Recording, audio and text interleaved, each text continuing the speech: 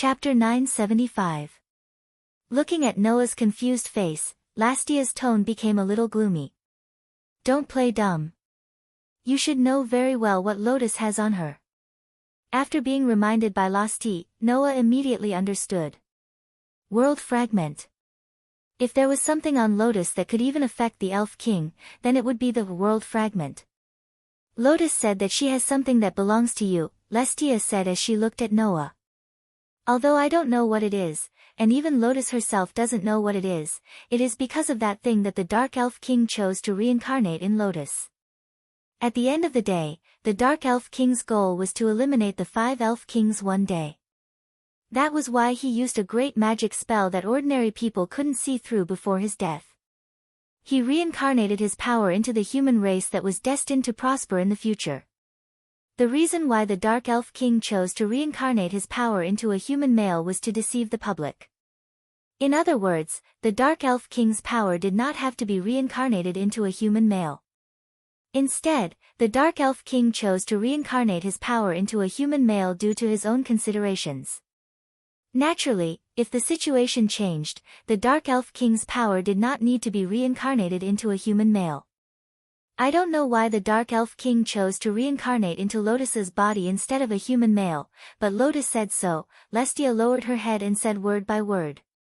Perhaps she has something that even an existence like the Elf King can only fear. That might be the case.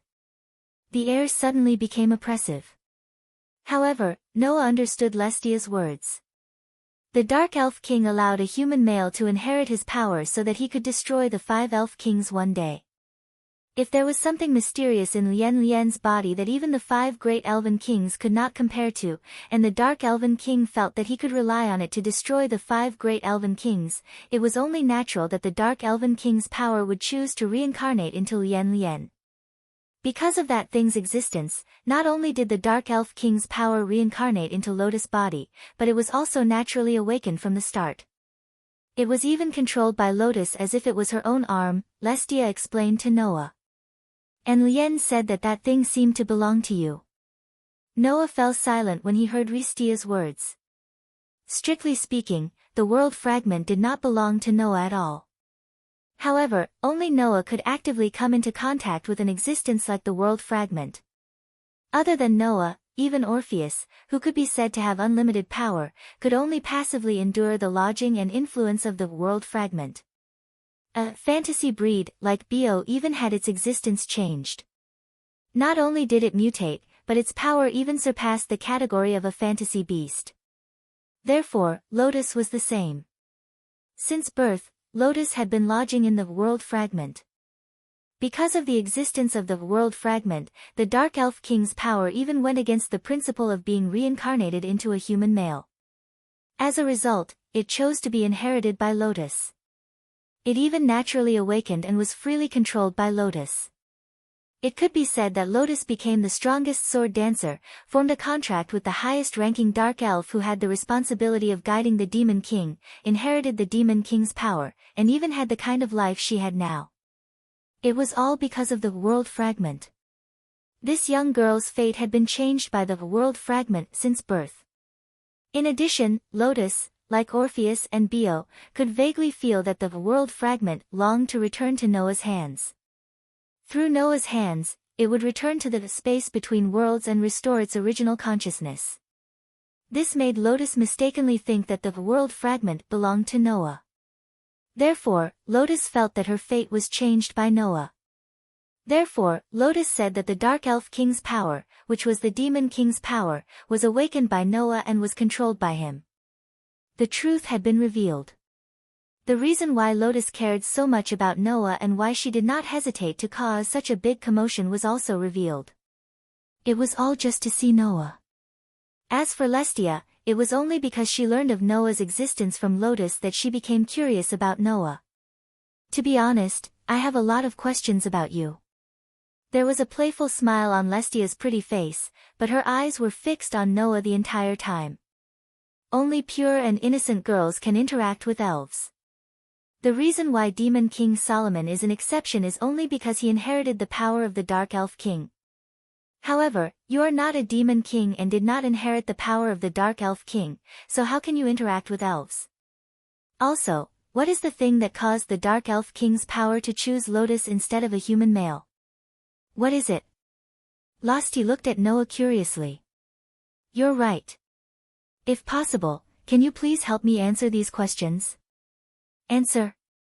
How should he answer? Should he tell Lestia that the thing in Lotus's body was a world fragment? Would Restia believe him then?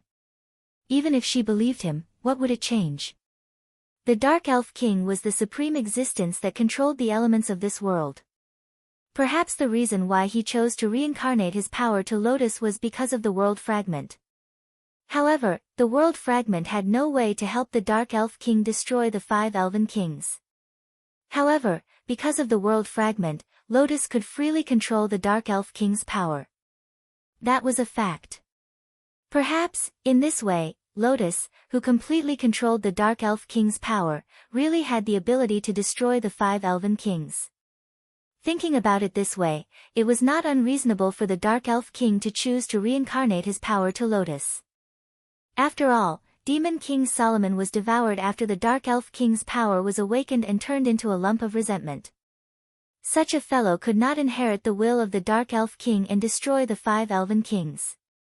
Therefore, Lestia, who was responsible for guiding the Demon King, was extremely satisfied with Lotus, who could perfectly control the Dark Elf King's power. It was normal for her to be curious about the thing that allowed Lotus to freely control the Demon King's power. Unfortunately, Noah was not destined to answer Lestia's question. You won't understand even if I tell you. Noah met Lestia's gaze and said indifferently. You, on the other hand, suddenly appeared here and told me so much. Don't tell me you're really just curious. That's true. Lestia pursed her lips and smiled. However, this time, the smile on Lestia's face was not a beautiful one that would make people's hearts beat faster. Instead, it was a smile that made people think of coldness and cruelty. That's what Losti said right away. No matter what Lotus has, or what that thing is, the reason the Dark Elf King's power could perfectly awaken is because of that thing. Lestia smiled sweetly. And you seem to want to take that thing back, right? Hearing this, Noah narrowed his eyes and smiled. What if I say yes? Lestia's eyes flashed with a strange glint. I bear the responsibility of guiding the Demon King. The purpose of my existence is to allow the Demon King to perfectly awaken. If I let you take that thing back from Lotus, the Dark Elf King's power might break away from Lotus control. It will cause Lotus to end up like Demon King Solomon, devoured by an overly powerful force and turned into a lump of resentment. Lestia looked at Noah. So, I will stop you. After saying this, Lestia turned into a black feather and disappeared into the shadows. Noah remained silent as he watched Lestia disappear into the distance. Master. Aster tightened his grip on Noah's hand. I'm fine. Noah rubbed Aster's head and looked out of the window. He looked at the night scenery outside and muttered softly. Looks like I really need to go to the Elven Sword Dance Festival stage. Chapter 976. After exiting the school dormitory, Noah, who was holding Aster's hand, saw 3 figures. A surprised expression appeared on his face. Why are you all here? In the courtyard in front of the school dormitory, 4 girls each occupied a small area. They seemed to be confronting each other, but also seemed to be conversing as they stood there. Moreover, these 4 girls were people that Noah recognized.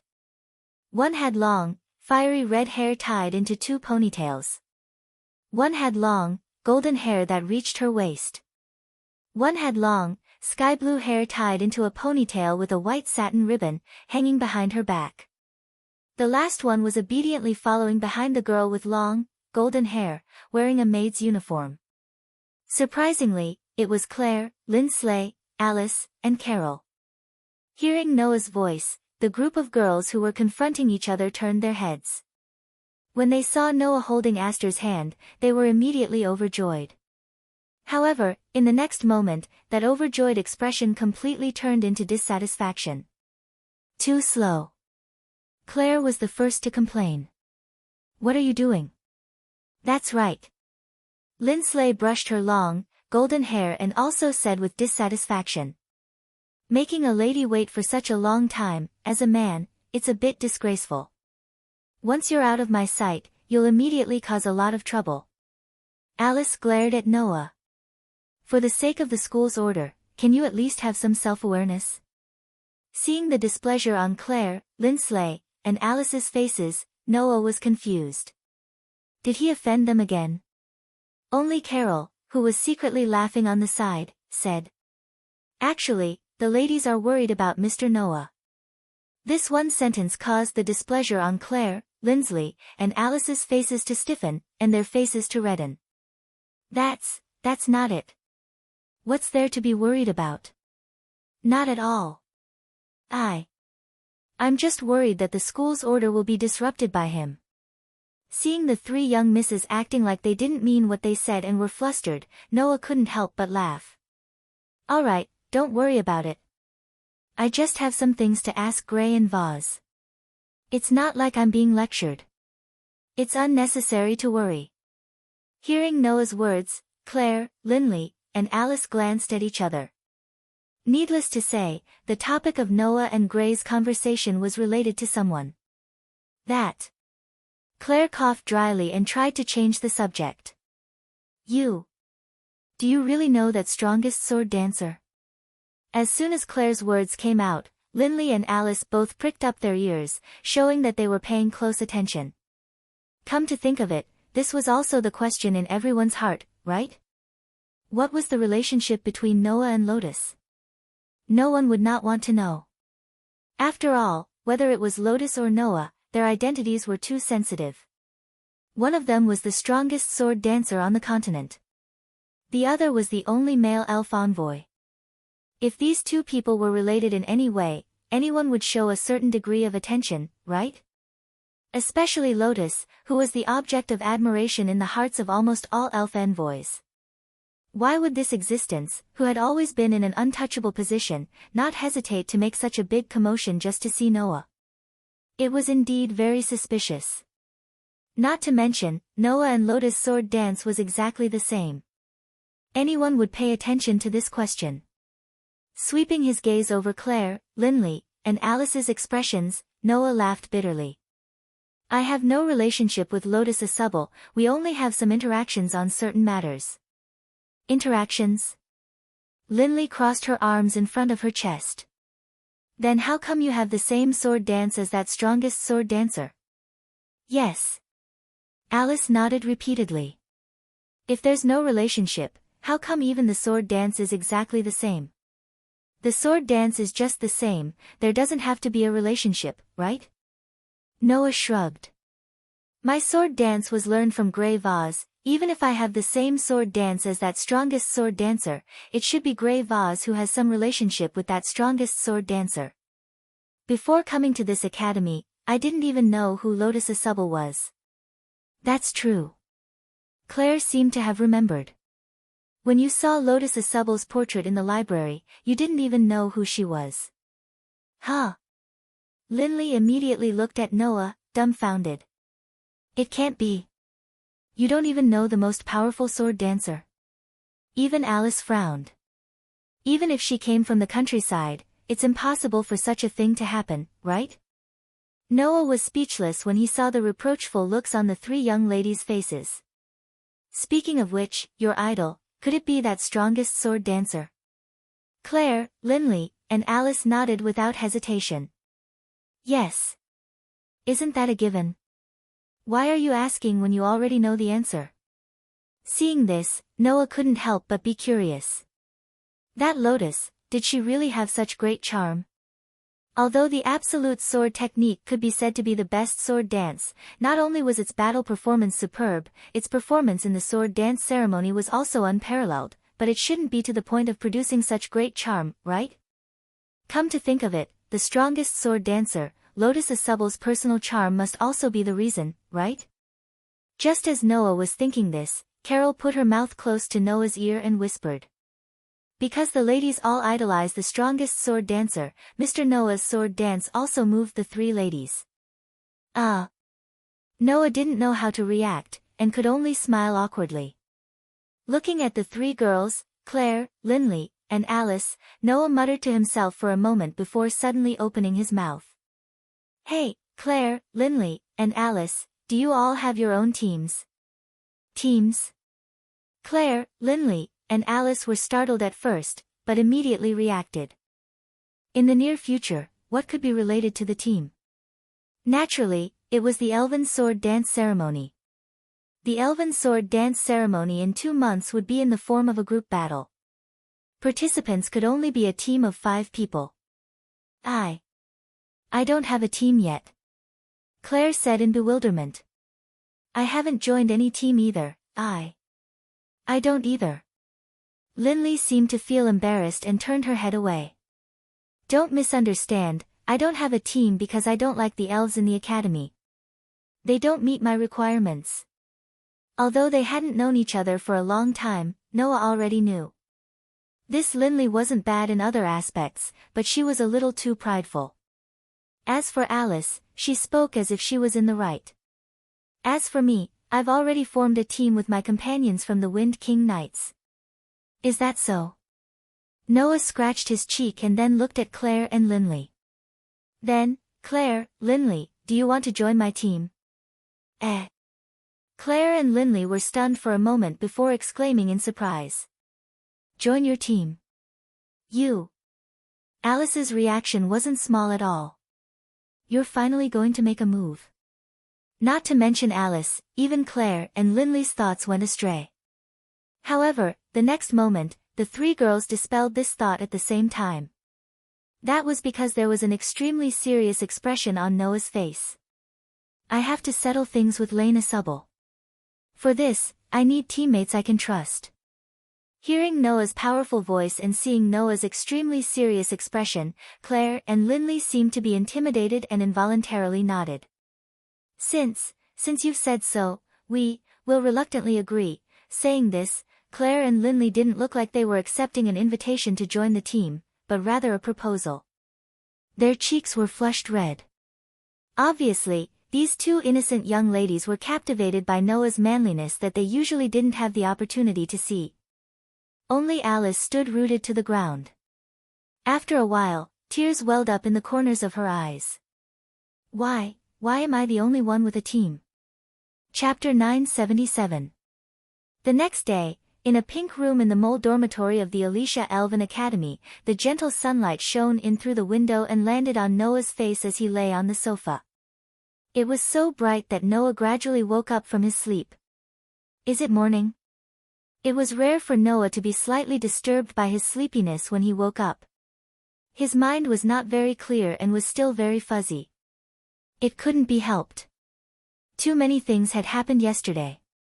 Originally, in order to practice his cooperation with Aster, Noah had already spent an entire day practicing the control of the elven device. Coupled with Lotus's surprise attack and the matter of forming a team with Claire and Linley, Noah finally had the chance to sleep very late. It was natural that his mind would be a little more sleepy than usual and would be a little less clear-headed. Of course, although he was not clear-headed, Noah did not go to the extent of going back to sleep. After all, there is a team competition this morning. After confirming the establishment of the team, Noah naturally had to participate in the competition of the Alicia Elven Academy's rankings. Only by winning the competition arranged by the Academy, obtaining the corresponding points and ranking in the top 3 would Noah be qualified to participate in the Elven Sword Dance Festival. And today, Noah had to welcome his first team competition. Because he went back to sleep and caused an important competition to be lost without a fight, Noah naturally would not make such a low-level mistake. At that moment, Noah reached out his hand and patted his cheeks. Just as he was about to lift the blanket and straighten his body, a weight appeared in front of him and made him stop. It was a weight that was extremely insignificant compared to Noah's strength. However, this weight was rather soft and comfortable, giving people the urge to hug it tightly. However, it was this weight that drove away the last trace of sleepiness in Noah's mind. He quivered and woke up on the spot. Then, there was no then, are you awake? Master? A beautiful girl was riding on Noah's body, looking down at Noah from above. Her pair of pitiful eyes were filled with an intoxicating color. Her long silver-white hair sparkled under the morning sun. Although she was petite, the curves of her delicate body were rather exquisite, brimming with a sense of holiness. The girl looked down at Noah expressionlessly. Her pure white skin was exposed to the air just like that. Her entire body was completely naked. Noah's body quivered. He opened his eyes wide as he looked at the pleasing scenery in front of him, but his mind was in a mess. Aster. It was the one who had once annihilated the Demon King, the one with the highest level of strength, the strongest existence among the steel attribute sword spirits. Aster. Aster looked expressionlessly at the stiffened Noahs, tilting his head, as if he was somewhat puzzled. Master, what's wrong? This.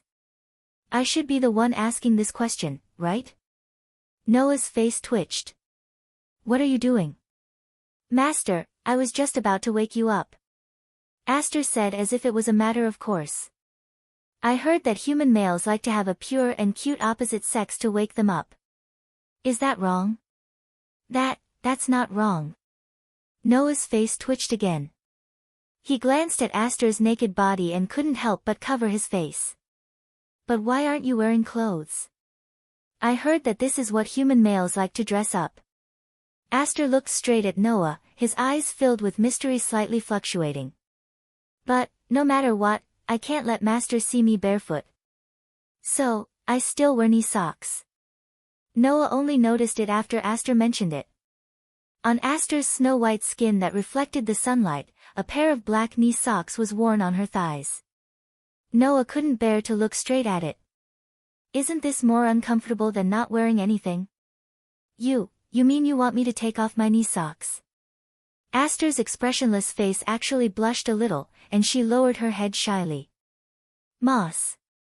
Master is really Noah, who couldn't ridicule her, could only sigh in his heart. Although he didn't know why, this sword spirit girl didn't feel embarrassed about not wearing anything. Instead, she was very shy about exposing her feet. At this time, Noah suddenly thought of something and hurriedly said to Aster. Aster. Quickly put on your clothes. Aster was startled. Before Aster could react, a door opened in the pink room. Noah, you should get up. Alice, who had finished dressing, walked out of her room and said as she walked. You have a match today. Don't tell me, you forgot. Alice's voice became stiffer and softer as she spoke. In the end, her voice was so soft that it was almost inaudible. Noah could already foresee what would happen next. You shameless bastard. In a room of the mole class in the Alessia Elven Academy, a deafening and furious voice resounded. It didn't calm down for a long time. Noah's days in the Alessia Elven Academy were still as noisy as ever. About 15 minutes later, Noah brought Aster to the outside of the Academy's main square. Too slow. As soon as Noah appeared, two girls who had been waiting here for a long time yelled at Noah at the same time. What's going on? Claire put her hands on her hips and looked angry. Today is our first team match. You actually made so many ladies wait for you. Noah, I think you need to work harder on your gentlemanly demeanor. Linley also put her hands on her hips and put her face in front of Noah. It's rare for me to wake up so early today. Yes. Noah helplessly raised his hands as if surrendering. It's all my fault, okay? Actually, Noah wasn't late at all. It was just that it was a little unreasonable to make the girls wait for him for so long. Noah wouldn't go so far as to harp on such a small matter.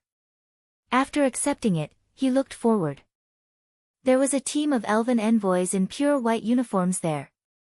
They were Noah, Claire, and Linley's opponents today. Looking at the girls, they seemed a little nervous. Yes. Our opponents are actually them. We're really unlucky, yeah. Noah, who vaguely heard the girls' words, thought they were afraid of his strength. After all, Noah and the strongest sword dancer had performed a wonderful sword dance in front of everyone. Even if the winner wasn't decided, his performance at that time was enough to let others clearly know Noah's strength. However, in the next second, Noah dispelled this thought. Because those girls were all staring at Noah's side, not Noah himself. And beside Noah, Claire bore the gazes of those girls. Although her expression didn't change, a trace of sadness flashed through her eyes. After taking a closer look, Noah realized that the gazes of those girls were not filled with fear, but disgust. Deep disgust. Seeing this, Noah frowned. What's going on? Linley, on the other hand, seemed to know something. She stared at those girls who were looking at Claire with disgust, a trace of indignation flashing through her eyes. Is everyone here? As if she had calculated the time to appear, a teacher wearing a white coat walked out from the door.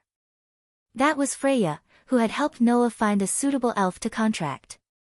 Once she came out from the door, Freya looked at Aster, who was holding Noah's hand, and pushed the glasses on her face. This is the sealed elf I helped you find that time. Yes. Noah nodded at Freya. At that time, thank you, teacher. I also didn't expect that the sealed elf would be the highest-ranked elf in human form. Freya glanced at Aster. Today, let me see the power of the highest-ranked elf. Hearing this, Noah smiled. Don't worry, I'll let you see it. Chapter 978. In the elven forest, Noah, Claire, and Linley were led by Freya as they walked on a stone path illuminated by the sun. Noah's, Claire's, and Linley's opponents were walking at the front. Perhaps they were discussing some battle tactics, but they would occasionally glance back at Noah's group, but only cast a cold gaze at Claire. That attitude made Noah rather suspicious. Why was it only directed at Claire? Could it be that there was something special about Claire? Beside Claire, Lindsay Lay followed her closely. For once, she didn't bicker with Claire. Claire herself was also keeping her mouth shut, and her usual aggressive, wild cat-like attitude was completely gone. She was silent the entire time. Only Aster held Noah's hand, and in order to match Noah's pace, she would sometimes take a big step forward, and sometimes jump a little to jump over some obstacles. She was like a cute little animal, very cute. As for Freya, she walked in the middle as if she wanted to separate the two teams. She turned back and looked at Noah, Claire, and Linley, and said, If you want to participate in the Elven Sword Dance Festival, you need to gather a team of 5. Why are there only 3 of you? We just haven't gathered enough people yet. Noah shrugged. Didn't you say that even if you don't have enough people, you can still participate in the tournament arranged by the Academy? That's true, but this year's Elven Sword Dance Festival is a team competition for 5 people. The later you gather a team, the later you will develop teamwork, which is very disadvantageous to you. Freya said calmly. Moreover, although the Academy doesn't require a team of 5 to participate in the tournament, no one will participate in a battle without enough people. After all, if the opponent has more people than you, it's obvious that it's disadvantageous. Freya spoke frankly. And once you lose, the Academy won't care if you don't have enough people in your team. If you don't get enough points, your ranking will still drop. Do you think it doesn't matter? Ah, teacher, who do you think you're talking to? Lincilii said with her usual confident and proud smile. Even if we don't have enough people, with my ice devils Lindsay Lay, we won't lose. Ice demon. Noah blinked. He still remembered that when Noah first came to this world and went to the Alessia Elven Academy, he used the invisibility helmet to sneak into the academy and accidentally overheard a conversation like this. Hey, did you hear? Fire Cat and Ice Demon from the Crow class are fighting in class again. Why is it them again? They quarrel like that every day.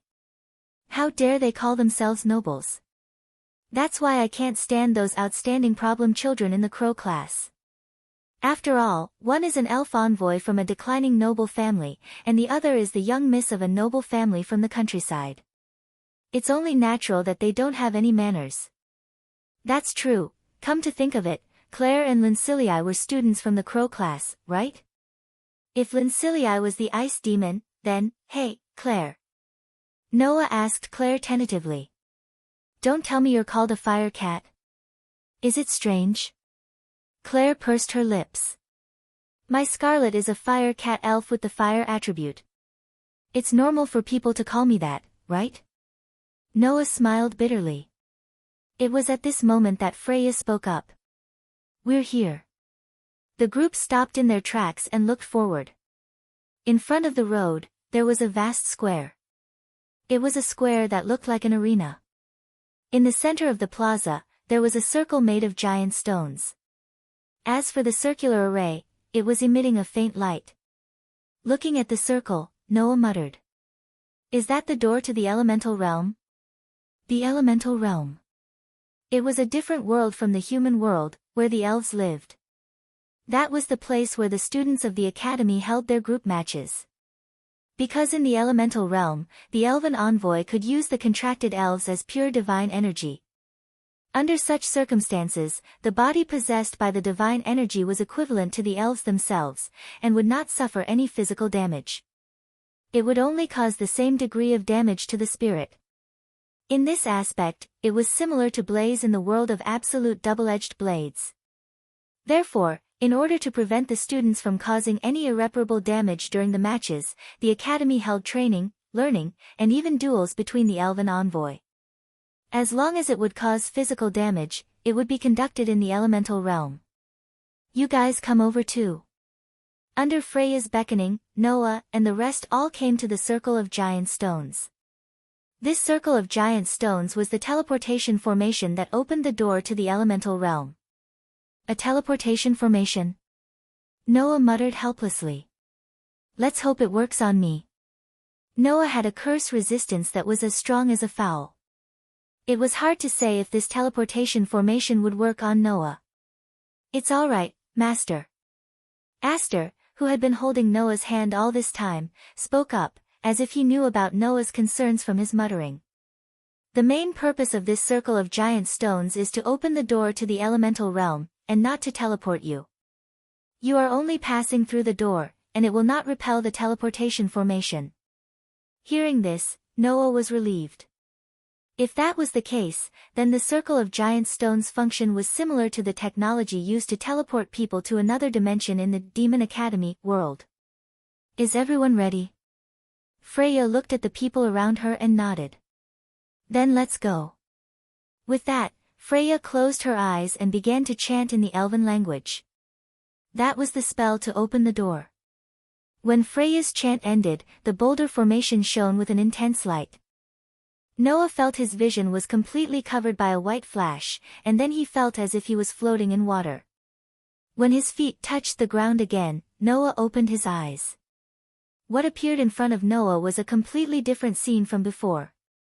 Around him were trees that were severely distorted.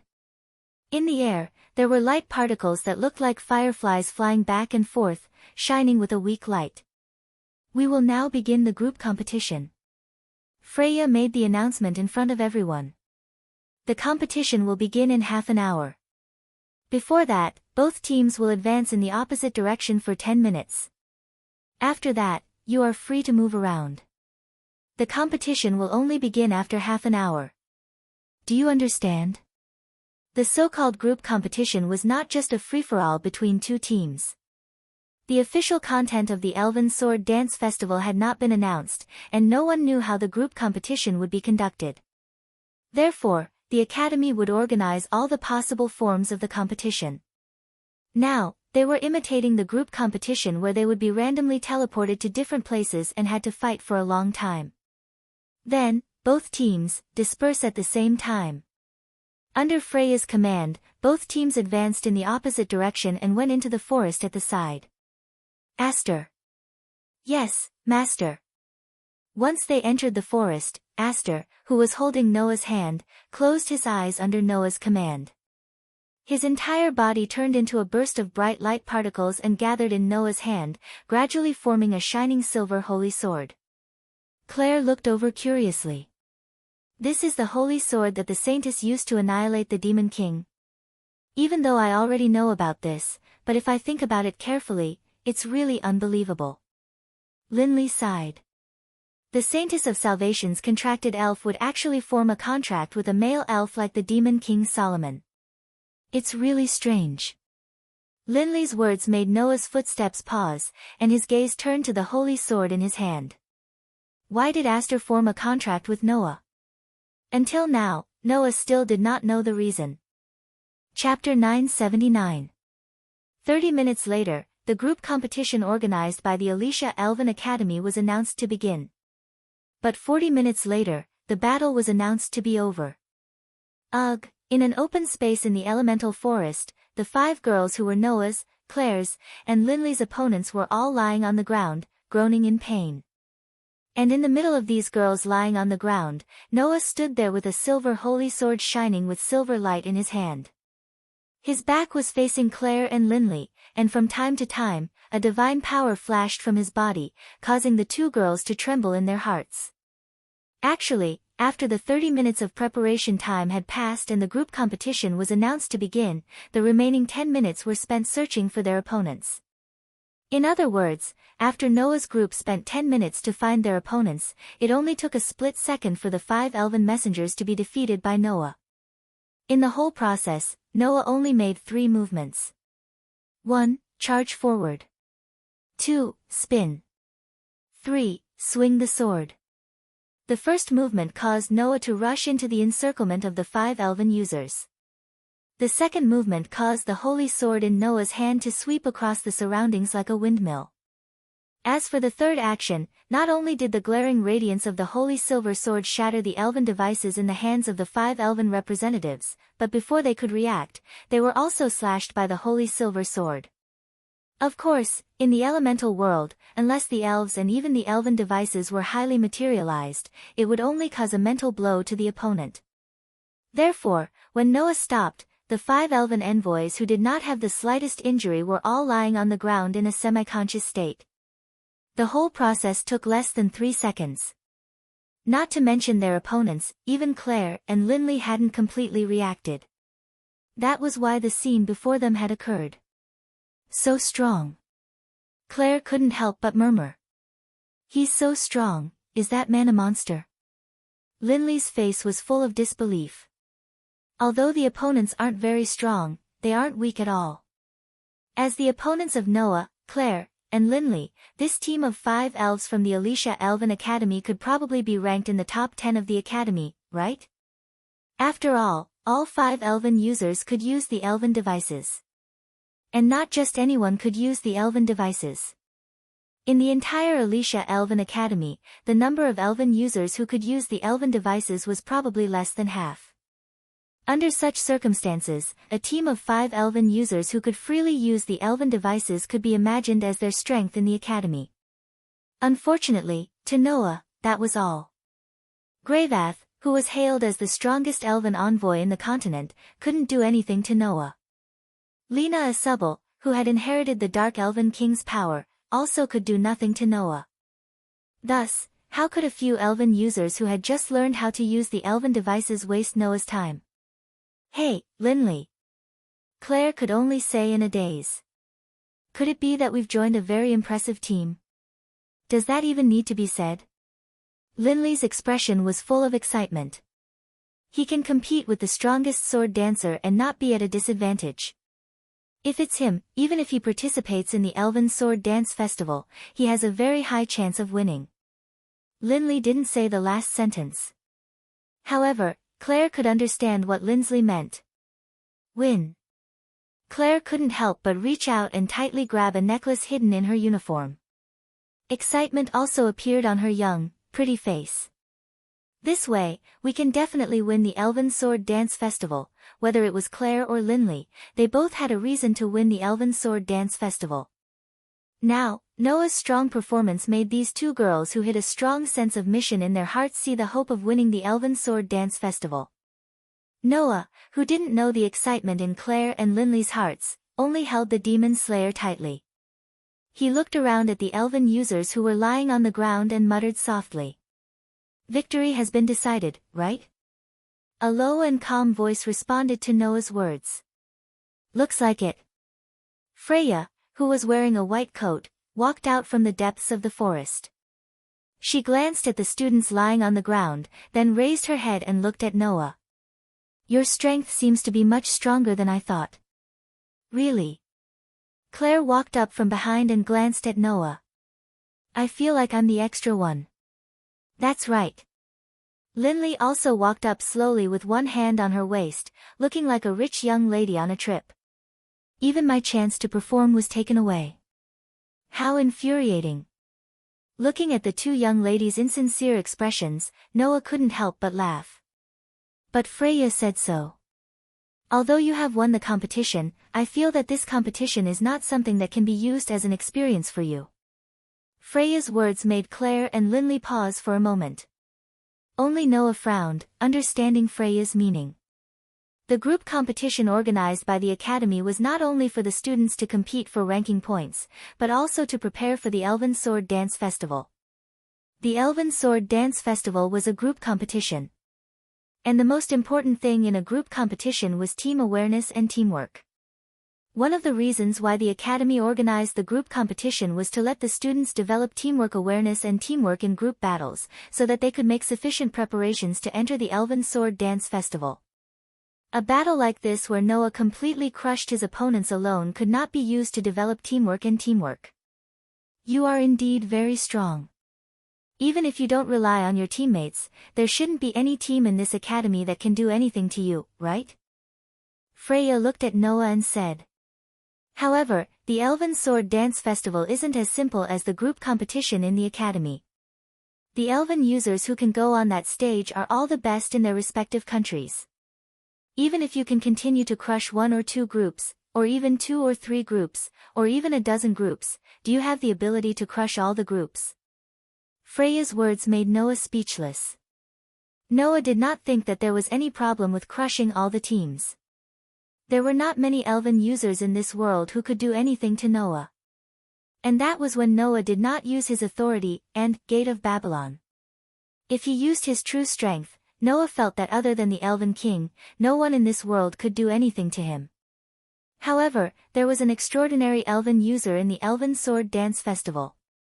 Rena Shubal. The Dark Elf King's successor who inherited the Dark Elf King's power. If the strongest sword dancer could unleash the full power of the Dark Elf King, even Noah didn't know how powerful she would be. But he was sure that even if Ren could not do anything to Noah, she could still make Noah unable to be distracted. At that time, as Noah's teammates, what would happen to Claire, Linley, and the others? Would they be defeated by Ren's teammates? You don't need power anymore. Freya said indifferently. Be a little considerate of your teammates. With that, Freya turned around and walked towards the forest. However, Freya's words alerted Noah to the situation. All along, no matter what difficulties Noah faced, he'd always relied on the formidable strength he'd tempered himself to overcome all difficulties and overcome all difficulties. It was practically impossible for him to encounter a decent opponent. But that did not mean that Noah only believed in his own strength and felt that he did not need the companionship of others. On the contrary, compared to strength, the importance of companions was more deeply ingrained in Noah's heart. After all, Noah was a child who grew up in fairy tale. Thinking of this, Noah stared at the two young ladies, Claire and Linley, who were somewhat confused. It seemed that it was necessary to cultivate a relationship with these two girls. Chapter 980. Not only was the Academy City at the foot of the mountain surrounded by the Elven Forest, but there was also a huge city wall. The interior of the Academy City was divided into 5 areas: fire, water, wind, earth, and holy, which coincided with the 5 elements. Among them, the water area was the place where the rich young ladies of the Academy enjoyed themselves. Not only were there many places for leisure and entertainment, but there were also jewelry stores, luxurious restaurants, and luxurious baths. The scale of the place was not inferior to the imperial capital of the Orsia Empire. The students of Alicia Elven Academy were quite fond of this place. As previously mentioned, under normal circumstances, the strength of an Elven envoy would continuously decline after the age of 25, gradually losing their strength. Elven envoys who lost their strength could only retire. Then, In order to let others inherit their superior witch abilities, retired elven envoys would choose to marry pure-blooded nobles. Through generations of marriage, the elven envoy's bloodline would be strengthened. Therefore, those who could become elven envoys were basically nobles from famous families. Although not all elven envoys were from famous families, at least 80 to 90% of the elven envoys were from famous families, which was quite a high proportion. Therefore, the students of the Elven Academy were basically all young ladies from rich families. As the young ladies of famous families, these young ladies naturally would not be stingy with money. Of course, they wouldn't hesitate to patronize those entertainment venues with astounding expenses. Under such circumstances, it was rare to see Elven Academy students in the Wind area, which represented the commoner district. However, at this moment, 4 people wearing the uniform of the Alicia Elven Academy appeared in this area. The newcomers were naturally the team led by Noah. With Noah as the leader, Claire and Linley were led here by Noah. The remaining person was none other than Aster, who had transformed back into his human form. Speaking of which, why did we come to the Academy City at this time? Looking at the bustling streets, Claire seemed to be a little afraid of strangers. She shrunk her head and made a small protest to Noah. Although we've been exempted from classes today because of the team competition, isn't it better to discuss team combat instead of coming here to play? That's right. After Teacher Freya's words, if we don't develop some team spirit, we'll be laughed at. Lin Si Lei was also looking around. She looked a little uneasy, but she still put on a brave face. Besides, even if you want to play, you should go to the noble district of the Water District. Why are you coming to the commoner district of the Wind District? Seeing that Claire and Linley were more or less uneasy, Noah was secretly amused. It couldn't be helped. Because the Water District was the noble district, not many people went there. Even if there were, they were all young ladies from the Elven Academy. There weren't many men. On the other hand, there were men everywhere in the Wind Region Civilian District. As a pristine witch who wasn't used to men, it was only natural that Claire and Linley would behave like this. Speaking of which, when they first met, Linley didn't seem to be afraid of Noah at all, right? Now that he thought about it carefully, perhaps this young lady was just putting on a brave front. No matter what, it was Noah who brought Claire and Linley here. Today, Noah naturally had to play the role of a guardian angel. I also think that we should have a good discussion about team combat, but if we just do it like this, it's no different from talking on paper. Noah spread out his hands and said, "The so-called team spirit and teamwork are built on sufficient understanding. We just formed a team yesterday. If we don't understand each other, we can't even talk about cooperation, right? That's not wrong." Claire still looked a little hesitant. But what does coming to the Academy City have to do with understanding each other? I just feel that instead of being cooped up in the Academy, why don't we go out for a walk? It'll be easier for us to talk. Noah scratched his cheek. Well, actually it's also because I haven't been to the Academy City before. I more or less want to take a look around here. Is that so? Claire and Linley looked at each other and could only nod reluctantly. Then. All right. Hearing this, Noah suddenly smiled and turned his gaze to Aster, who had been silent but was also looking around. Is there anywhere Aster wants to go? No, I don't have any particular place I want to go. Aster shook his head. I've been sealed in the sword for hundreds of years. In these hundreds of years, the human world seems to have changed a lot. To be able to walk around and understand the current situation of this world is already enough for me. Is that so? Noah couldn't help but feel a sense of closeness towards Aster. One had to know that almost every time Noah entered a new world, he would feel rather perplexed about the current world's background and situation. Come to think of it, Aster's situation should be similar to Noah's. They were both filled with uncertainty about the current situation of the world. Then let's go find a good restaurant and have a good meal. Hearing Noah's words, apart from Aster who nodded, Claire and Linley both cheered. That's right. Let's hurry and find a place to sit. It seemed that these two young ladies were really nervous about the men on the street. Just like that, under Noah's lead, the group began to walk forward. Although it was a civilian area, there were many ordinary shops, restaurants, and other buildings. It looked like a shopping street. It was very lively. In the crowd, Noah, Claire, Lindley, and Aster walked on the side of the road, but they still couldn't avoid brushing shoulders with the people around them. Why are there so many men? Undoubtedly, there aren't so many people usually. Claire and Lindley, who were following behind Noah, kept looking around restlessly. They were like small animals that were afraid of strangers, making people feel that they were a little cute. Although Claire and Lindley were both first-rate elven users, and any random elven magic could knock down an ordinary man, in front of a man, these two girls were only pure and innocent young girls. Therefore, whenever a man passed by and got close to Claire or Lindley, the two girls would let out small cries of grief and snuggle tightly together. Although the people around them looked at them strangely, when they recognized Claire and Lindley's uniforms, they immediately understood the situation and left as if nothing had happened. Seeing that Claire and Lindley were as pitiful and cute as little sheep that had been thrown into a pack of wolves, Noah could only laugh bitterly. There's no other way. After saying that, Noah let go of Aster's hand and quickly held Claire and Lindley's hands, one in each hand. Wah! Claire and Lindley cried out in surprise at almost the same time. When they realized that their hands were being held by Noah, their faces unexpectedly turned red at the same time with a pang sound, emitting light smoke. You! What are you doing? Casually holding a lady's hand. This is simply unforgivable. The two young ladies, who had never had such intimate contact with a man, both angrily rebuked Noah. Their pretty faces were bright red from beginning to end, making Noah wonder if Claire and Lindley would suddenly faint. Who told you to keep looking around? You'll get lost sooner or later like that, right? Noah laughed bitterly. Or do you think it's fine if you get lost in a crowd like this?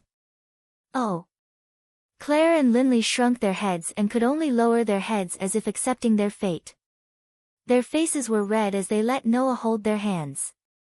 On the side, Aster, who had been let go by Noah, stared at Noah like an abandoned little animal, making Noah feel a trace of guilt. Who told Noah to only have two hands? Chapter 981. Noah really wasn't very familiar with the Academy City. Originally, as students who had studied in Alicia Elven Academy for quite some time, Claire and Lindley should be more familiar with the Academy City than Noah and should be leading the way for Noah. However, they didn't know if it was because something special had happened today, but the streets were unusually lively, causing the number of male passers-by to increase exponentially. This made the two young ladies completely flustered and unable to control themselves.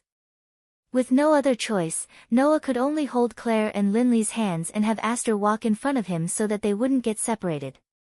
He quickly found a restaurant and brought the two young ladies and an elven girl inside. Perhaps it was because there really was a special event today. Undoubtedly, there were so many people on the streets, but there were very few people in the restaurant. This allowed Claire and Lindley to finally breathe a sigh of relief. Why? Why are there so many people today? After finding a seat and sitting down, Claire immediately voiced her dissatisfaction. Could it be that there really is an event today? I haven't heard of it at all. Lindley sighed. Normally, Carol would definitely know something at this time. Unfortunately, she's not here today.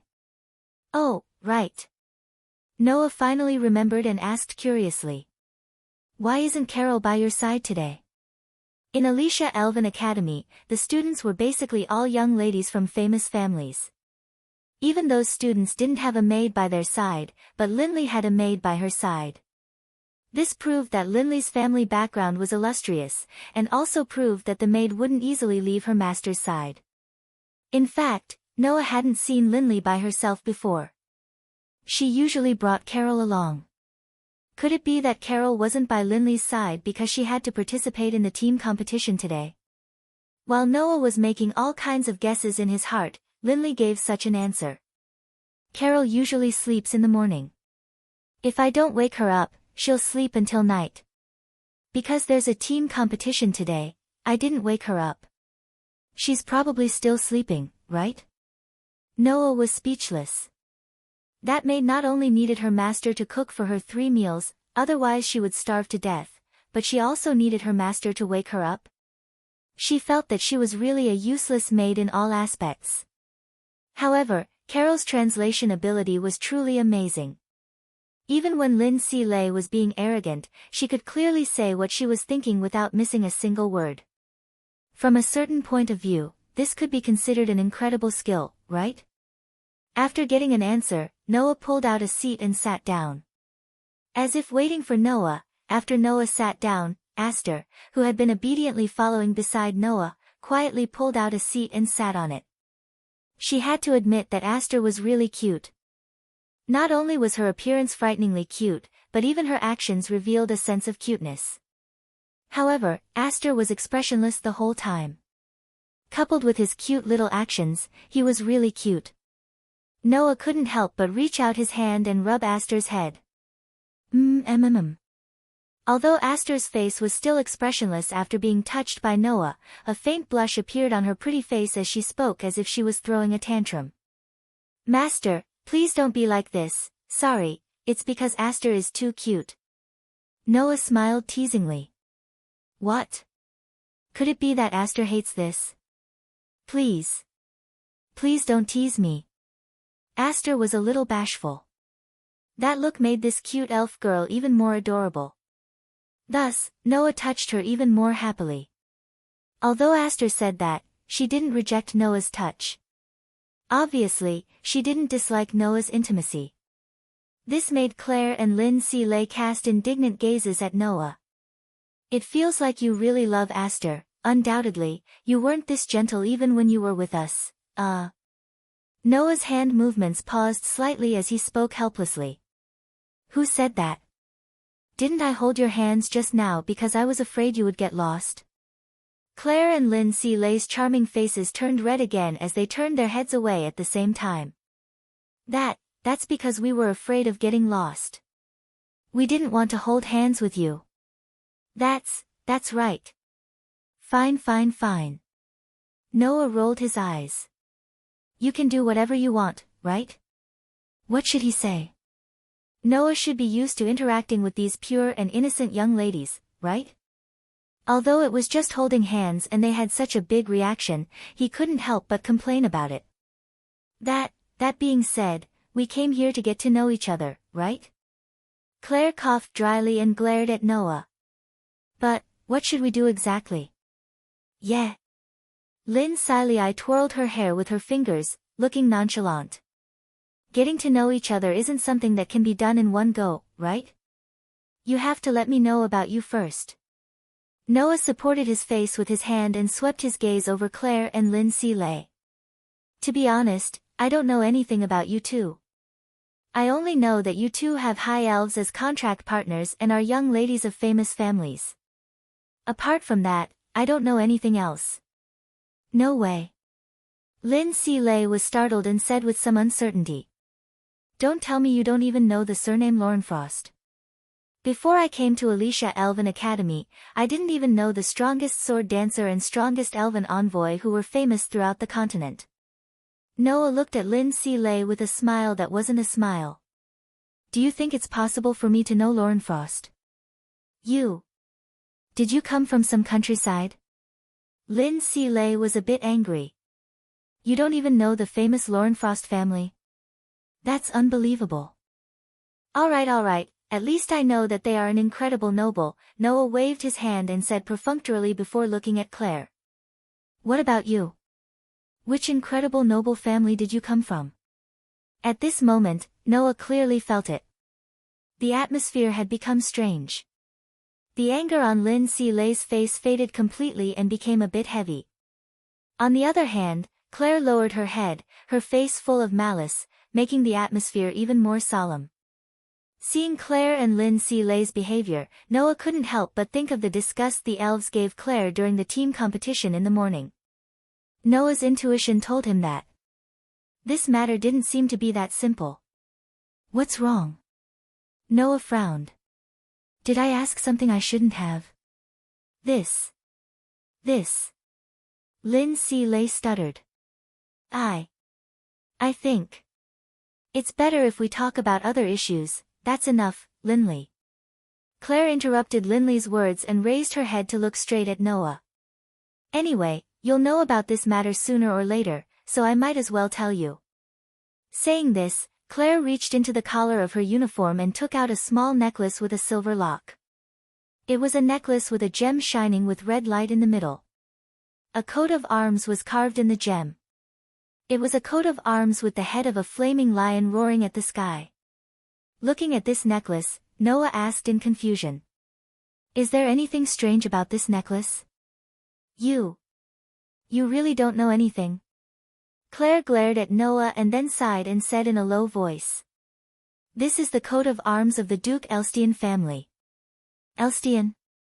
Noah was confused at first, but suddenly realized something after a while. Noah thought of a person he had talked about with Gray and Vaz in the dean's office yesterday. Rubia Elstian. She betrayed the Fire Elf King and stole the strongest flame elf from the Elf King's temple, the Elf of Calamity. You? Noah said in shock. You're not from the Elstian family, are you? That's right. Claire lowered her head and said. The elf concubine of Calamity, Rubia Elstian, is my sister. Now, Noah understood everything. Chapter 982. The Elf Concubine of Calamity. The citizens of the Audisia Empire gave this title to the elf concubine who betrayed the Fire Elf King. Rather than calling it a title, it was more like a curse. Rubia had betrayed the Elf King of Fire and caused the Elf King of Fire to be enraged. The Elf King of Fire had sent down heavenly fire and almost burned the entire territory of the Kingdom of Audisia to ashes. The citizens of the Kingdom of Audisia, who had endured the disaster for an entire year, only had hatred and curses in their hearts.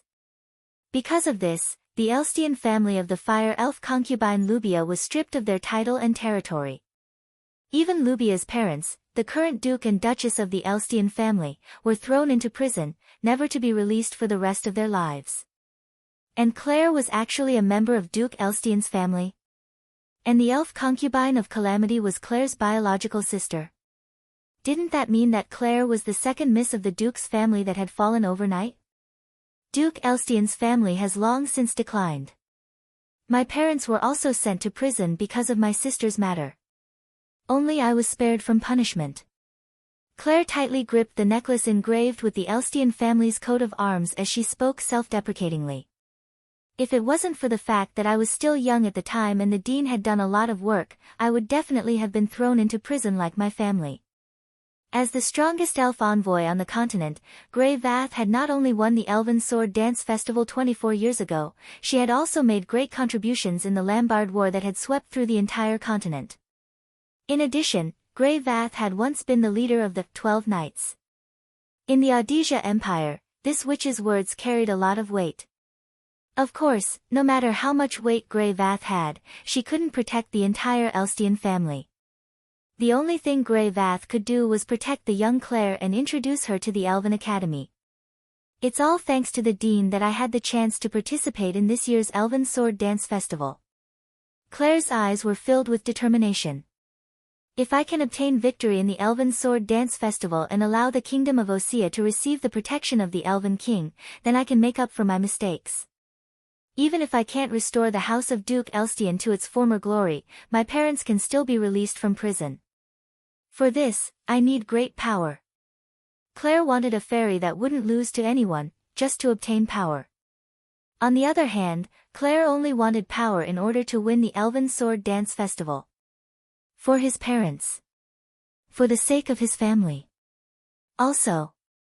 Claire bit her lip slightly, her eyes becoming uncertain. I also want to know why my sister betrayed the Elf King.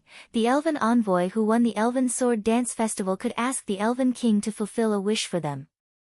In order to find out the truth behind her sister's betrayal, Claire needed that wish.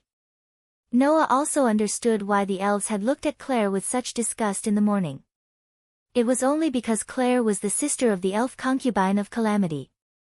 It was only because Claire's family had brought them a great disaster. That was all. Therefore, there wasn't a single person in the kingdom of Osea who didn't hate the elf concubine of Calamity. Naturally, there wasn't a single person in the kingdom of Osea who had a good impression of the elf concubine of Calamity. Alright, you already know my identity. Claire put away the necklace and turned her head away. If you want to kick me out of the team, you better do it now. Claire. Lindsley opened her mouth, as if wanting to say something, but when she saw Claire's expression of wanting to cry but forcefully holding it in, she didn't know what to say.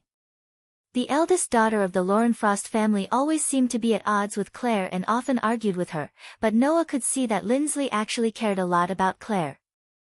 Otherwise, if she really didn't have a good relationship with Claire, Lindsley wouldn't have agreed to join Noah's team.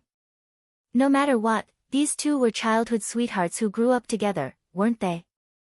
How could their relationship really be bad? Seeing Claire's nervous expression as if she was waiting for a trial, Noah couldn't help but laugh. Since it's like this. Noah smiled indifferently. Then let's make a decision. Claire's delicate body trembled slightly, and she even closed her eyes. Obviously, this girl was actually very afraid that Noah would kick her out of the team. After all, as the younger sister of the elf concubine of Calamity, if she was kicked out of the team by Noah, there might really be no one in the Elven Academy who would team up with her. At that time, Claire, who couldn't gather 5 teammates, would naturally miss the opportunity to perform the Elven sword dance, and her biggest wish would be completely crushed. Wait. Wait. Lindsley finally couldn't help but speak. I think, however, before Lindsley could finish speaking, she was interrupted by Noah. Although I'm the team leader of this team, I've never thought of being a dictator. Naturally, I'll have to listen to the opinions of the team members when it comes to retrenchment. Noah coughed deliberately and said with a straight face. Let's start voting now. Regarding the matter of kicking Claire out of the team, feel free to raise any ideas. As soon as he said this, Claire immediately froze. Lindsley was also startled, but immediately reacted. She also coughed, crossed her arms, and said insincerely. Ma, although I personally feel that it's a bit inappropriate to be in the same team as a strong opponent like Claire, in terms of strength, this fire cat is still a bit strong. If she stays, our chances of winning will be a bit higher. In other words, Lindsley is in favor of Claire staying? Noah nodded as if he had taken an opinion, then looked at Aster. Aster, what do you think? Hearing Noah's question, Aster, who was swinging his little feet in boredom, stopped his movements, raised his head, and glanced at Claire. That fire cat spirit is a very powerful spirit. If it's here, it'll be of help to Master. Does Aster also approve of Claire staying? Noah suddenly laughed.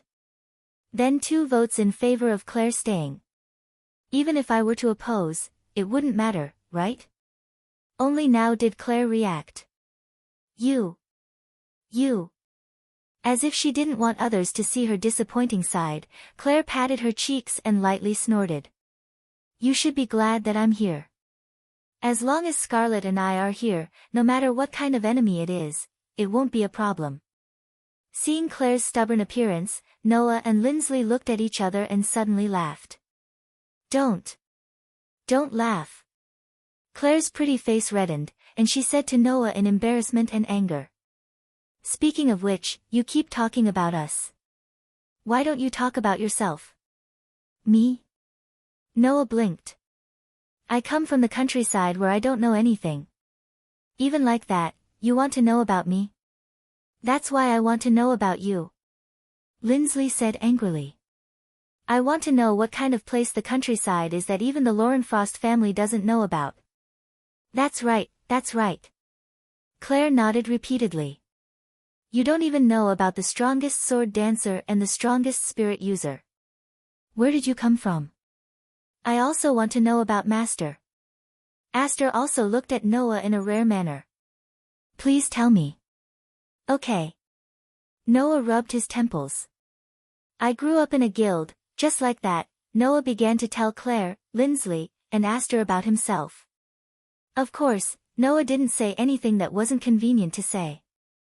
He only said that he came from another continent overseas. Moreover, he changed his archmage to a spirit user, and told them a story that was 90% true and 10% false. Sunlight shone down from the sky, enveloping an open-air balcony. On the balcony, there was a pure white round table. On the side of the table, a young girl was drinking black tea while holding a report. Written on the report was the information on the sword dance duel between Noah and Lotus. He actually performed the same sword dance as the strongest sword dancer, and his skill and power aren't below her. The young girl's eyes flashed, and not long after, a beautiful smile bloomed on her face. My chance, perhaps, has come. Chapter 983. In a vast open space in the forest, withered yellow leaves covered the ground in a thick layer, like a yellow carpet. 5 elven users wearing the uniform of the Alessia Elven Academy were standing back to back in a small circle. Their hands were tightly gripping the magic devices transformed from elves, and their faces were filled with nervousness. Come out. Among them, one was clearly the captain. She had long hair that reached her waist, and her eyes were like torches as she scanned the surrounding forest. I know you're here. Hurry up and come out. Just as the long-haired elven user's voice fell, a figure slowly walked out from the thicket in front of them. In his hand was a silver holy sword. He was wearing the male uniform of the Alessia Elven Academy. Noah casually walked out of the woods. He looked at the 5 elf users who were standing in a small circle in front of him and smiled faintly. As expected of a team formed by senior students. Not only are all of you able to activate your magic devices, but you're also able to quickly discover me hiding in the surroundings. Of course, it's also because I didn't intentionally hide myself. You've finally appeared. A male elven user. The long-haired elven user slowly took a step forward, and a phosphorescent divine power gushed out from his body. At the same time, the long-haired elven user waved his hand, and the other 4 elven users immediately surrounded their captain in a seemingly casual but actually quite ingenious formation. They were able to deal with attacks from all directions at any time. The elven magic devices in their hands were pointed at Noah, and their eyes were filled with hostility.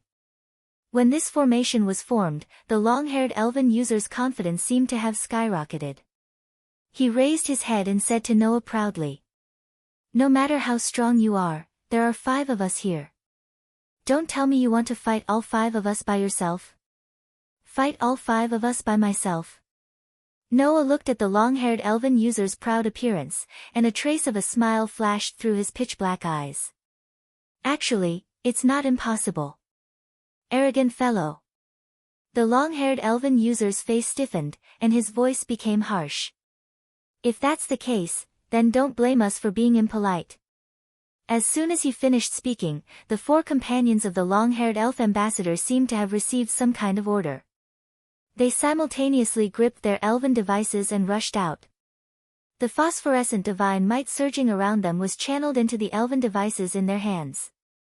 With a deep sonic boom that tore through the air, they ferociously attacked Noah at the same time. The 4 of them each occupied the 4 positions in front of Noah. Unless Noah retreated, he could only choose to endure the combined attacks of the 4 of them. As for the leader, the long-haired elf, he began to chant an elf magic incantation.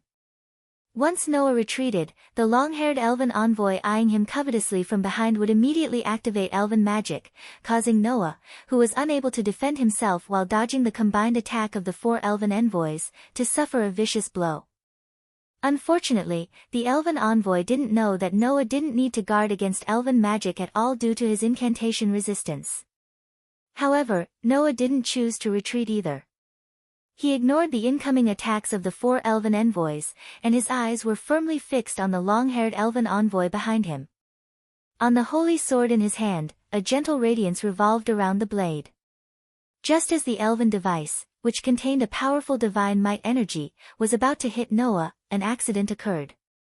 In the air, accompanied by a sharp sound of wind breaking, a whip carrying scorching flames fell from the sky, and smashed in front of Noah and the 4 elven envoys who were about to pounce on Noah. Bang! As the long whip carrying scorching flames ferociously struck the ground, a burst of violent flames rose from the place where the long whip hit without the slightest warning. It set off a flame vortex, and spread out, completely burning the thick carpet of withered leaves on the ground. The 4 elven envoys who were charging towards Noah were struck by the flame vortex that rose from the ground, and all of them were shaken back as if they were blown away by a gust of wind. What? The long-haired elven envoy was shocked. On a tree not far away, Claire, who was tightly grasping the long whip of flames, revealed a victorious smile at the long-haired elven envoy. Beside her, Lindsay lay, whose whole body was fluctuating with a cold mist, held a longbow that looked like it was cast from beautiful ice crystals, and the bowstring was fully drawn. Cold ice fang, pierce through the enemy, the incantation written in elven language reverberated in the air, causing the cold mist fluctuating around Lindsay lay to condense on her elven device, turning into 4 ice arrows aimed at the 4 elven envoys who were blown away by the gust of wind. Not good. The long-haired elven envoy's expression finally changed greatly. However, it was already too late to react. Whoosh! In the next instant, 4 ice arrows swept out from the air in unison, stirring up a neat and sharp sound of wind. They turned into streaks of light and cut through the air, landing on the chests of the 4 elven envoys with extreme precision. Poochie! Without any suspense, the 4 ice arrows directly pierced through the chests of the 4 elven envoys, causing them to let out a muffled groan. Their bodies were nailed to the ground by the 4 ice arrows, and their heads tilted to one side as they fainted. The instant the 4 elven ambassadors' bodies were pierced by the ice arrows and nailed to the ground, a black shadow flashed out from the rapidly rising vortex of flames. Like a ghost, it appeared in front of the long-haired elven ambassador whose expression had greatly changed, and suddenly smiled at the long-haired elven ambassador. Although it's not impossible for one to face 5, it's a pity that if I take away the opportunity of those prideful young ladies to perform, I'll be blamed to death. After saying this, Noah's arm shook, and the silver holy sword wrapped in a gentle light pierced through the air, piercing through the chest of the long-haired elven envoy. This way, we'll have 3 consecutive victories in the team competition. In the hallway of the academy, Claire said as she walked forward, a trace of uncontrollable joy in her eyes. If we continue to maintain this, we'll definitely be able to squeeze into the top 3 before the Elven Sword Dance Festival and qualify for the competition. Ever since the heart-to-heart talk in the Academy City a week ago, coupled with Noah's deliberate nurturing, Noah, Claire, and Lindsay's team awareness and teamwork had improved manyfold. Now, Noah didn't need to use much of his strength at all. He only needed to use strength similar to ordinary elven envoys to cooperate with Claire and Lindsay. Even the top 10 teams of the Elven Academy wouldn't have a hard time winning. After all, although Claire and Lindsay were both lower-grade students, their grades and strength weren't inferior to the upper-grade students, and even surpassed them. Moreover, their contracted elves were high-grade elves that ordinary elven envoys couldn't have. Their strength could be imagined. To be honest, Noah hadn't thought that Claire and Lindsay's strength would be stronger than the majority of the upper-grade students. Previously, the only reason he'd invited Claire and Lindsay to join the team was because these 2 young ladies had interacted with Noah before. Now, Noah knew that he'd found a treasure. As long as they were properly nurtured, Claire and Lindsay would definitely become outstanding elven envoys that could be put on the stage. It was the same even in the Fairy Sword Dance Festival, which was said to be the largest scale. If this situation continued, attending the Elven Sword Dance Festival was only a matter of time. Now, what we need to worry about is no longer the ranking, but the problem of teammates. Noah shrugged. Even if we can squeeze into the top 3, if we can't gather 5 teammates, we still won't be able to attend the Elven Sword Dance Festival. Ah la, you don't have to worry about this at all. Lindsay smiled sweetly. As long as we can squeeze into the top 3, there will be plenty of people who will want to join our team. As they chatted and laughed, the group arrived in front of a bulletin board. Chapter 984. At this moment, there were quite a few students gathered around the bulletin board in front of the corridor. However, when they saw Noah, Claire, and Lindsay walking over, the students immediately scattered like insects, slipping to the side. Upon closer inspection, some of these students were looking at Noah with curiosity and fear, while others were looking at Claire with disgust and hatred. Even Linley was frowned upon by some of the students, their expressions extremely obvious. The students who looked at Noah with curiosity and fear were because Noah was a male elf. The students who looked at Claire with disgust and hatred were naturally because Claire was the younger sister of the elven princess of Calamity. As for Linley, there didn't seem to be any problems on the surface, but this young miss was also a student of the Crow class with many problematic children. It was only natural that she would be treated differently by the students who thought themselves to be honest. Thinking about it this way, Noah's team really was full of problematic people. Even though these problems were not caused by them, it was true that these problems were not caused by them. After staying in Alicia Elven Academy for almost a month, Noah was already used to the gazes of others. Don't be fooled by the fact that the students kept a respectful distance from Noah. In fact, there were also bold witches who were curious about Noah because he was a male elf. At least, ever since he started participating in the Academy's group matches and appeared in the sights of the students, Noah would occasionally find pink envelopes filled with letters and strange gifts and snacks in places he passed by. Many times, Noah didn't know whether to laugh or cry. Even Noah was used to it, not to mention Claire and Linley, who had been in the academy for a longer time.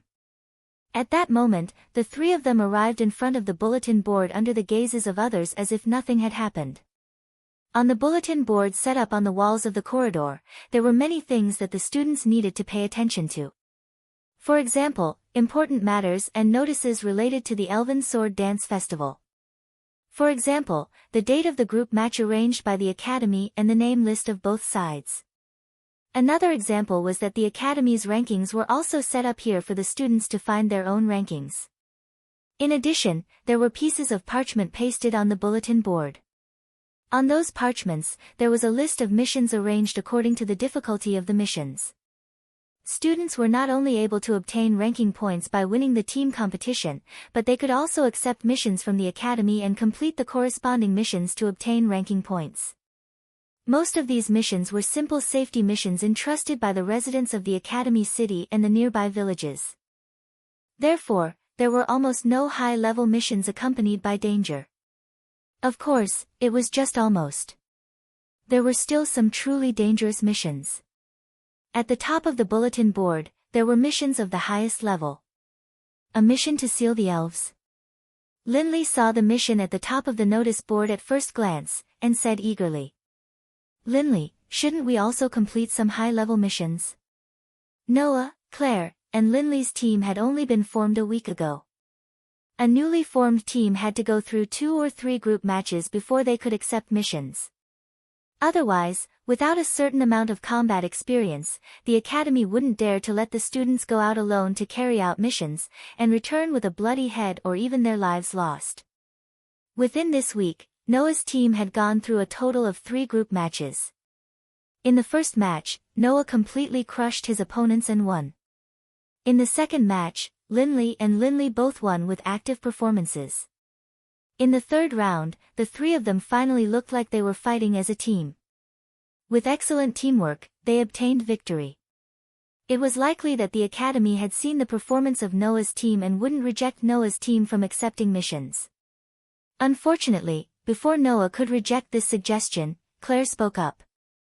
"We are now in an important period of time to develop teamwork and teamwork. Instead of wasting time on missions, why don't we think of some battle strategies? Actual combat is the fastest way to improve, isn't it?" Linley, who'd been splashed with cold water, said in dissatisfaction.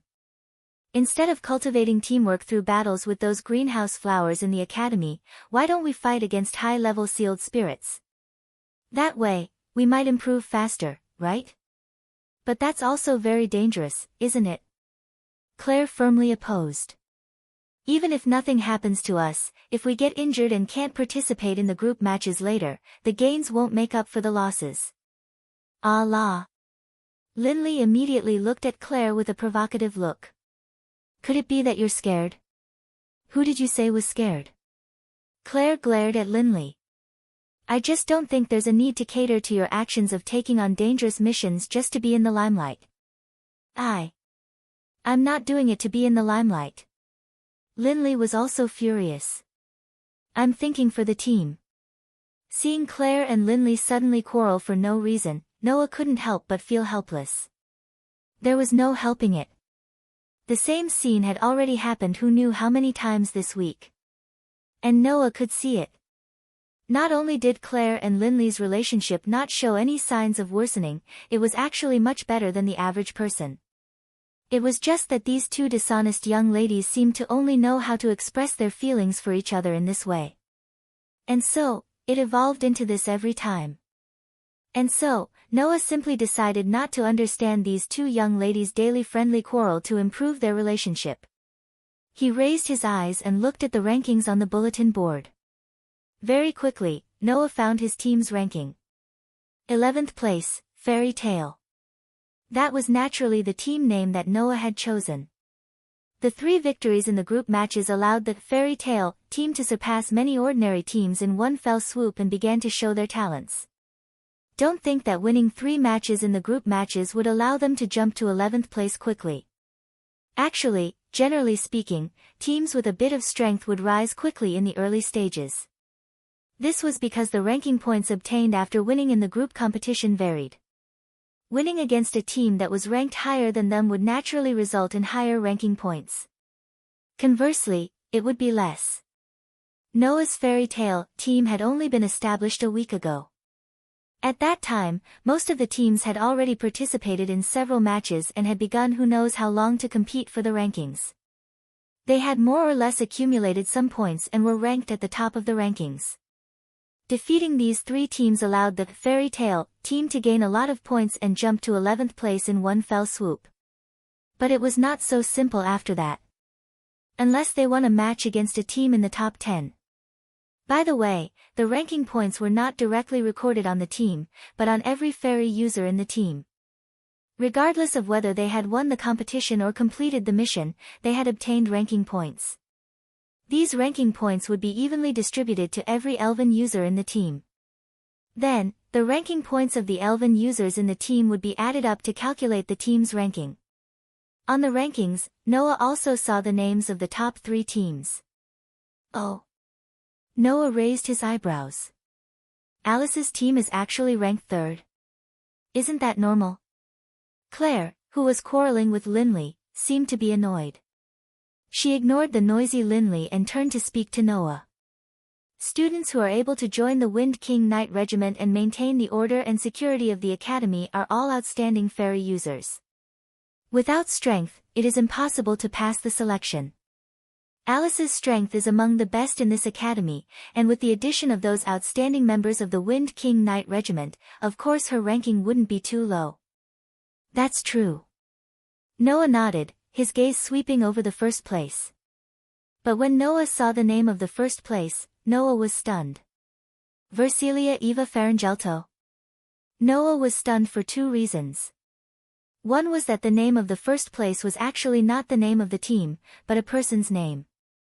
The other was the surname of this name. Faringelto.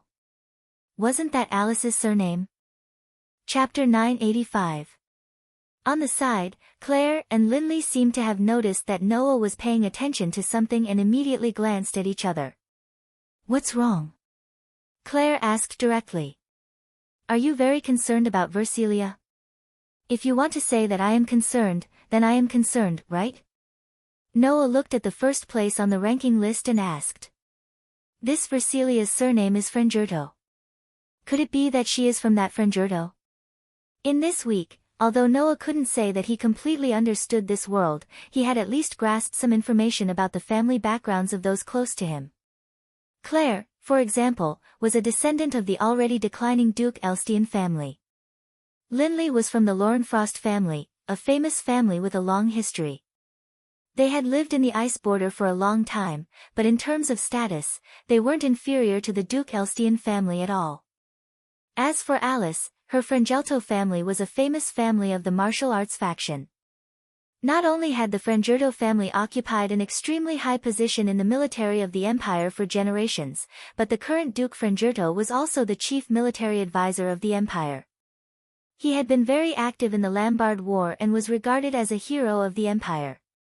His status wasn't lower than that of Gray and Vaz at all. For such a person, not to mention ordinary nobles, even Claire and Linley's families had to pay their respects when they were at their peak. The members of the empire's royal family also had to be respectful in front of them and didn't dare to slight them in the slightest. One could imagine how much power and influence the family of such a hero had. It was also because she was born in such a famous warrior family that Alice had set her goal as an outstanding knight and was still working hard. Could it be that this Versilia was also from the Frangelto family? Didn't that mean, that's right, Versilia is Alice's adopted sister. Claire's words confirmed Noah's guess in his heart. Originally, Versilia was only the descendant of a lower noble family that declined after the Lombard War, but her talent as an elven user was quite outstanding. She once participated in the last Elven Sword Dance Festival at the age of 15 and was adopted by the Frangerto family as a daughter. Sister E. Noah blinked. Who would have thought that Alice actually had an adopted sister in the academy? Then why haven't I seen it yet? Versilia is currently on a mission. As if she knew the doubts in Noah's heart, Claire said seriously. Not long ago, Versilia accepted a high-level crusade mission. Now, she's in the middle of a crusade against demonkin elves. A demoness-level sprite?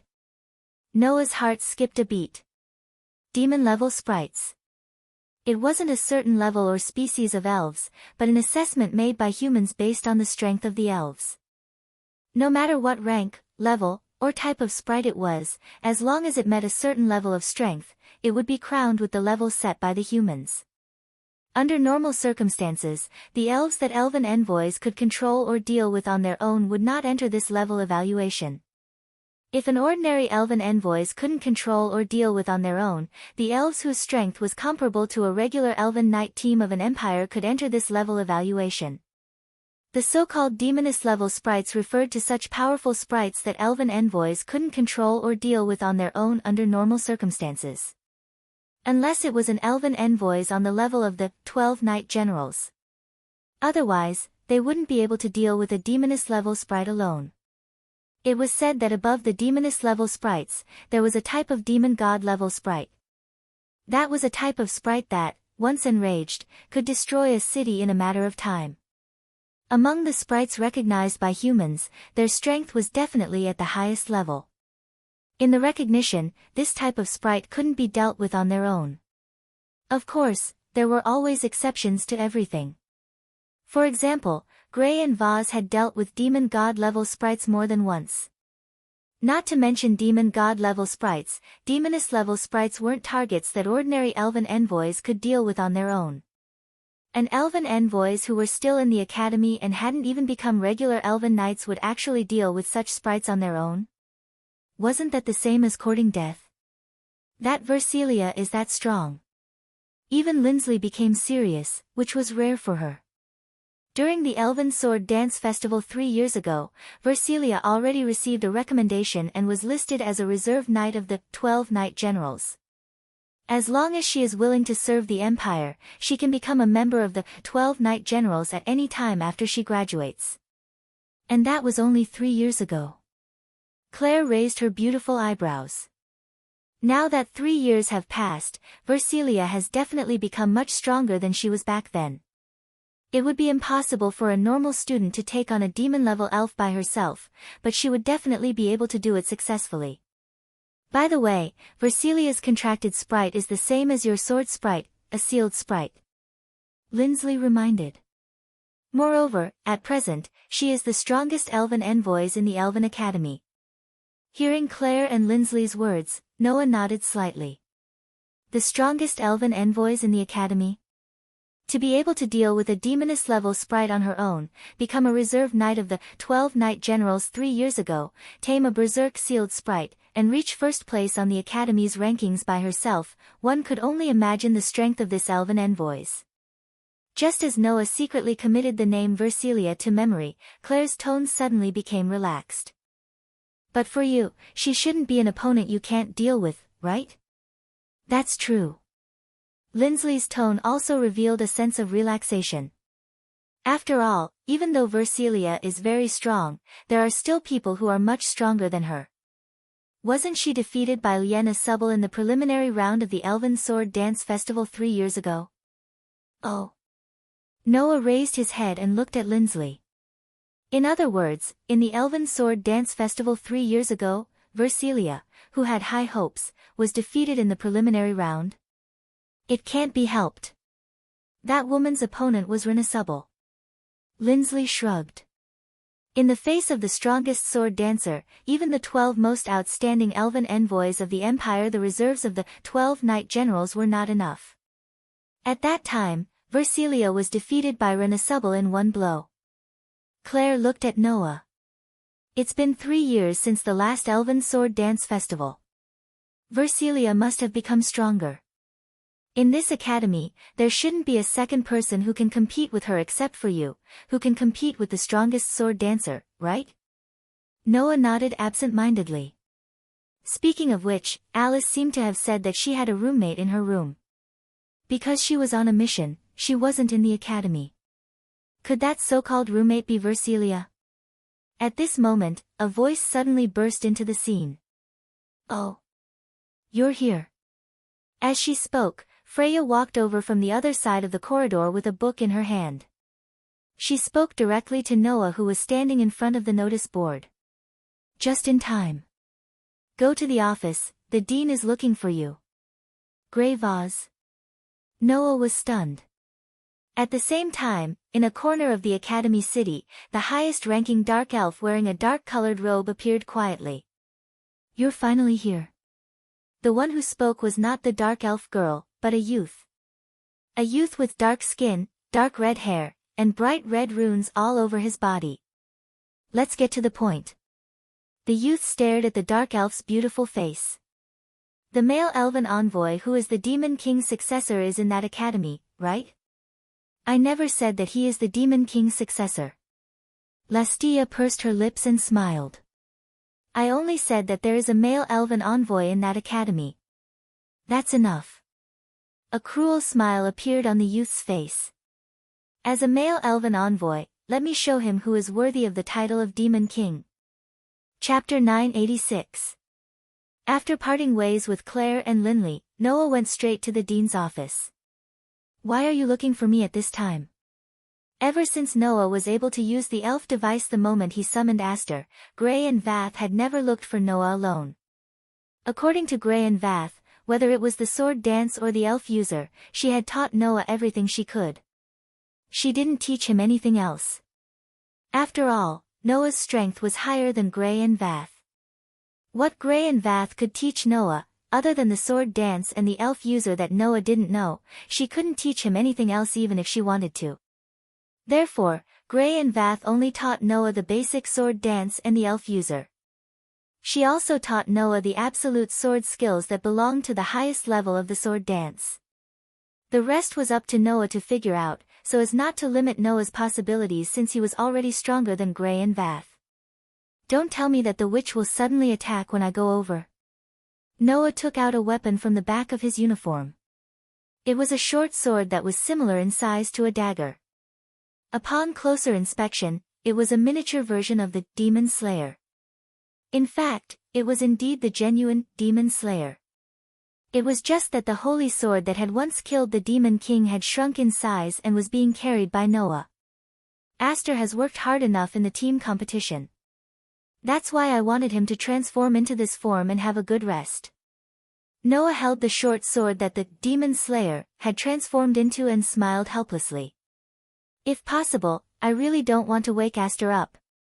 If Aster didn't wake up, then the short sword in Noah's hand wouldn't be able to compete with the highest level of noble phantasm. It would even be relatively weak compared to normal weapons. Of course, if Noah imbued it with holy aura, Aster would immediately sense it and wake up to unleash the true power of the Demon Slayer. However, Aster was resting now. Noah really didn't want to wake her up because of the witch's prank. After putting the short sword that Aster had transformed into back to his waist, he put down his uniform and covered it. Noah came to the dean's office and knocked twice. Not long after, a calm and deep voice sounded from inside. Come in. Noah opened the door and walked into the dean's office. However, at the next moment, the scene that appeared in front of Noah made him feel a little surprised. Because in the office, there wasn't only Gray and Vaz alone. In front of the luxurious desk that Gray and Vaz used, a girl was standing there. As Noah came in, she turned around and looked into Noah's eyes. It was a young girl with long, beautiful purple hair wearing a black dress. Her appearance revealed a mature charm and a stunning feeling. The girl's eyes were the same color as her hair. There was a hint of watery feeling in her eyes. She had an outstanding temperament and an elegant aura. The first impression that she gave was basically the same as Lynn Slay. She looked like a noble lady who had an amazing upbringing since she was young. However, Noah didn't know if it was an illusion. Noah felt that in front of him, this girl with an elegant temperament, there seemed to be a hint of mischievousness in the depths of her eyes. This proved that this girl didn't seem to follow the rules as strictly as she looked on the surface. It was unknown if she had sensed Noah's thoughts, but the girl only smiled sweetly and placed her hands behind her back. She bent down slightly and raised her eyes slightly, allowing her gaze to look at Noah from bottom to top. It was quite an adorable sight. "You're that rumored male elf user, right?" With a clear voice like a water droplet, the girl tilted her head and looked at Noah curiously. "It doesn't seem to be as exaggerated as the rumors. You're actually quite good-looking, right?" "Rumors? Don't tell me it's the rumor of having multiple heads, multiple arms, and multiple legs?" Noah thought of that rumor as if his stomach was hurting.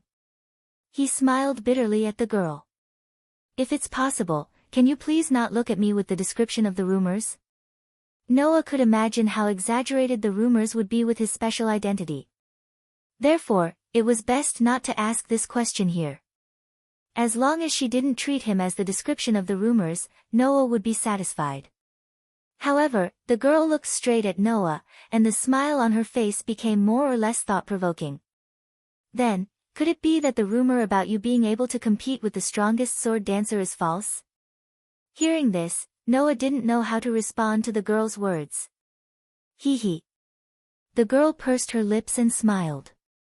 "It seems that this rumor isn't false." Perhaps feeling that the time had come, Gray and Vath spoke at the right time. "Let me introduce you." After speaking, Gray and Vath looked at Noah. "The one in front of you is the second princess of the Austrian Empire, Faena Rao-Deja. I'm Faena Rao-Deja, who is about to transfer to this academy." The girl called Faena by Gray and Vath lifted her skirt and bowed to Noah. "You can just call me Faena."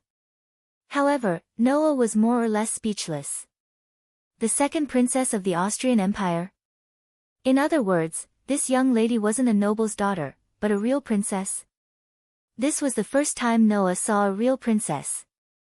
Seeing Noah's surprised expression, Faena smiled indifferently and said, "Don't be a stranger. After I chose to enter this academy, it's equivalent to me giving up my identity as the second princess. Therefore, you can just treat me as an ordinary transfer student."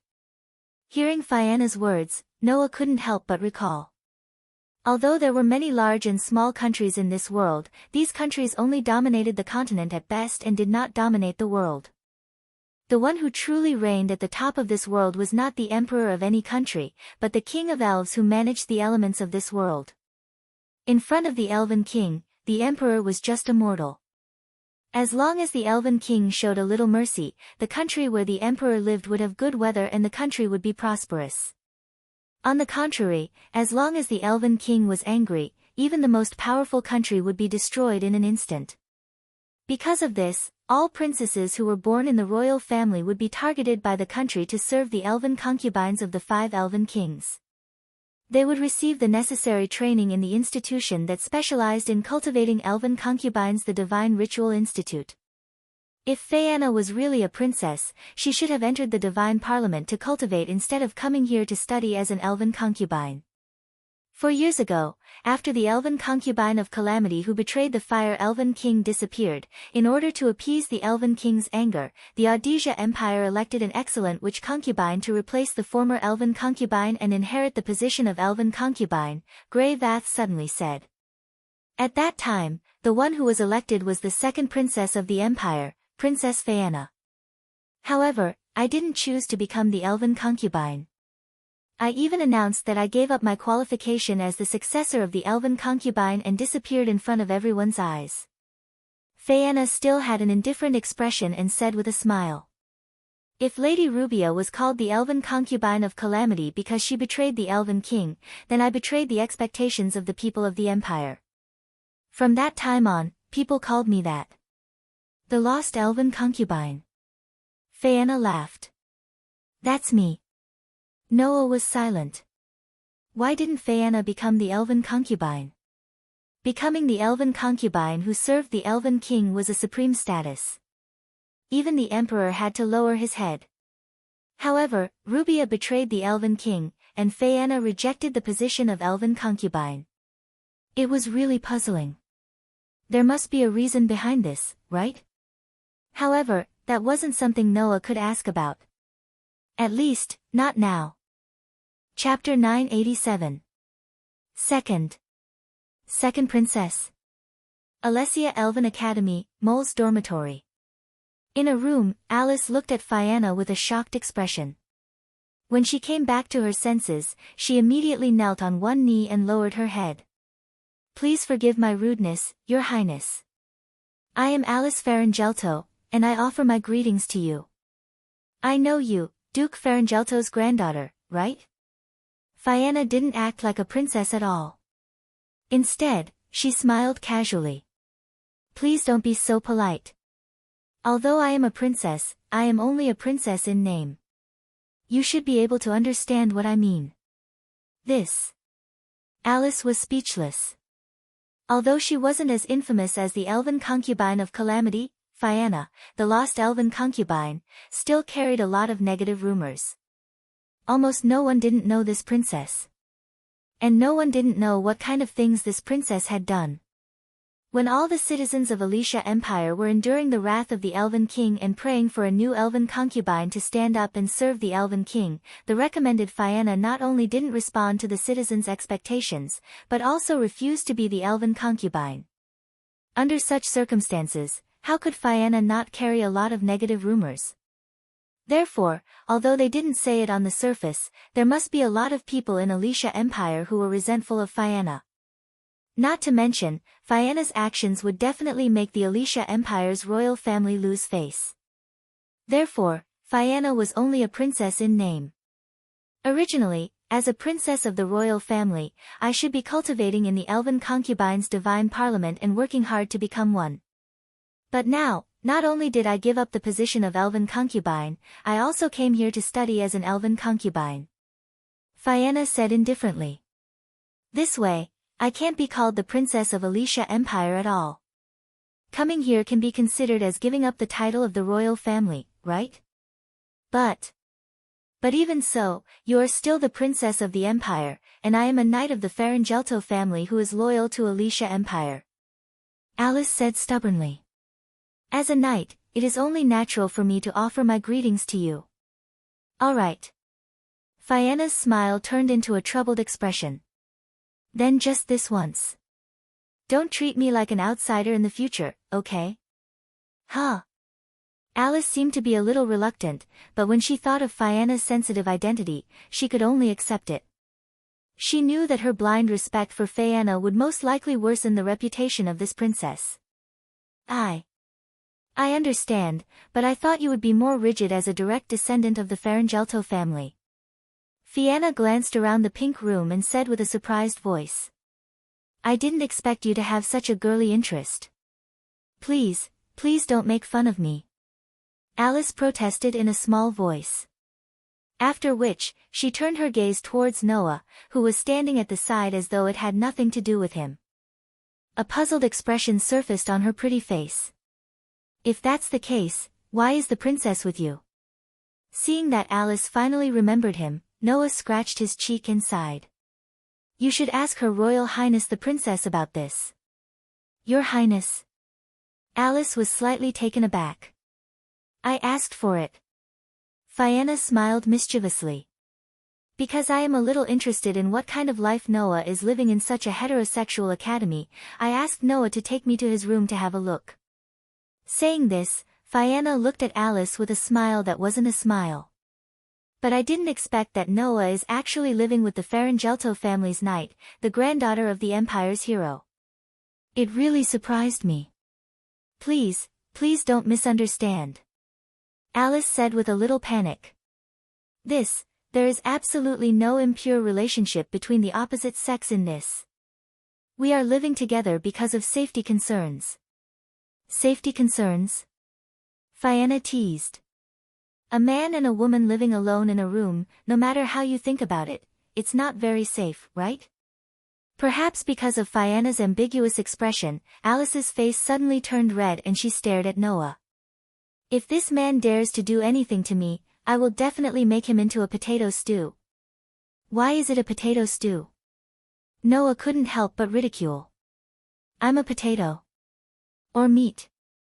He didn't know if it was because of Alice's training in cooking, but once this overly serious knight got angry, she would usually threaten to make the other party into various dishes. Although Noah didn't know if there was a need to be afraid of this kind of threat.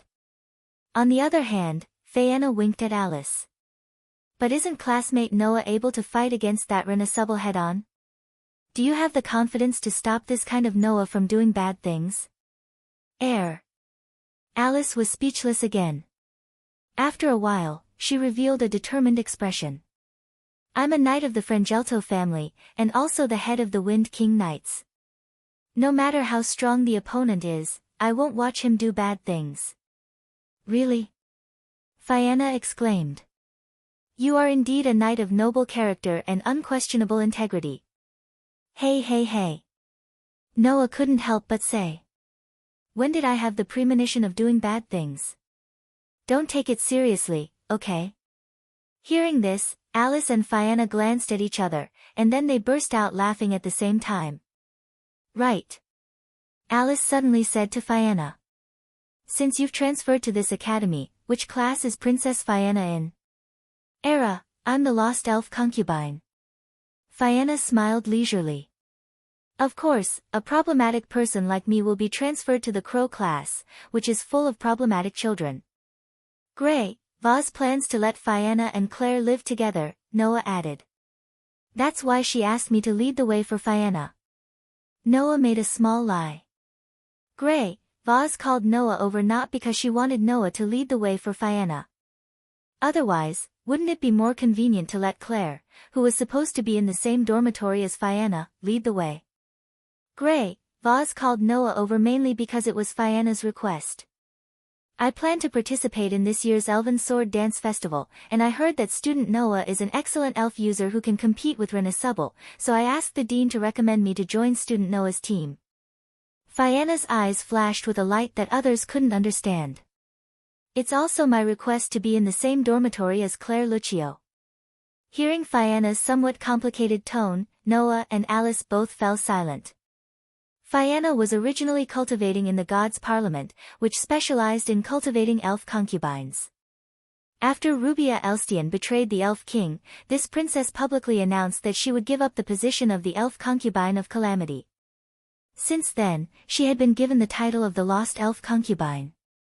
Thinking about that elf concubine of Calamity, Fianna must have all kinds of complicated thoughts. As for the elf concubine of Calamity's younger sister, Claire, Fianna must also have some complicated feelings. However, compared to sharing a room with Claire Lucio, I actually want to live in the same room with student Noah. Fianna suddenly changed the topic, and with a gorgeous smile, she moved closer to Noah. "How about we apply for a new dormitory from the dean and live together?" "Huh?" Noah almost choked. Alice's eyes widened, and her hands trembled as she placed them on the hilt of the sword at her waist. You have such a plan." Seeing that Alice was about to go crazy, Noah knew that this girl couldn't stop once she went crazy, so he wanted to give her a good knock on the head. However, at this moment, a wave of hostility suddenly appeared. Noah's body froze. In the next moment, a thunderbolt pierced through the space, and with a sharp sound, it shot in from outside the window. Chapter 988. In the pitch-black moonlit night, a bolt of lightning flashed through the air like a meteor, suddenly creating a burst of air-breaking sound, cutting through the darkness, directly shooting towards the window of one of the rooms in the mole class dormitory, explosively shooting towards one of the mole class dormitory's windows. However, when the lightning that was shooting towards one of the windows of the dormitory of the mole class hit the inside of the room, before it could touch the window of the room, a cold light shot out from the window of the room as if it was going to meet the lightning that was shooting towards it. Upon closer inspection, the body of the cold light was actually an ordinary knight's sword. Bang! Along with a loud explosion, the knight's sword that shot out from the room collided with the lightning bolt, setting off a strong gust of wind. Immediately after, the bolt of lightning that collided with the knight's sword disappeared. The knight's sword was also shaken into a pile of powder by the bolt of lightning and scattered down from the sky. Witnessing this scene with his own eyes, in the quiet moonlit night, a black shadow flashed out from the thicket in the courtyard. The tip of his foot lightly tapped on a tree branch and his figure gracefully flew up to a statue in the middle of a fountain in the courtyard in front of the mole dormitory. He slightly raised his eyes and shot his gaze towards the room. Quite capable, it would be boring if you didn't do this. After the black shadow finished his words, in just a moment, another black shadow shot out from the room that was targeted by the bolt of lightning. After a few leaps, he steadily landed on a tree not far from the fountain in front of the mole dormitory and looked towards the attacker in a black robe. Two pairs of eyes suddenly collided in the dark night as if sparks had been ignited. The surrounding atmosphere suddenly became extremely dangerous. The person who had come was naturally Noah.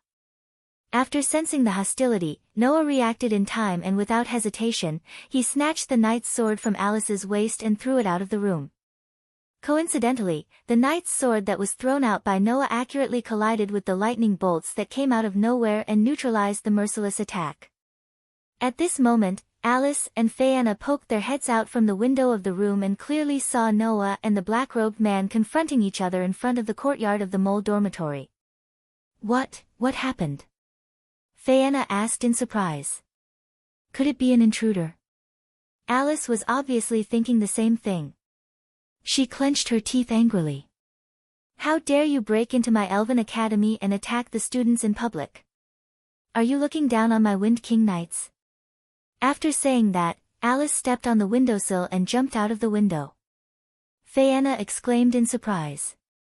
Fierce wind, give me the magic spear that pierced through the heart of my enemy, a contractual incantation written in elven language reverberated in the air. At this moment, a gust of wind spun out from under Alice's feet and supported her to land steadily on the ground. Then, with a spin, it condensed into a gorgeous ceremonial spear in Alice's hand. Who are you? Alice pointed the elven device in her hand at the black-robed man who landed on the statue in the middle of the fountain and spoke in a stern voice. Why did you attack the students of the Elven Academy? Hearing Alice's question, the black-robed man slightly moved his head and looked down at Alice condescendingly. After a while, he spat out some words of contempt. Scram! The person I'm looking for isn't you. The black-robed man's contemptuous words undoubtedly infuriated Alice. Fierce wind, blow to your heart's content. As Alice chanted the magic incantation, the majestic divine power gathered on Night Maiden's ceremonial spear, stirring up a gust of wind. With a wave of her hand, the wind turned into a substantial shockwave that swept toward the black-robed man. The howling wind caused the ground and air to tremble as it surged toward the black-robed man like a raging wave. I believe that even Witch G, who is also an elven envoy like Alice, would be unable to get up from the ground after being hit by such a powerful attack, right? However, facing the howling wind, the black-robed man's mouth that was hidden under his robe curved up in a sinister arc as he raised one of his hands. If one looked closely, they would be able to see that. The hand that was raised from under the black robe was covered with bright red lines. Appear. Mirror elf. When this voice came from the black-robed man's mouth, one of the bright red patterns that covered his arms suddenly lit up. Suddenly, the air in front of the black-robed man suddenly distorted as if it was spitting out something, and a huge round mirror appeared in front of the black-robed man. The round mirror wasn't a weapon or a prop, but a elf. Moreover, it was an elf that had the ability to reflect elemental attacks. The gust of wind that swept over directly landed on the mirror elf, but in a tremor, it was reflected back. It rubbed against the atmosphere, stirring up bursts of sand and dust, and enveloped Alice, who couldn't react in time. Facing the gust of wind that was reflected back, before Alice could react, a figure suddenly appeared in front of her. He didn't use any powerful weapons. Nor did he use any amazing abilities. Noah just stretched out his hand toward the gust of wind that swept toward him. And the next moment, the gust of wind that fell on Noah suddenly stagnated, shook violently, and dissipated as if it was annihilated. Noah! Noah! Alice finally reacted. You step back first, Alice. Noah looked straight at the black-robed man and narrowed his eyes. Are you here for me? Correct. The black-robed man grinned. After all, you're a male elf user like me. A male elf user like me? Alice, who was behind Noah, was stunned. A male elf user like you? Fianna, who poked her head out of the window, was stunned. A male elf user like you? Even Noah was slightly stunned as he stared at the black-robed man. The black-robed man slowly took off the black robe that covered his body. At this moment, Noah clearly heard Alice and Fianna's gasps. Because the person who threw away the black robe and exposed his full face under the moonlight was an unexpected person. His brown skin was covered with bright red lines, and even his face was engraved with tattoos. Instead of saying that his short hair was red, it would be more accurate to say that it was a dark red. Just like that, the other party stared at Noah with a pair of red eyes like a tiger eyeing its prey. There was an arrogant and unruly smile on its face. It was a man. How come? Alice exclaimed in shock. Undoubtedly, he just used an elf. A male elf user. Fianna's face was full of astonishment. Besides Noah, there are other male elf users. Not to mention Alice and Fianna, even Noah's pupils constricted. Lestia had said that male elves had never existed. The reason why Demon King Solomon was able to become an elf envoy despite being a male was because he had inherited the power of the Dark Elf King. The reason why Noah could become an elven envoy was because the mana source in his body had the ability to absorb other types of energy and transform them into this energy source. This allowed Noah to possess divine might and be able to enslave elves. That was how he became an elven envoy. Now, the power of the Dark Elf King had been inherited by Lotus because of the world fragment. It was impossible for this person to have an energy source that could transform into any energy like Noah. However, this person was indeed a male and enslave elves. This was a fact. In other words, this person was very likely to be a true male elf user. Noah stared at the man with an arrogant smile on his face and asked. You, who are you? I'm Geo Inzak. The dark-skinned young man introduced himself. The successor of the Demon King. After saying that, the male elf user who called himself Geo reached out his hand toward Noah. Show yourself. Fong Elf. One of the bright red lines on the male elf user's hand lit up again. Chapter 989. Appear. Fanged Wolf Spirit. A dazzling flash of light blossomed from a bright red pattern on Geo's arm.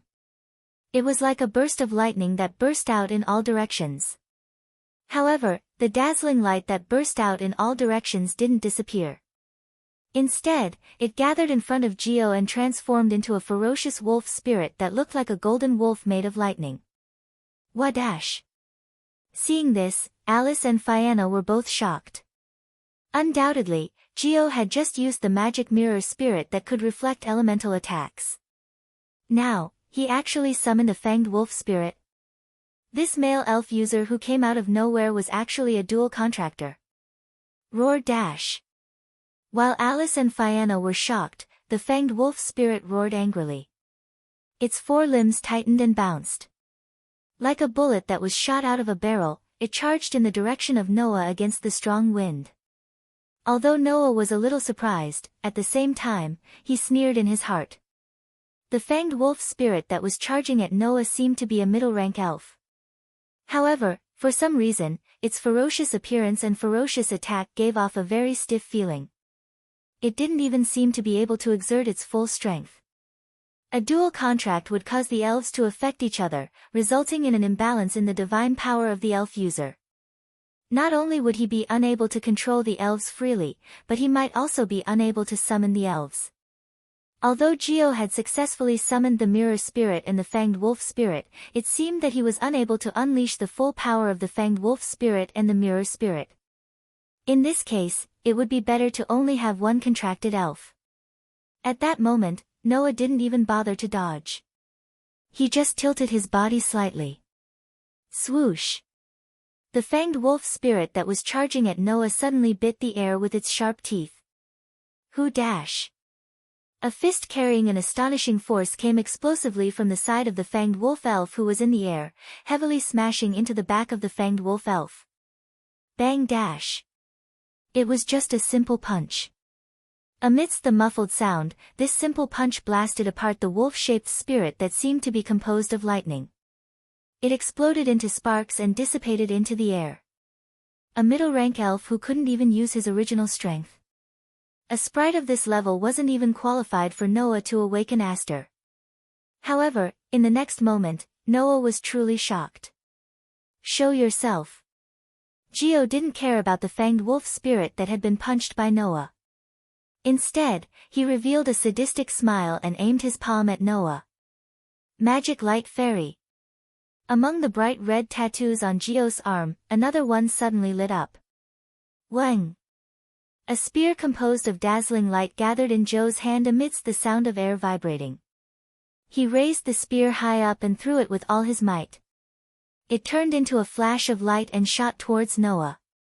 A third sprite? Noah was truly surprised. It was already very difficult to control a dual contract.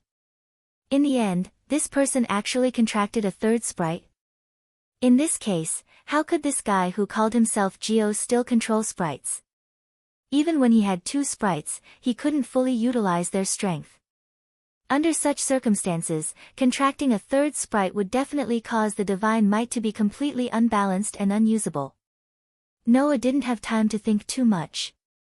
He stared at the spear of light that was shooting towards him, and with a turn of his body, one of his legs whipped forward like a fierce whip amidst the whistling wind. Bang dash!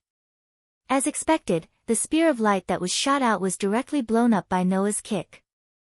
Once again, it turned into an explosion of light and was annihilated in the air. At this moment, a black shadow suddenly appeared under Noah and imprinted an arrogant and unruly face into Noah's eyes. Show yourself. Sword Sprite. A familiar light flashed from another bright red pattern on Geo's arm.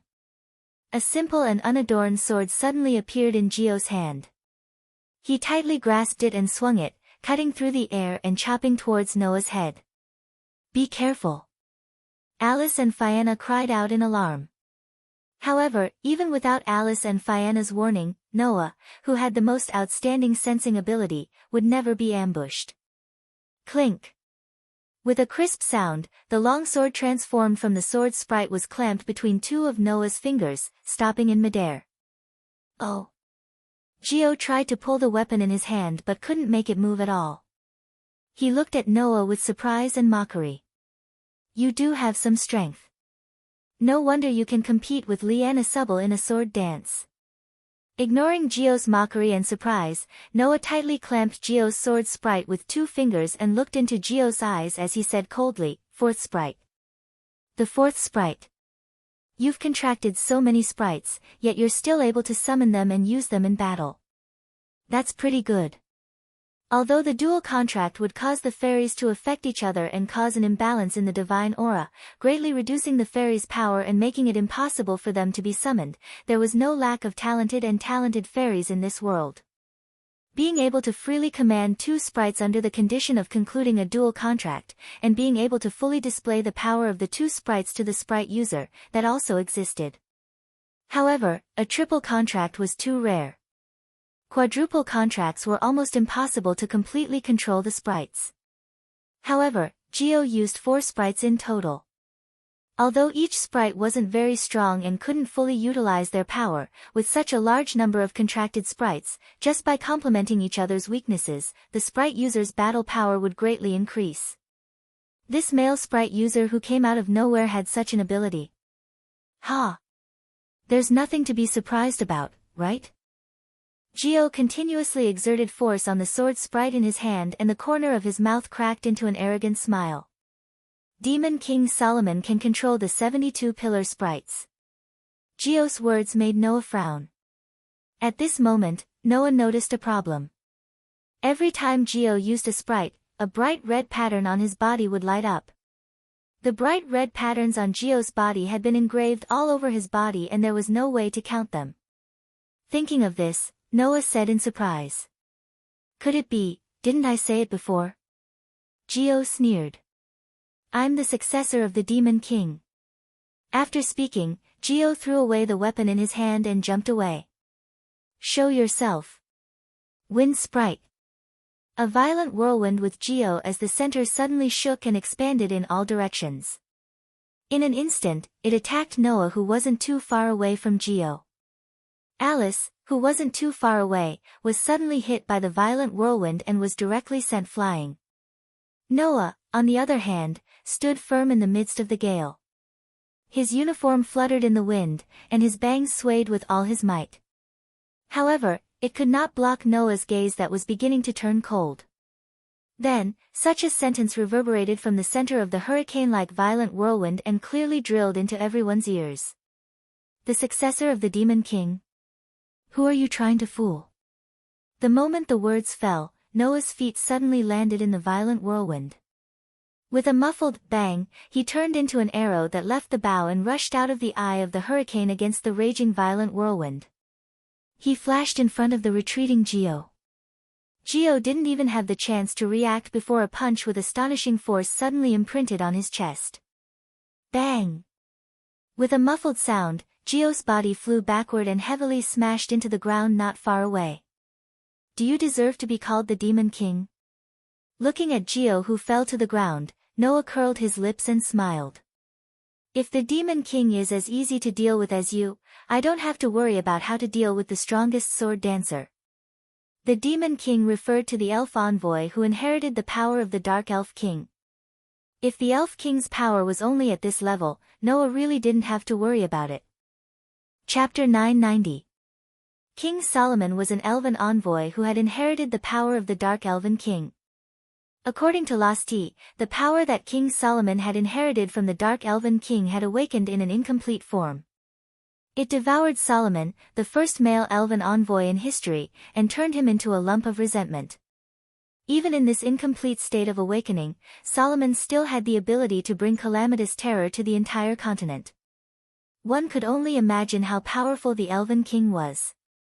No matter how many elves Jul could summon, if he only had this level of power, not to mention the successor of the Demon King, even Grey and Vath could easily take him down. More importantly, Noah had already met the true successor of the Demon King, and he had even faced him. Therefore, Noah didn't believe Jul's words at all. Moreover, Noah also noticed something very strange. Logically speaking, even if the level and power of the elves aren't very high, it would still take a lot of divine power to summon 4 or 5 elves in a row. Noah looked straight at Geo. But, from the beginning to the end, you've only been summoning elves, and there wasn't a single trace of divine might on you. That was too strange. Divine might was the energy that elven envoys had to consume when using the power of elves. Whether it was summoning elves, enslaving elves, summoning elves, turning elves into elven devices, or using elven magic, it would consume divine might. However, from the beginning to the end, Ju had been able to summon elves without using any divine might at all. It didn't seem like an elven envoy was summoning elves, and it didn't seem like an elven envoy was summoning elves. Elven envoys could also summon other elves, but they still had to form a contract with a specific elven envoy. That was because elven envoys and contracted elves were partners who had formed an unbreakable symbiotic relationship with each other. If the contract was exchanged, not only would the elven envoy obtain the ability to use elven magic, but the elven envoy would also be able to summon elves to his side anytime and anywhere. When the elven envoy grew, the contracted elves would also grow accordingly. If the contract was not exchanged, not only would the sprite not be able to grow, it would also be unable to fully unleash the power of the sprite and control it freely. Therefore, even if they could enslave other fairies, the elven envoy would still enter into a contract with one of them. That wasn't just because of the relationship between the elf user and the contracted elf being able to grow together. In battle, the divine aura energy of the elf master and the contracted elf master could even combine with each other to unleash a power that was greater than 1+1. Just like Noah and Aster. Only when one had a contract with a spirit could one display the true power of a spirit user. You didn't even use your divine power from the beginning to the end, but you were able to summon spirits and use them in battle. Does that mean you don't need to use divine power to summon contracted spirits? Noah looked at Geo, who had a terrible expression on his face. Can I assume that you're simply using other means to release the spirits that don't belong to you? Lying on the ground and clutching his chest, Geo's expression changed. It can't be. Fianna, who poked her head out of Alice's room, exclaimed in shock. In other words, those spirits aren't contracted to him at all. He's simply releasing the spirits. Alice, who had been sent flying by the storm earlier, asked with uncertainty as she floated in mid-air with the help of her elven magic. Could it be that those spirits are all sealed spirits? At first, Noah thought that the bright red patterns that covered Geo's body were the imprints of his spirits. However, if Geo didn't have any divine power at all, and didn't enter into a contract with any spirits, those bright red patterns couldn't be the imprints of the spirits. In that case, the only explanation was that those bright red patterns were merely a seal. It was used to seal sprites and simply release them, creating the illusion that multiple sprites were being controlled. In that case, Geo wasn't even an elf envoy, let alone a demon king. Impossible. Alice couldn't help but exclaim. If he's simply releasing the sealed spirits, how did he control them? The one who answered this question was none other than Geo himself. That's because I have the power to control them. Holding his aching chest, Geo stood up from the ground with difficulty and let out a gloomy laugh as he opened one of his hands. There was a red gemstone in the shape of a magatama lying on that hand. That's... Fianna covered her mouth and exclaimed in shock. Blood of the Elf King. What? Alice's face was filled with shock. Not only Alice, but Noah, who had clearly heard Fianna's voice, frowned and stared at the red magatama in Geo's hand. In this world, there was a very special stone. It was an ore that could seal the spirits and a part of their power within it, and release the power of the spirits within to temporarily use the power of the spirits. That ore was called the Elven Organ. The so-called blood of the Elf King was a type of Elven Organ. Moreover, it was a very special type even among the Elven ores. It was a very special Elven ore that could only be mined in the holy realm of the elemental spirits world. Its function was basically the same as the Elven Organ. However, ordinary elven ores could only seal the power of low-ranking spirits or middle-ranking spirits. The blood of the Elf King, on the other hand, could seal a part of the power of high-ranking spirits and unleash an extremely powerful effect. Because of this, the blood of the Elf King could be said to be a national treasure. Even if one had money or power, they might not be able to buy it. Not to mention other things, even Alice, a direct descendant of the Frangelto family, couldn't get her hands on this national treasure. This fake elven envoy who came from God knows where actually had such a national treasure-level treasure.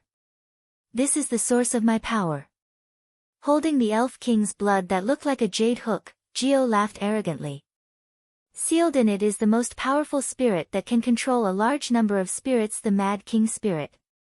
I see. Noah sneered. It's because of the power of the Mad King's elves that you came up with the idea of sealing a large number of elves on your body and simply releasing them for use in battle, am I right? It doesn't matter what method I use. As long as I can get the same power as the legendary Demon King, that's enough. Geo glared at Noah angrily. I'm the real Demon King's descendant. As long as I defeat you, a male elf envoy that came out of nowhere, no one will suspect me. The reason why Geo targeted Noah was that Noah had the ability to be an elf envoy. It wasn't because of jealousy, nor was it because he had no other choice. It was because there was only one male elf envoy in history, and Noah, who was also a male elf envoy, naturally gave people the feeling that he was the Demon King's descendant. This was something that Geo didn't want to see. This stupid and ignorant man had always thought of himself as the real Demon King. Only I can become the Demon King. Geo sneered. A bright red pattern on his body lit up and turned into a sharp steel sword that fell into his hand. I'll kill you and use this to prove that I'm the real Demon King. After saying that, Geo stomped on the ground and shot toward Noah like an arrow. The steel sword in his hand turned into a beam of cold light, cutting through the air and slashing toward Noah's body. Stupid guy. Noah's eyes turned cold, and his body began to surge with some divine power. Just as Noah and Geo were about to collide, an extremely cold voice resounded in the entire space. I can't stand watching this anymore. When this extremely cold voice rang out in the air, everyone present was stunned. Only Noah seemed to have sensed something before the voice sounded. He tapped the ground with the tip of his foot and retreated quickly. Buzz! Almost at the same time, a vibration reverberated in the air. It was the sound of cannons raining down from the sky like meteors. Chapter 991. In the dark moonlit night, the fierce cannon fire that fell from the sky like raindrops illuminated the entire darkness. Amidst the vibrations in the air, the cannon fire suddenly poured down toward the courtyard in front of the mole-class dormitory. Dong! Everyone only felt a flash of light descend from the sky and suddenly land in front of them. Immediately, a wild and violent impact that shook the sky exploded on the courtyard, lifting layers of wind. It was like a stormy sea that spread in all directions. Geo didn't even have time to react before he was directly submerged by the fierce cannon fire that fell from the sky. Noah had already retreated in time before that. When the violent impact swept in front of him like a stormy wave, he simply relaxed his body and took advantage of the strong winds to lightly float away. As for Alice, who relied on the elven magic of the wind attribute to float in the air, and Fianna, who had been hiding in Alice's room, were blown by the violent wind. They could only raise their hands to block in front of themselves and let out an imperceptible groan of anguish. After an unknown amount of time, the violent wind that shook the surroundings slowly calmed down and gradually calmed down. However, the courtyard in front of the mole-class dormitory had greatly changed. The ground looked as if it was scorched. Not only were there scorch marks everywhere, but there were also wisps of light smoke rising from it. In the courtyard, whether it was the fountain, the trees, or the flower beds, everything was destroyed by that round of fierce cannon fire, turning into waves of ruins and debris. As for Geo, his whole body looked as if it had been burned. Lying in the middle of the ruins, it was unknown whether he was still alive or not. Alice and Fianna looked at the terrible scene in front of them and were stunned for a moment. Their minds became blank. Only Noah, riding the strong winds, landed lightly on the ground, and raised his head to look at the sky. At the next moment, a scene that even Noah couldn't help but surprise him appeared before his eyes. Kacha, accompanied by such a mechanical sound, the cannon muzzles below the courtyard were put away one by one. What appeared in front of Noah was a fortress. It was a crimson fortress that seemed to be directly equipped with countless compound mechas and cold cannon muzzles. It looked like a mechanical giant. Just like that, the crimson mecha fortress hovered high up in the air. There were layers upon layers of cannons on its body, and its surroundings rippled with a frightening divine might. It transformed into gusts of strong wind, undulating back and forth in the air. That's... The unimaginable scene made Noah somewhat surprised. Elven device? Yes. The fortress that looked like a composite mecha was the elven device that was formed by the elves. That's... Alice also noticed the crimson fortress above her, and her eyes suddenly widened. How can it be? Ugh! Even Fianna took a step back because of the unimaginable scene, and a look of fear appeared on her face. Under such circumstances, a chilling voice that could penetrate one's heart. In the time that I wasn't here, has the Alicia Elven Academy become a place that people of this level can casually invade? As soon as his voice trailed off, a burst of dazzling light flashed from the fortress with layers upon layers of composite mechas in the sky. The entire fortress turned into a burst of light, then exploded and disappeared. What replaced it was a young girl. She was wearing a cold light armor with a cape on her back.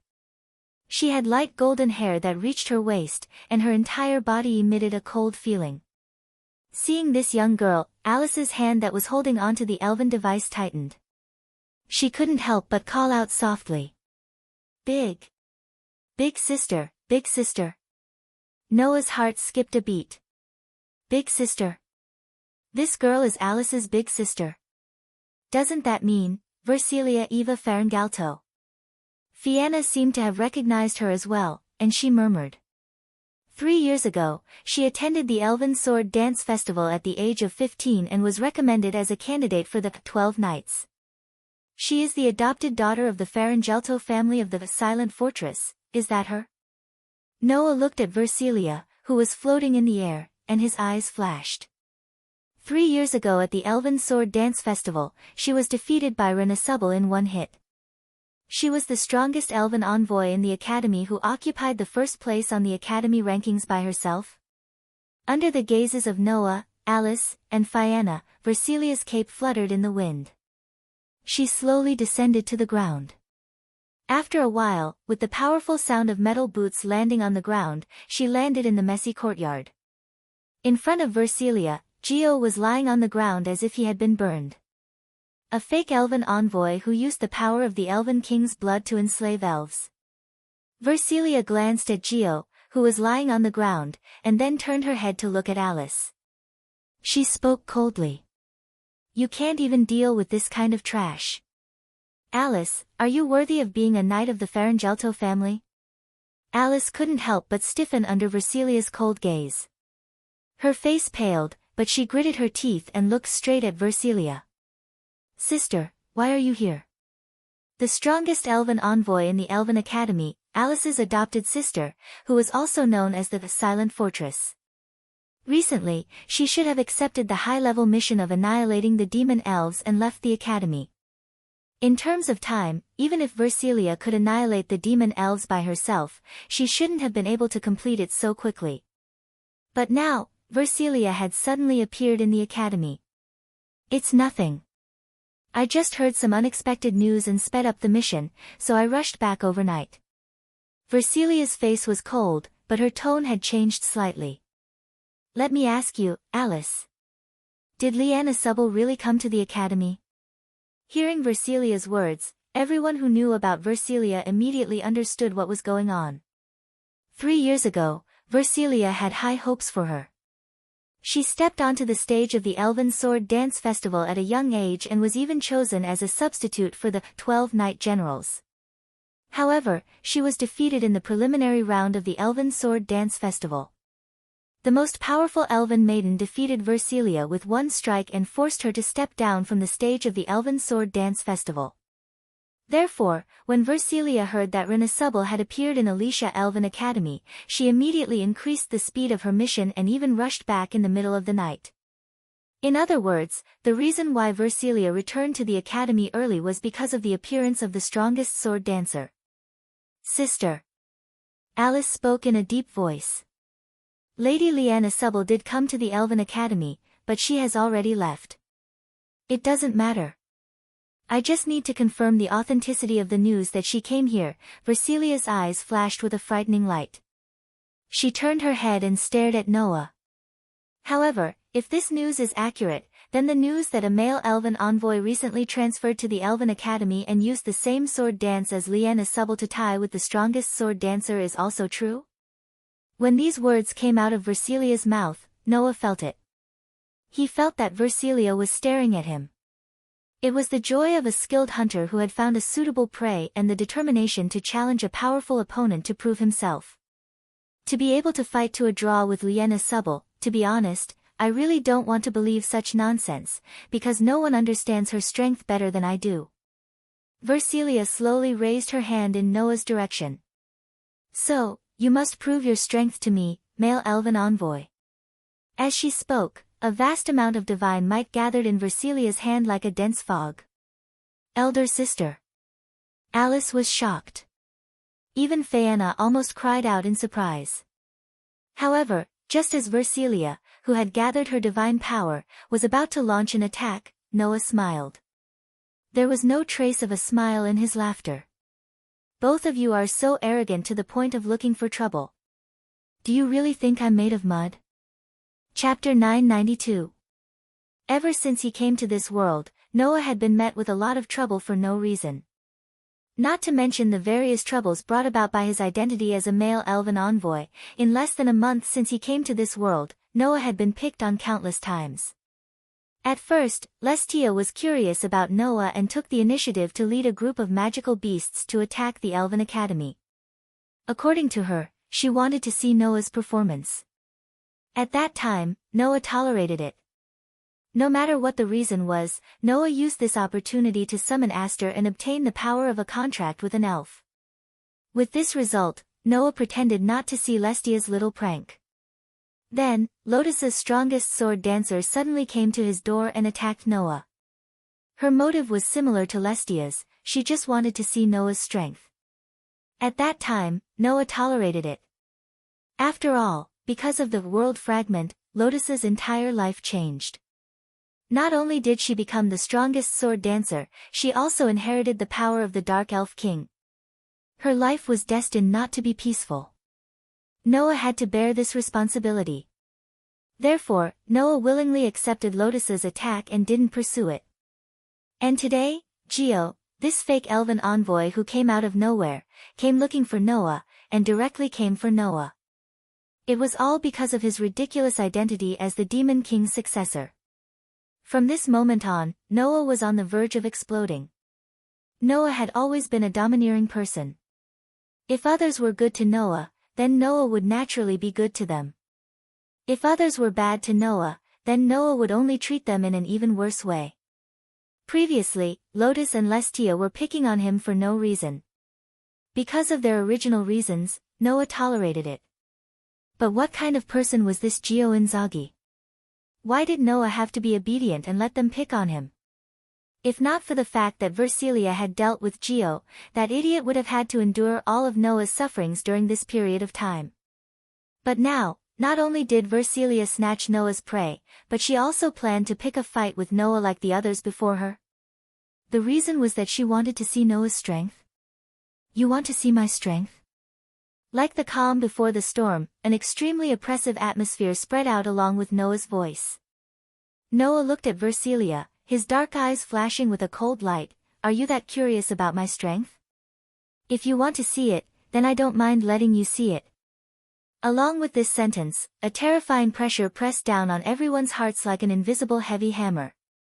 But this time, I won't hold back. At this moment, everyone present, including Versilia, felt a palpitating pressure from Noah's words. Feeling the astonishing pressure, no one doubted it at all. Once Versilia made a move, the situation would escalate to an uncontrollable level. Noah! Noah! Alice and Faena looked at Noah, who was exuding a terrifying pressure, with fear in their eyes. You! Versilia's face darkened, and her eyes were filled with an unprecedented seriousness. The divine might that had gathered in Versilia's hands suddenly disappeared. It wasn't because Versilia was afraid.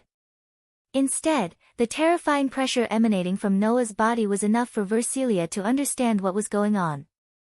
This male elven user in front of her was definitely not someone she could easily crush. This person's strength was probably quite terrifying.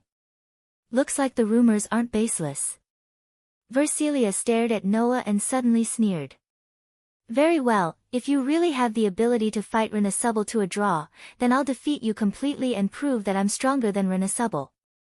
After saying that, Versilia looked around. Around her, a series of hurried footsteps could be heard. Even in the dormitory of the mole class, there was a commotion and clamor. The commotion in front wasn't very big, so not many people discovered Ju's invasion. However, when Versilia appeared, she mercilessly bombarded the entire courtyard with cannon fire. With such a huge commotion, it was impossible not to attract attention. Versilia looked directly at Noah and said in a powerful voice. Looks like we won't be fighting today, but we'll have to fight sooner or later. As long as you and I both participate in the Elven Sword Dance Festival and fight Renasubble. After saying that, Versilia flung her cloak, turned around, and walked towards the door of the mole class dormitory. Seeing that Versilia had chosen to retreat and left behind a declaration of war, Noah frowned slightly. How troublesome. Why don't we just settle it here? Although that was what he thought, Noah didn't really intend to use all his strength. Otherwise, Alicia Elven Academy might not be able to survive. Elven Academy, Elven Academy. Noah and Fianna stood side by side outside the dean's office. Not long after, a series of hurried footsteps could be heard, causing Noah and Fianna to look over. They saw Claire and Linley running over from the corner of the corridor. Moreover, Claire's hair was still wet, as if she had just finished bathing. Behind Linley was Carol, who seemed to be in a hurry. Are you okay? As soon as they arrived, Claire and Linley spoke at almost the same time. Then, they both started at the same time, embarrassed expressions appearing on their faces. Hee hee. Carol snickered. The two ladies seemed to be very worried about Mr. Noah. Carol. Claire and Linley immediately cried out in anger out of humiliation at the same time, but this also confirmed that Carol's words were true. It was obvious that Claire and Linley had rushed over because they heard that Noah had been attacked. Don't worry, I'm not at the point where I'll be hurt by a random person. Noah shook his head with a smile. Right now, the attacker has been captured by the Wind King Knights. Alice is also inside reporting to Gray and Vaz about what happened. We're just waiting for the result of the discussion. Is that so? Claire and Linley both let out a sigh of relief.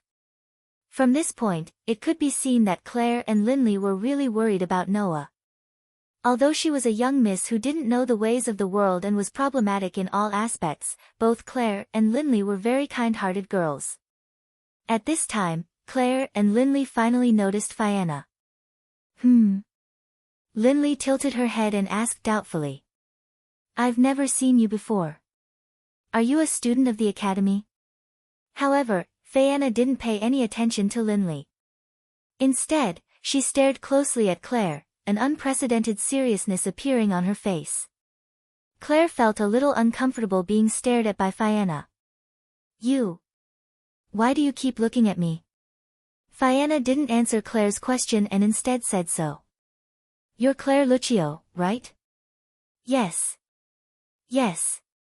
Claire raised her eyebrows and stared back as if unwilling to show weakness. Is there a problem? Fianna didn't say anything and only stared at Claire, causing the atmosphere to become heavy all of a sudden. At this time, the door to the dean's office opened and Alice walked out, attracting everyone's attention. Noah went straight to the point and asked. How is it? The dean will send people to investigate the identity and background of that Geo Inzak. Alice met Noah's gaze and said to Noah. He will be escorted by the knights and locked up in the Imperial Capital's prison. Is that so? Noah's furrowed brows relaxed. Geo Inzak was only a minor character. Compared to such a minor character, it was better to pay more attention to that Versilia. Chapter 993. Versilia is back. On the way back to the dormitory, Claire and Linley were both surprised to hear the whole story from Noah, Alice, and Fianna. Why is that stronghold girl back? Linley asked in confusion. Although that stronghold girl's strength should be enough to deal with a demon-level elf, it shouldn't be so fast, right? In fact, it had been almost a month since Versilia accepted the mission to slay the demon-level elves. However, it would take almost a month for her to travel from the Alicia Elven Academy to the location of the demon-level elf. Moreover, the opponent was a demon-level elf that couldn't be dealt with by anyone other than the 12 Knight Generals. It should have taken even longer to complete the mission. In the end, Versilia had shortened the time by quite a bit and returned to the Alicia Elven Academy ahead of time. It was no wonder that Claire and Linley were so surprised and confused. Alice could only shake her head and say this. Sister seemed to have heard the news that Renasubble had come to the Alicia Elven Academy. That's why she sped up the mission and rushed back overnight. Ever since the Elven Sword Dance Festival 3 years ago, Sister has always been obsessed with the strongest sword dancer. That was only natural. 3 years ago, Versilia had already been recommended as a candidate for the 12 Knight Generals. She even had the ability to step onto the stage of the Elven Sword Dance Festival at the age of 15. Her strength could be imagined. However, a powerful elven envoy like Versilia was defeated by Lotus in a single blow in the preliminary round. It was believed that anyone with a little bit of self-respect and self-confidence would become like Versilia if they were treated the same way. She rushed back as soon as she heard the news of Renasuble's appearance. Claire nodded thoughtfully. It seems that Versilia is more obsessed with Renasubble than we thought. After losing to Renasubble in one hit in the Elven Sword Dance Festival 3 years ago, Sister completely changed. Alice's voice became somewhat heavy. In the past, although Big Sister had always been very strict with herself and was very cold, her heart was actually quite gentle. Now, Big Sister is no longer the same as before. She blindly pursues strength, and her heart seems to have frozen. Only the thought of becoming stronger is left. Blindly pursues power. Only has the thought of becoming stronger left. Noah glanced at Claire and said with a smile that wasn't a smile. Indeed, there are a lot of people like that recently. What? You have other intentions. Claire turned her head away awkwardly, but she was still trying to be brave. I am not like Versilia. I only want to become the champion of the Elven Sword Dance Festival.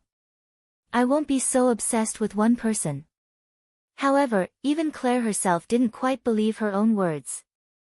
After all, Claire only wanted to become the champion of the Elven Sword Dance Festival in order to find out why her sister betrayed the Elven King. From this point of view, Claire was actually the same as Versilia. They were both obsessed with obtaining power for the sake of a certain person. Claire, who knew her own limits, hurriedly changed the topic. Right, since Alice's roommate, Versilia, has returned, then where is Noah staying now? As soon as these words came out, everyone's footsteps stopped. Including Claire herself. Originally, Claire had just said it casually. However, after thinking about it carefully, this question was indeed a problem. I almost forgot that Versilia and Alice are roommates in the same dorm. Noah smiled bitterly. In that case, I really can't stay in Alice's room anymore. Versilia was obviously someone who wouldn't allow a man to stay in her room. And Noah was still upset with Versilia for finding fault with him previously. If they met in the dormitory of the mole class, then this time, they would definitely have a big fight, right? Everyone present understood this. I was too careless. Alice was a little flustered. I actually forgot about such an important matter. It seemed that Alice couldn't accept this result. Didn't you say that the two of you staying together was only temporary? Will you think of a way to discuss this with the dean and resolve this matter? Claire asked Alice.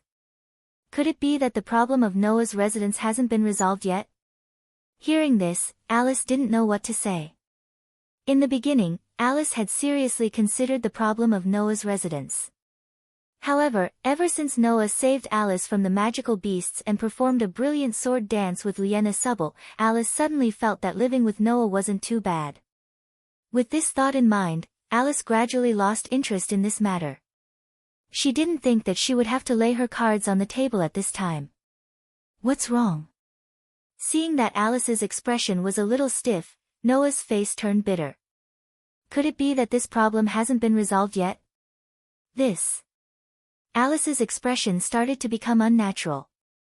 You're still a dangerous person after all. How can I not watch over you personally? What dangerous person? Noah narrowed his eyes, looking annoyed. You can't be thinking that I'll sneak into another student's room in the middle of the night to do something despicable, right? Just in case. Alice glared at Noah. I'm the leader of the Knights Regiment. I have to be strict with myself. Even if there's only a slight possibility, I have to be vigilant against you. Noah covered his face, speechless. Hee hee. At this time, the silent Fianna suddenly laughed. Without any warning, Fianna suddenly reached out and hugged one of Noah's arms, leaning her whole body on it. Claire, Lindsley, and Alice were all shaken at the same time. Your Highness. Noah opened his eyes wide and said in shock. What are you playing at this time? Finally, we still have to use the plan I proposed before. Fianna laughed mischievously. Let's live together. Wah. This time, Claire, Lindsley, and Alice's expressions all froze. Seeing this, Noah suddenly had an ominous feeling in his heart. This development was a little bad. No. Sure enough, Claire, Lindsley, and Alice all loudly refuted at the same time. Not pure. Claire blushed as she shouted. It's really too impure. Looking at Claire's blushing face, Noah was certain that this girl was indulging in her own delusions of grandeur. Didn't you say that you're in the same room as Claire? Lindsley put one hand on her waist and pointed at Fianna with the other. Since you're in the same room as Claire, isn't that the same as letting Noah live with Claire? I can't accept it. Noah was sure that the reason she couldn't accept it was not that Lindsley was worried that he would do something to Claire, but that Lindsley's sense of competition for Claire had inexplicably appeared again. You want me to watch you invade another girl's room? Alice put her hand on the hilt of the sword at her waist, but there were tears in the corners of her eyes, as if she had been abandoned. I definitely won't allow it. Why did it become invading another girl's room? Undoubtedly, Noah hadn't expressed his opinion from the beginning to the end, right? Is that so? Fianna had an innocent expression. Then, do you want to see our student Noah in the wilderness, being exposed to the sun and rain without even a place to stay? Claire, Lindley, and Alice were at a loss for words. Hee hee. Fianna tightly hugged Noah's hand and said with a smile. Then it's decided. Feeling the princess' soft body tightly hugging his arm, Noah really wanted to say this. I haven't even expressed my opinion yet, right? Don't make a decision on your own, okay? Chapter 994. Although it was the Crow class with many problematic children, the treatment of the students of the Crow class was no different from that of the Mole class. In terms of dormitories, the scale of both classes was almost the same. However, Noah had once wondered if the dormitory of the Elven Academy was a little too luxurious in terms of dormitories. Because from the outside, it didn't look like a dormitory at all, but more like a luxurious mansion. Now, Noah had arrived in front of the luxurious dormitory of the Crow class. In other words, in the end, Noah decided to stay in the Crow class dormitory for the time being. However, the room that Noah planned to stay in wasn't the room that Claire and Viviana were in. Humph. Lindley proudly raised her head and puffed out her chest, looking like a winner. Sure enough, in the end, it's still my overwhelming victory. Ugh. Viviana, who was acting like everything was under her control, pouted her lips unwillingly and looked at Noah with hidden bitterness. Why don't you stay with me? Don't tell me you hate the licentious princess. Although I've never thought of living with you, losing to Lynn Silei is still something I can't accept. Claire also seemed to be unable to let it go, especially when she saw Lindley's triumphant look. She gnashed her teeth and glared at Noah. Why did you choose Lindley? Which part of me can't compare to this woman? Hearing Claire's words, Noah was speechless. Although strictly speaking, this sentence could not be said to be wrong. But if it was heard by someone who didn't know, they would definitely think of Pian Pian. On the contrary, Lindley brushed her waist-length golden hair and said calmly, You're asking the obvious. Claire Lucio, of course it's because I'm better than you in every aspect. That's why Noah chose me. No, you're mistaken. Noah couldn't help but correct her. I just think that living with you is the least tiring way for me. Noah didn't know why Viviana was so enthusiastic about him. And whether Viviana was serious or just playing around, Noah also didn't know. However, Noah didn't know much about Viviana, but Noah already had a certain degree of understanding about Claire. To put it simply, this girl was more innocent than Alice, and more violent than Alice. If he stayed in Claire's room, even if he didn't consider Princess Fianna, Noah could predict that under Claire's sensitive and pure character, he would definitely suffer much more torment and noise than when he stayed in Alice's room. On the contrary, Linley didn't show any excessive reaction to Noah from the beginning. This might be because of her pride, but at least, this precondition, there wouldn't be any commotion. This was Noah's consideration. Besides, isn't she the only one living in Linley's room? Noah shrugged. Then, it's normal for me to stay in Linley's room, right? There were two things that were wrong here. First, it wasn't normal for a man to live in a woman's dormitory. Second, Linley wasn't the only one living in her room. Carol was also in her room. However, Noah only recently found out that Carol wasn't actually Linley's roommate, but was treated as Linley's personal belonging and arranged to stay in Linley's room. Similar situations weren't uncommon. Like the contracted spirits of elven users, some elven users would let them live with them instead of letting them return to the elemental world. For this reason, the Elven Academy had a rule that students stayed in a room in pairs, and contracted spirits were counted as the students' personal belongings and weren't counted. Carol was such in existence. Therefore, although Carol was still living in Linley's room was only filled with her name in the Academy's dormitory records. This was also one of the reasons why Noah chose Linley's room. First, make it clear. Alice, who had followed along, warned Noah solemnly, her eyes filled with unprecedented seriousness. If I receive a report that you've done something dirty, I'll definitely make you into a grilled mackerel. The dishes have become more and more varied recently, congratulations. What did you say?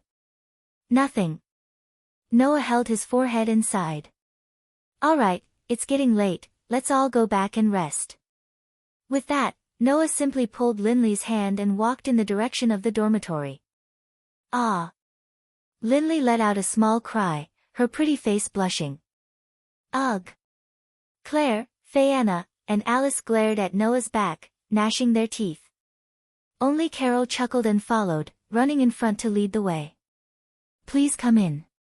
In front of a door, Carol opened the door and welcomed Noah in with a smile. This is my room with the eldest Mississippi. Oh. Noah walked into Linley's room and looked around. In terms of size and decoration, Linley's room wasn't much different from Alice's room.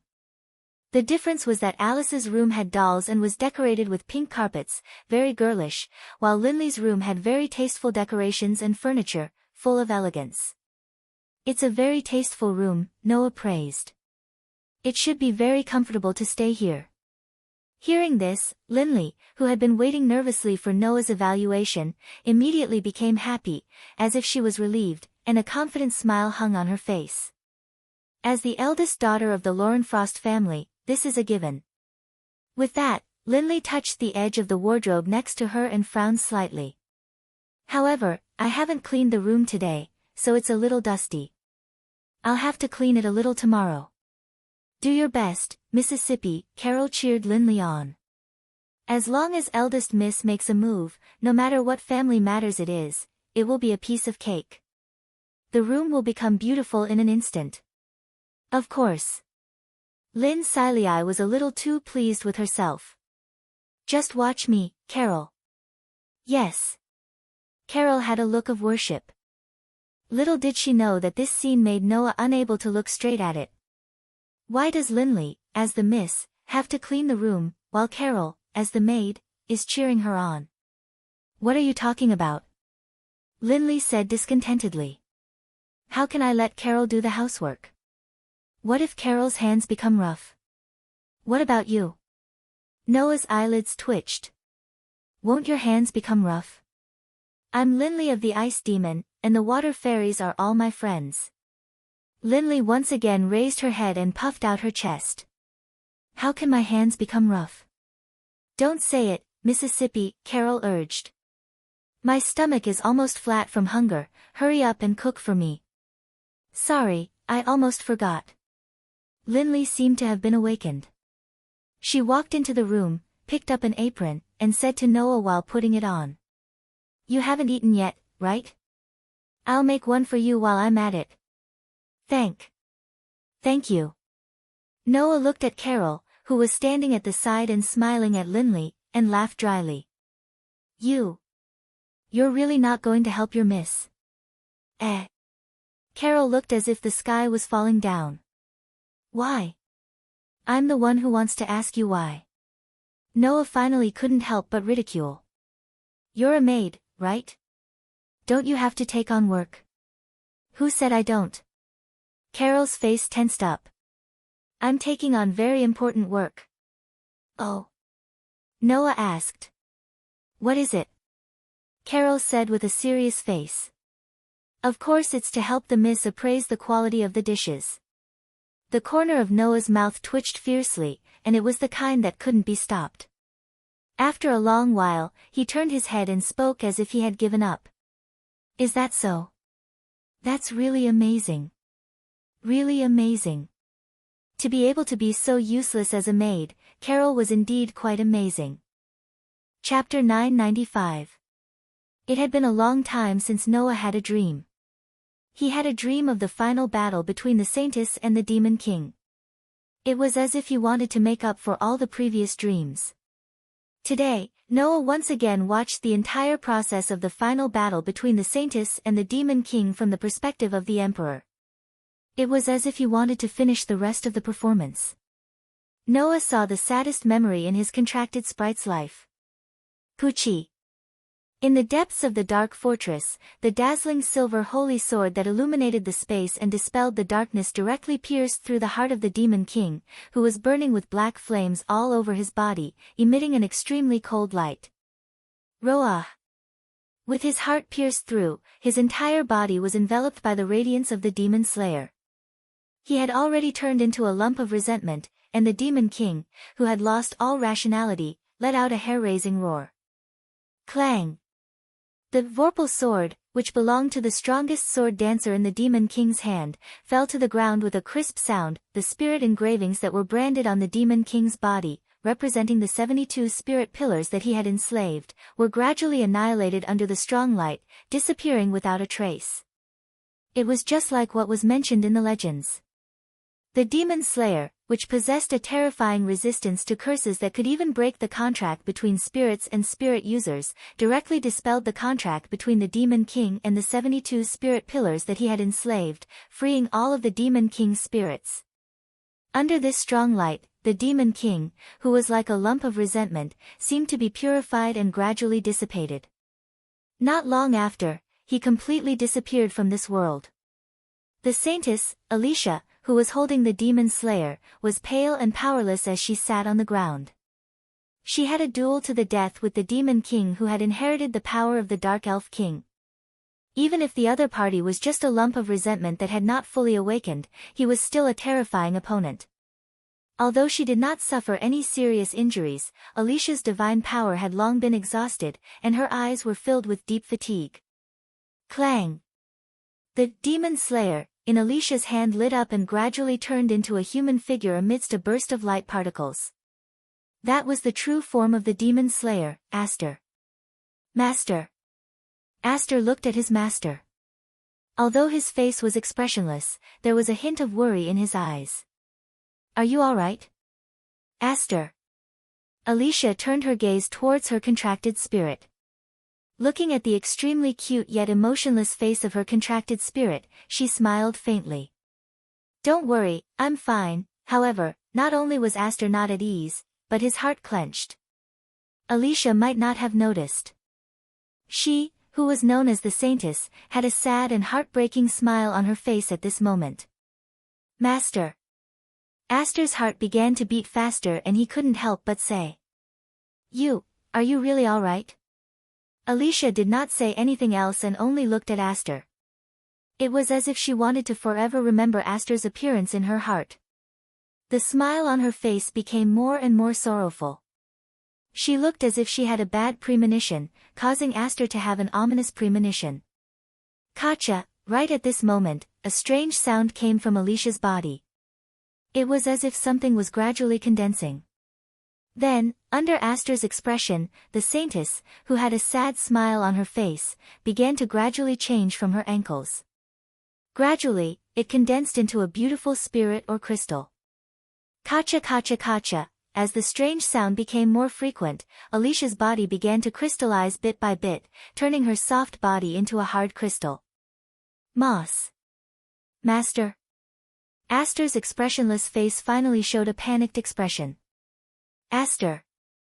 Alicia placed her right hand that could still move on Aster's head. She still had that heart-wrenching smile on her face. Don't show such an expression. I knew this would happen from the start. As she said this, Alicia's fingertips began to crystallize as well. At this moment, Aster finally saw it. On the back of Alicia's hand, the spirit mark that represented the unbreakable contract between her and Aster was shining brightly. It was not the holy white light that Aster's spirit equipment emitted. Instead, it was a black light that resembled the night sky. Aster understood when he saw this. Alicia's crystallization originated from herself. It originated from her contract with the strongest sword spirit. This was something that even Aster did not know about. Because, before meeting Alicia, Aster had never formed a contract with any spirit. Hence, at this moment, Aster understood. It was a curse. In the past, the curse was broken by the Demon Slayer. The Demon Slayer had the highest level of curse resistance. It was a spirit equipment that could eliminate all spirit magic and curses. However, those curses did not disappear from this world. Instead, they accumulated in the Demon Slayer. When the accumulated curses in the Demon Slayer reached a critical point, the Demon Slayer would send all the curses back to its contractor. In other words, Aster was not a Demon Slayer. It allowed the user to exchange their life for great power. Aster was without a doubt a Demon Slayer. Now, after purifying Demon King Solomon, who had turned into a lump of resentment, the accumulated curses in the Demon Slayer had finally reached a critical point. How could this be? How could this be? Aster's trembling hand held onto Alicia's hand that had gradually turned into a hard spirit ore. He shook his head helplessly. Moss. Master. I didn't know. I didn't know this would happen. Hearing this, Alicia smiled faintly. I know, Aster didn't know this would happen. So, this is not your fault. Master. Aster's voice trembled. You knew this would happen, yet, that's right, Aster. Alicia gently stroked Aster's silver white hair while revealing a serene expression. I did it willingly. To save the continent that was being invaded by the Demon King. Alicia, who was known as the Saintess of Salvation, chose to fight despite knowing Aster's nature. She chose this ending. No. Aster's small hand carelessly stroked Alicia's gradually crystallized body. His tender voice trembled even more. No. Don't. Alicia only stared at Aster. Her expression became more and more serene, more and more gentle. In the end, Alicia left these words. Goodbye, Aster. With these words, the Saintess, who carried the expectations of an entire era and continued to fight against the Demon King, who had been alone all her life, had her entire head crystallized. Aster could only stare blankly at Alicia, who had crystallized like a statue. She still had a serene and gentle smile on her face, unable to return to her senses for a long time. Maintaining this appearance, Aster accompanied Alicia for 3 whole years. 3 years later, Aster personally sealed herself in a sword in the Demon King's castle. In order to not let her sinful self form a contract with someone else.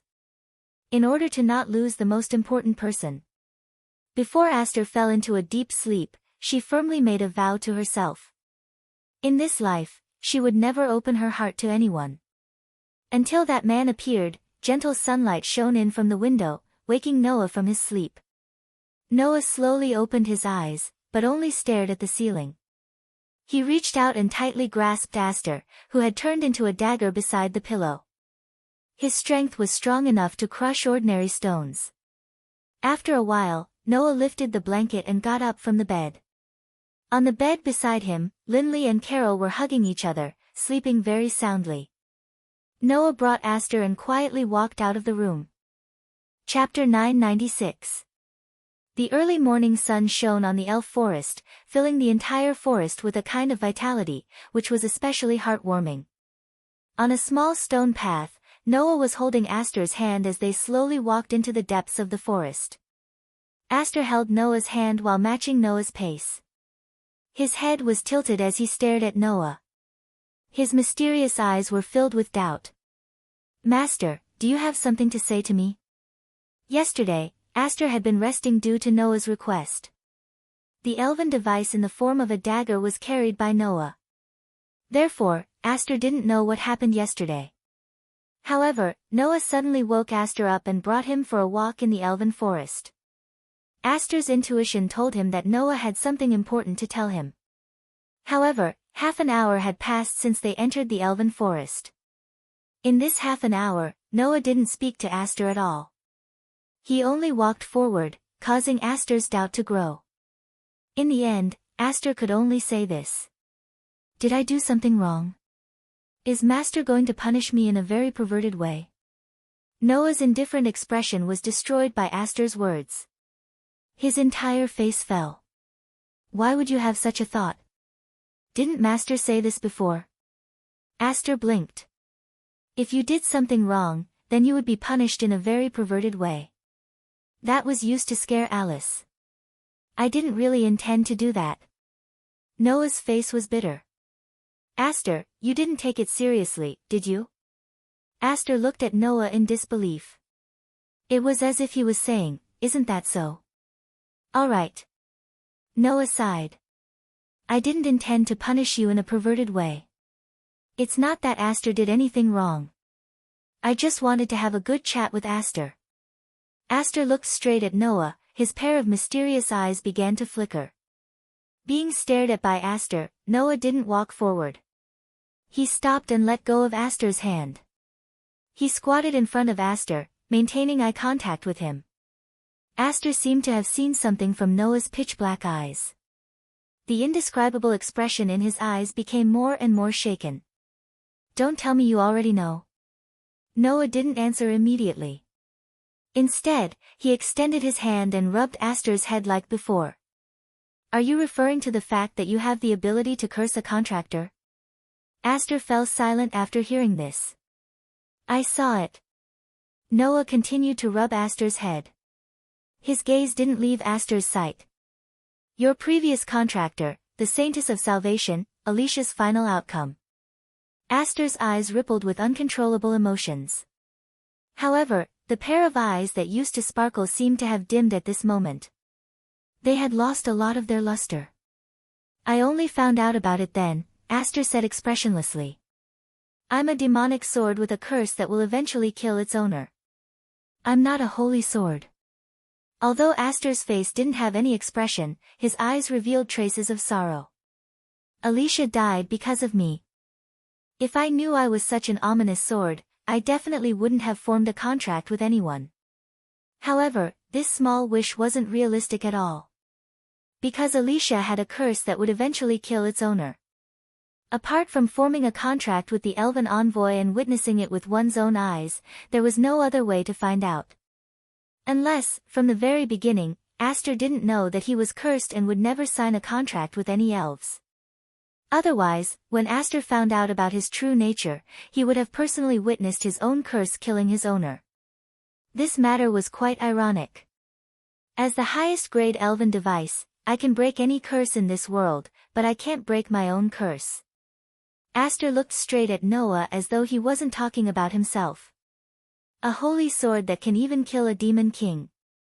If the main body of the holy sword is a powerful force that can only be exchanged with one's life, then it wouldn't be strange for it to be able to kill a demon king who has inherited the power of the Dark Elf King. Listening to Aster's self-deprecating words, Noah continued to rub Aster's head. His gaze was full of tolerance. At this moment, Aster couldn't hold it in any longer. He looked away from Noah's gaze and spoke softly. "My existence itself is a sin. Master, actually, I don't have the qualifications to become anyone's sword. Along with this sentence, an indescribably heavy atmosphere filled the surroundings. However, Noah laughed. His laughter dispelled the heavy atmosphere in the surroundings. Is that what you really think? Noah looked straight at Aster. If that's what you really think, then why did you form a contract with me? Because. Aster's tone couldn't help but carry some emotions. Isn't it because Master is immune to all curses? Isn't it the same as me, or even higher than me? The legendary Demon Slayer indeed didn't have the qualifications to form a contract with any elven envoy. However, that was under the circumstance that it would eventually kill its owner. If the elven envoy had the ability to not be affected by curses, then what would happen? At that time, Aster, who intended to reject Noah's contract, couldn't help but accept Noah's contract when he found out that Noah had such resistance to curses. Furthermore, in order to carve the elven mark on Noah's body that could even nullify the elven contract, Aster had almost exhausted all of his strength to maintain his form. What did this prove? You must be very lonely, right? Noah said with some pity. Being sealed in the sword for days, Master. Aster's eyes wavered. Don't want to form a contract with anyone. That's just a lie. Noah exposed Aster's feelings.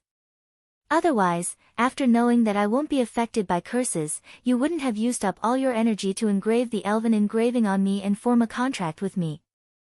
I know, you must be very lonely. Noah smiled and patted Aster's head.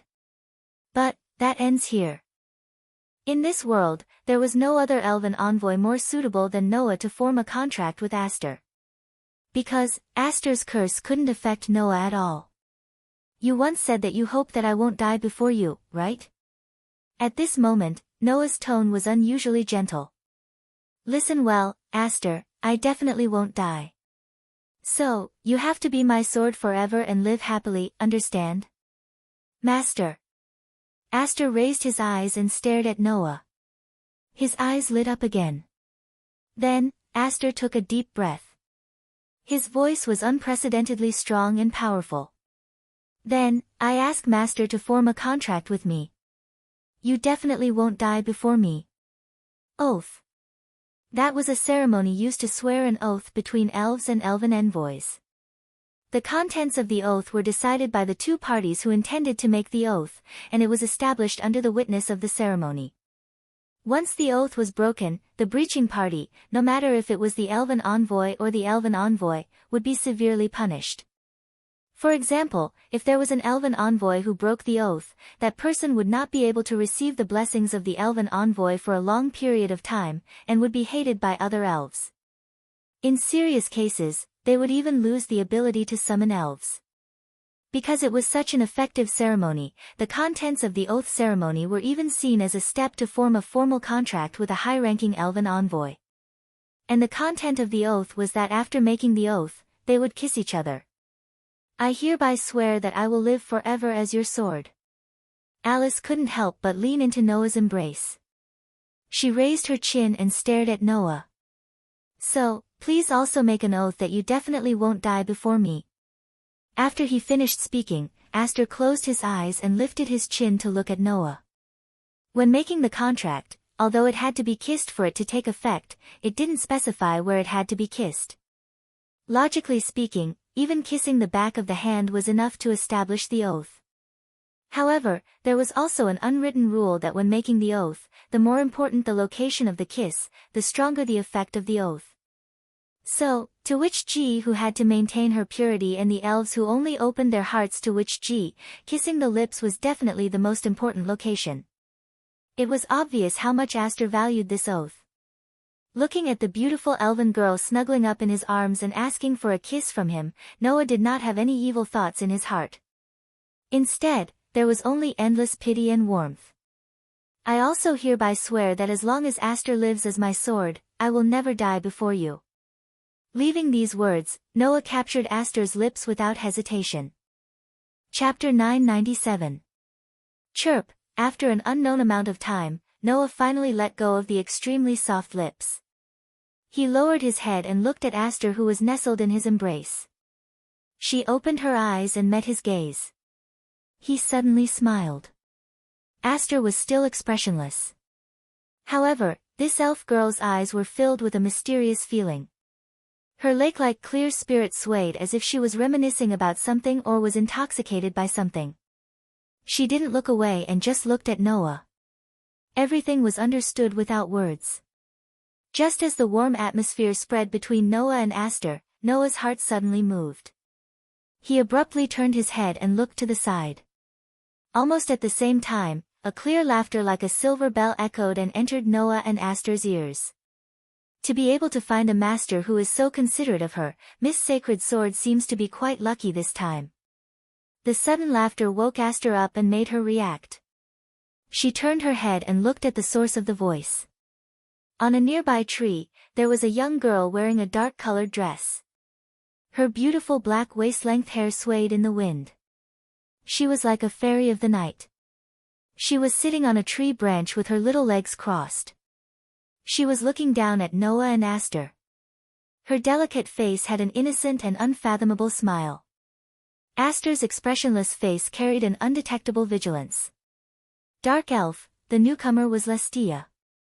However, when Aster looked at Lestia, Noah's gaze went past her and stared at the bottom of the tree where Lestia was. There was another girl standing there. She was wearing an exotic costume similar to a witch's costume. She also had a head of beautiful black hair. However, her temperament wasn't as dark as Lestia's. Instead, it was more peaceful. Almost all the elf envoys on the continent knew this girl. We actually met here. The girl who was hailed as the strongest sword dancer met Noah's gaze and lightly opened her red lips. Perhaps, this is fate. Destiny? Noah raised an eyebrow and curled his lips into a smile. Don't push everything to fate. You're only here because you don't want to leave, right? No, we have already left this place. Lotus gently shook her head. However, we received a piece of news midway, so we came back. That's how it is, Losty giggled as she sat on a tree. Thanks to this, I got to see a pretty good show. Noah narrowed his eyes, stood up, and looked at Lestia. Is that Geo and Zaxi really related to you? Geo and Zac? Lotus frowned and raised her head to look at Lestia on the tree. Lestia, what are you doing behind my back again?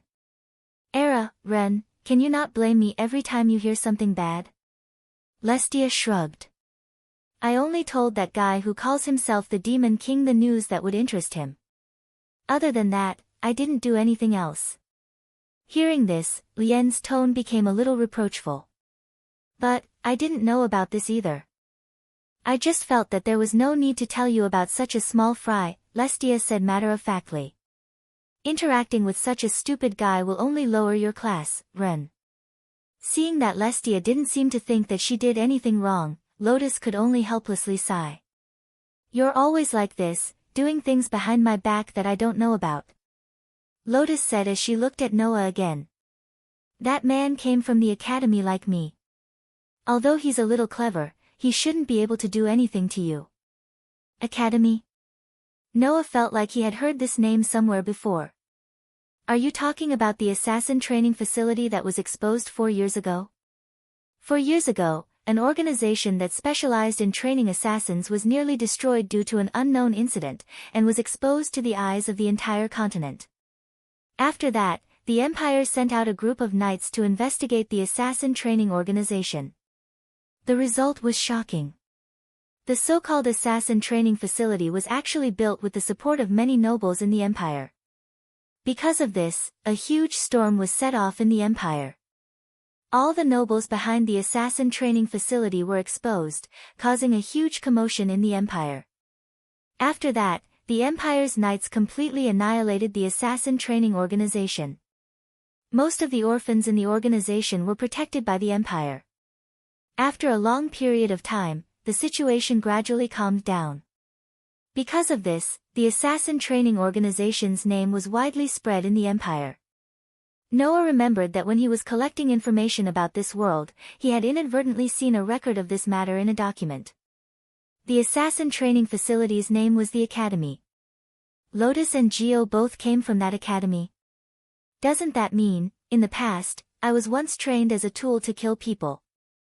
Lotus did not try to hide anything and made a declaration in a straightforward manner. Although, I haven't killed anyone yet. From Lotus's words, Noah did not detect a trace of falsehood. In the records of the academy, Noah also remembered that at that time, other than most of the orphans being protected by the empire, there was a small number of orphans who took the opportunity to escape and sneaked around the world. Lotus and Geo were probably part of this small number of orphans, right? Noah immediately asked. In other words, you're really in cahoots with Geo Inzaghi? Lotus would never be in cahoots with such a tasteless person.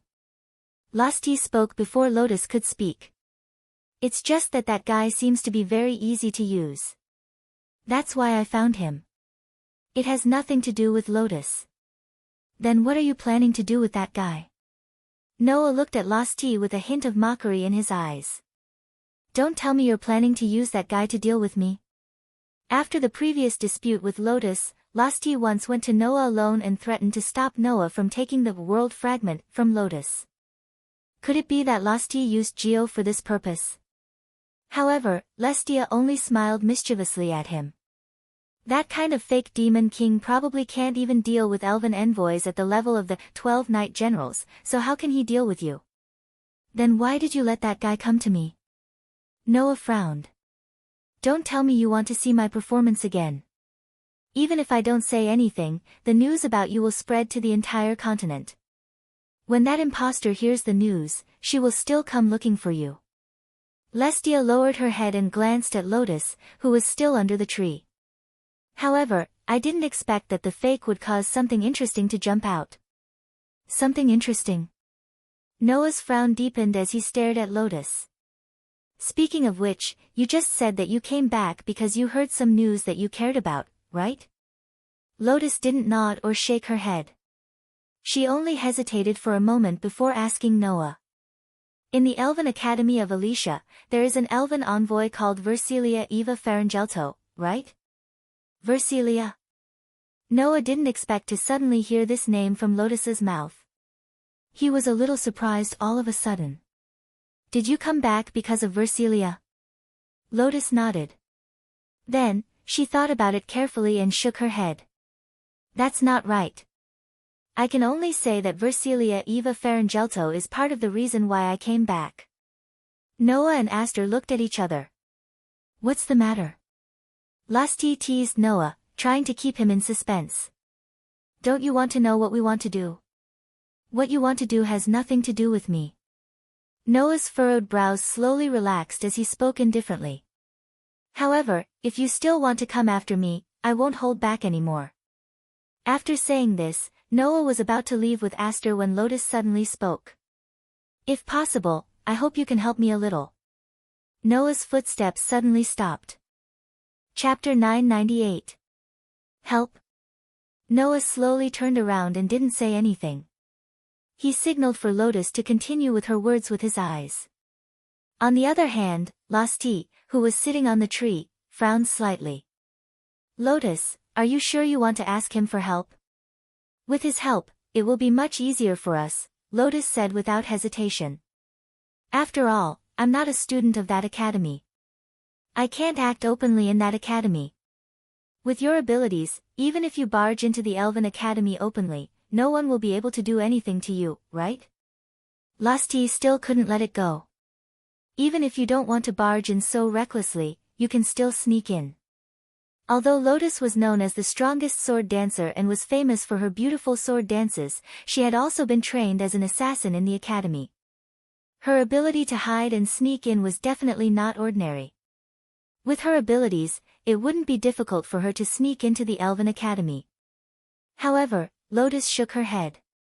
Indeed, it wouldn't be difficult for me to sneak into the academy. But that's only if the witch isn't there. That witch? Lastia's tone was filled with doubt. Even if it's Grey and Vath, they won't be able to do anything to you, right? Don't forget, Lotus could freely use the power of the Dark Elf King. If she used that power, even the strongest elf on the continent wouldn't be able to do anything to her. Lasti, you're underestimating that witch. She might not be as strong as I am now, but if I sneak into the Elven Academy, it'll be fine if I don't meet her. But if I do, I'll definitely be discovered, Lotus said with certainty. That witch has spent more than half of her life being assassinated by others. Her mental acuity has been honed to a terrifying level. If you want to hide, it's impossible to not be discovered in front of that witch. Noah secretly agreed with Lotus's words. Even Noah with the invisibility helmet was discovered by Gray and Vath, let alone others. If possible, I don't want to have any contact with that witch at all. Lotus's tone would only become extremely displeased when Gray and Vaz were mentioned. The most frightening thing about that witch isn't her strength. You should understand that, Lestia. Restia was speechless. Noah could understand why Lotus was so disgusted with Gray and Vaz. Because there was a time when Noah, like Lotus, hated that witch to death. When teaching Noah, the witch never used the method of oral teaching. Instead, she directly made Noah feel it with his body. For example, in order to teach Noah the initial form of the absolute sword skill, Gray and Vath would suddenly use purple lightning when Noah was asleep and attack Noah mercilessly. According to her, being attacked in such an unguarded situation was the most memorable thing for a person. Only in this way could the absolute sword skill be firmly engraved in Noah's mind. In addition, Gray and Vath also used all kinds of swindling methods to make Noah hunt all kinds of powerful elves in the elven forest. Even the sleeping demon god elves in the deepest part of the forest were awakened and then made Noah use the absolute sword skill to deal with them. Apart from that, no other power was allowed. During that time, Noah really wanted to do all kinds of things to that witch. Even Noah was like that. Lotus, who was also taught the absolute sword skill by Gray and Vath when she was young, must have suffered even worse treatment, right? Lotus wasn't afraid of Gray and Vath. Lotus just didn't want to be swindled by that witch again and trigger those unbearable memories of the past. To put it simply, Lotus was almost traumatized by Gray and Vath. Moreover, it's not very appropriate for me to directly contact Versilia Eva Farangelto. Lotus turned her gaze back to Noah. So, I hope you can help me verify whether Versilia Eva Farangelto has been transplanted with the incantation rune. Incantation rune? Noah was stunned. Incantation rune. To put it simply, it was a kind of incantation that was artificially added to the elven user. The effect of this incantation was different from the elven incantation that was obtained after forming a contract with the elves. It had all kinds of strange abilities. For example, it could forcefully draw out the elves' abilities, or add different attributes to the elves, or even greatly increase the elves' divine might. Because of this powerful effect, incantation rune was widely used during the Lambard War. However, due to the inexplicable side effects of the incantation, many people died one after another. It was very inhumane. Therefore, after the war, the incantation had been banned by the various countries. No more transplants were allowed to be carried out. Of course, that was on the surface. In the dark, some countries and organizations were still conducting research on spell engraving. You're saying that Versilia has been transplanted with the incantation rune? Noah asked. What's going on? I don't know the details. Lotus turned around and looked in the direction of the Elven Academy. I'm only here because an acquaintance told me that Versilia Eva Farangelto might have been transplanted with the incantation rune. Moreover, it's because of me. You? Noah was confused. Then, he realized something. Could it be? Lotus was silent for a moment. After a while, she spoke in a low voice. I have a wish that I want to fulfill no matter what. So, 3 years ago, I participated in the Elven Sword Dance Festival. This sentence made Celestia, who was sitting on the tree, fall silent. At that time, I only had this wish in my eyes and heart. Lotus's voice sounded as if it came from the distant horizon, echoing in the surroundings. For the sake of this wish, 3 years ago, I only blindly defeated the enemies in front of me. At that time, they were also just enemies. Other than that, whether it was their name, appearance, or even identity, they were all unimportant. Versilia Eva Faringelto. Lotus sighed. I only knew this name after the Elven Sword Dance Festival. Hearing this, Noah more or less sympathized with Versilia. Undoubtedly, Versilia was so obsessed with Lotus because she wanted to prove herself. At that time, Lotus didn't even care about Versilia. She only knew Versilia's name after the Elven Sword Dance Festival. If Noah was in her shoes, it was imaginable how unwilling he would be. An acquaintance of mine told me that Versilia Eva Faringelto might have gone astray because of me. She might have transplanted spells into her body, Lotus said in a deep voice. On the way, I heard that Versilia Eva Faringelto had rushed back to Alicia Elven Academy overnight because of me. That's why I came back. Why? Noah stared at Lotus's back. Could it be that you feel that you owe Versilia something? Lotus didn't answer Noah's question. Instead, she spoke in a decisive tone. If it's really because of the past me that Versilia Eva Faringelto chose this path of destruction, then I have to personally resolve this grudge. Then, Lotus turned around and looked at Noah. For this reason, I need to confirm whether Versilia Eva Faringelto has transplanted the incantation. However, it's not convenient for me to move around Alicia Elven Academy as I don't want to cause any trouble. So, I need your help. Oh. Noah raised an eyebrow. You want me to help you confirm whether Versilia transplanted spells into her body? Because of me, you've also been targeted by Versilia Eva Farangel, haven't you? Ren said. You'll have to face Versilia Eva Faringelto sooner or later anyway. My matter is just a matter of convenience to you, right? But, don't forget. Noah glanced at Lastia. I'm not so kind as to help someone who keeps finding trouble with me. Lastia smiled sweetly. Lotus, that's what I said. Lotus's eyes flickered. After a while, she sighed and pressed her hand on her heart. Then, for the sake of this heart, how about you help me this time? This time, Noah was at his wit's end. Chapter 999. Alicia Elven Academy, outside the entrance square. Lotus furrowed her beautiful brows as she stared at the entrance of the Alicia Elven Academy that had just been visited in an unfriendly manner.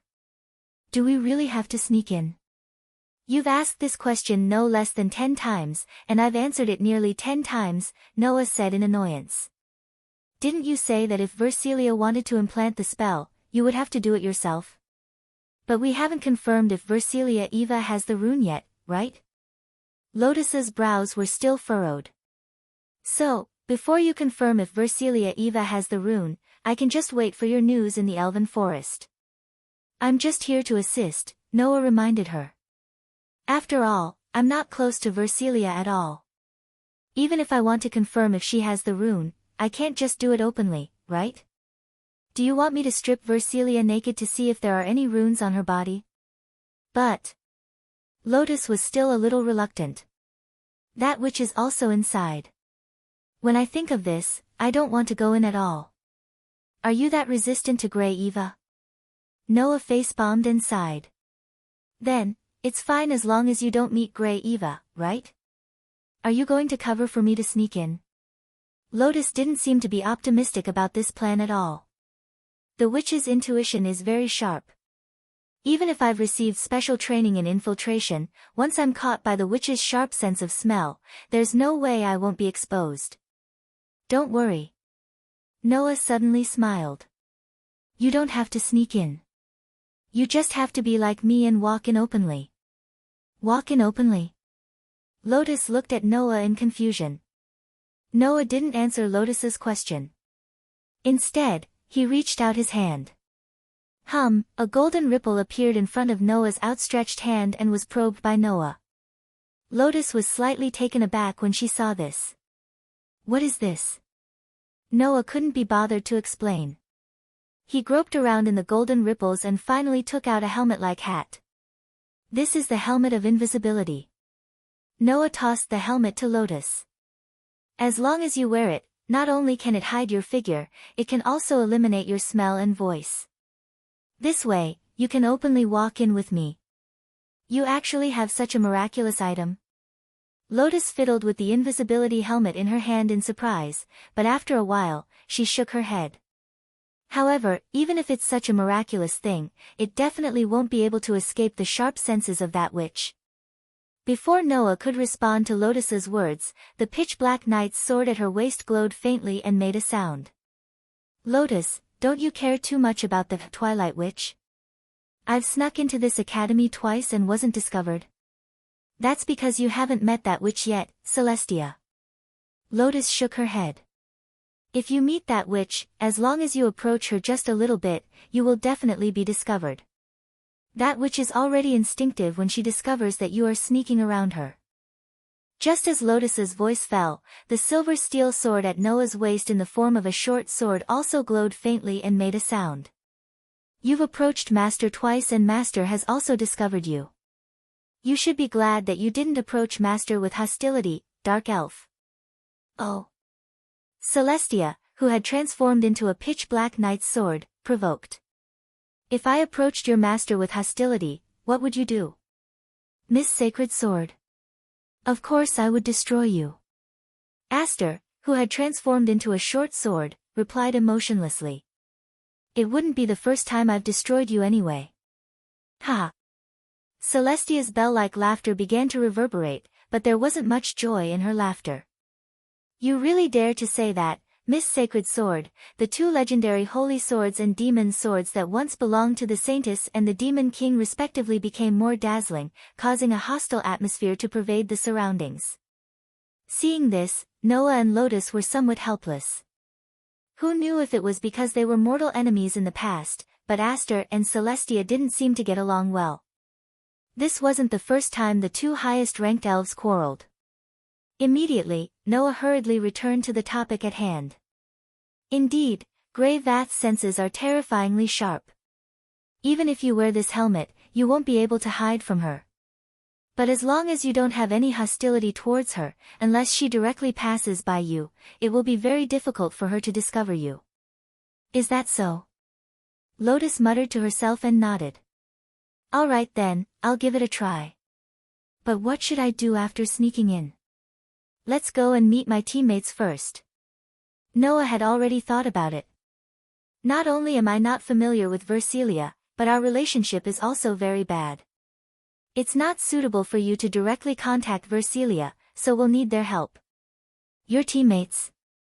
Lotus had some reaction to this sentence. The teammates who participated in the Elven Sword Dance Festival with you? Yes. Noah asked curiously. Is there a problem? Lotus was silent for a moment, then said this sentence. Your teammates seem to be Claire Lucio and Fiena Rayo Deja, right? Oh. Noah raised an eyebrow. You seem to know quite well. Celestia told me everything. Lotus touched the invisibility helmet in her hand and nodded as if she had thought of something. All right, let's go and meet them. What's wrong? Noah glanced at Lotus. Have you ever interacted with Claire and Fiena? You can say so. Lotus said. I've told you before that Versilia was told to me by an acquaintance, and that acquaintance has an extraordinary relationship with Claire Lucio and Fiena Rayo Deja. After saying this, Lien sighed again. Moreover, I've also interacted with the princess before. Lotus did not say anything else and put on the invisibility helmet. As Lotus put on the invisibility helmet, the figure that had captivated countless elves gradually disappeared into the air. Noah, with his sensing ability, could vaguely sense Lotus' presence beside him. And without his sensing ability, even Noah would have a hard time discovering Lotus's existence, wouldn't he? I really don't know how sharp the witch's senses are, to be able to detect. It was hard to tell whether Noah's words were out of admiration or admiration. Then, he walked through the gate of Alicia Elven Academy. Walking in the Alicia Elf Academy, Noah walked towards the dormitory of the Crow class at a leisurely pace. Around him, groups of students wearing Elven Academy uniforms were walking back and forth. When they saw Noah, not only did they cast their usual curious and fearful gazes at Noah, they even started whispering amongst themselves. Look, That male elven user didn't bring the fire cat and ice demon from the crow class with him today. Aren't those two problematic children from the crow class the elven user's pets? Yeah, I heard that they're the elven user's pets at night. It's not just the fire cat and ice demon from the crow class, even the leader of the Wind King Knights was taken by him. So impure, yeah, so lousy, but he's an expert who can compete with Lotus Asubble. Yeah, his sword dance is exactly the same as Lotus Asubble's. His sword dance is so beautiful. Yeah, I saw it too. Now that I think about it, I really envy the fire cat and ice demon from the crow class. I also want to experience the feeling of being his pet. I know. Similar conversations continued to spread from all around, causing Noah's face to twitch. Noah could even feel that there was an unusually disdainful gaze fixed on him, causing him to feel as if he was sitting on pins and needles. At this moment, a rather cold voice suddenly sounded. Where have you been? Chapter 1000. Where did you go? When such a slightly cold voice sounded, whether it was Noah who was attracted by the surrounding whispers or Lotus who was wearing an invisible helmet, they were all startled.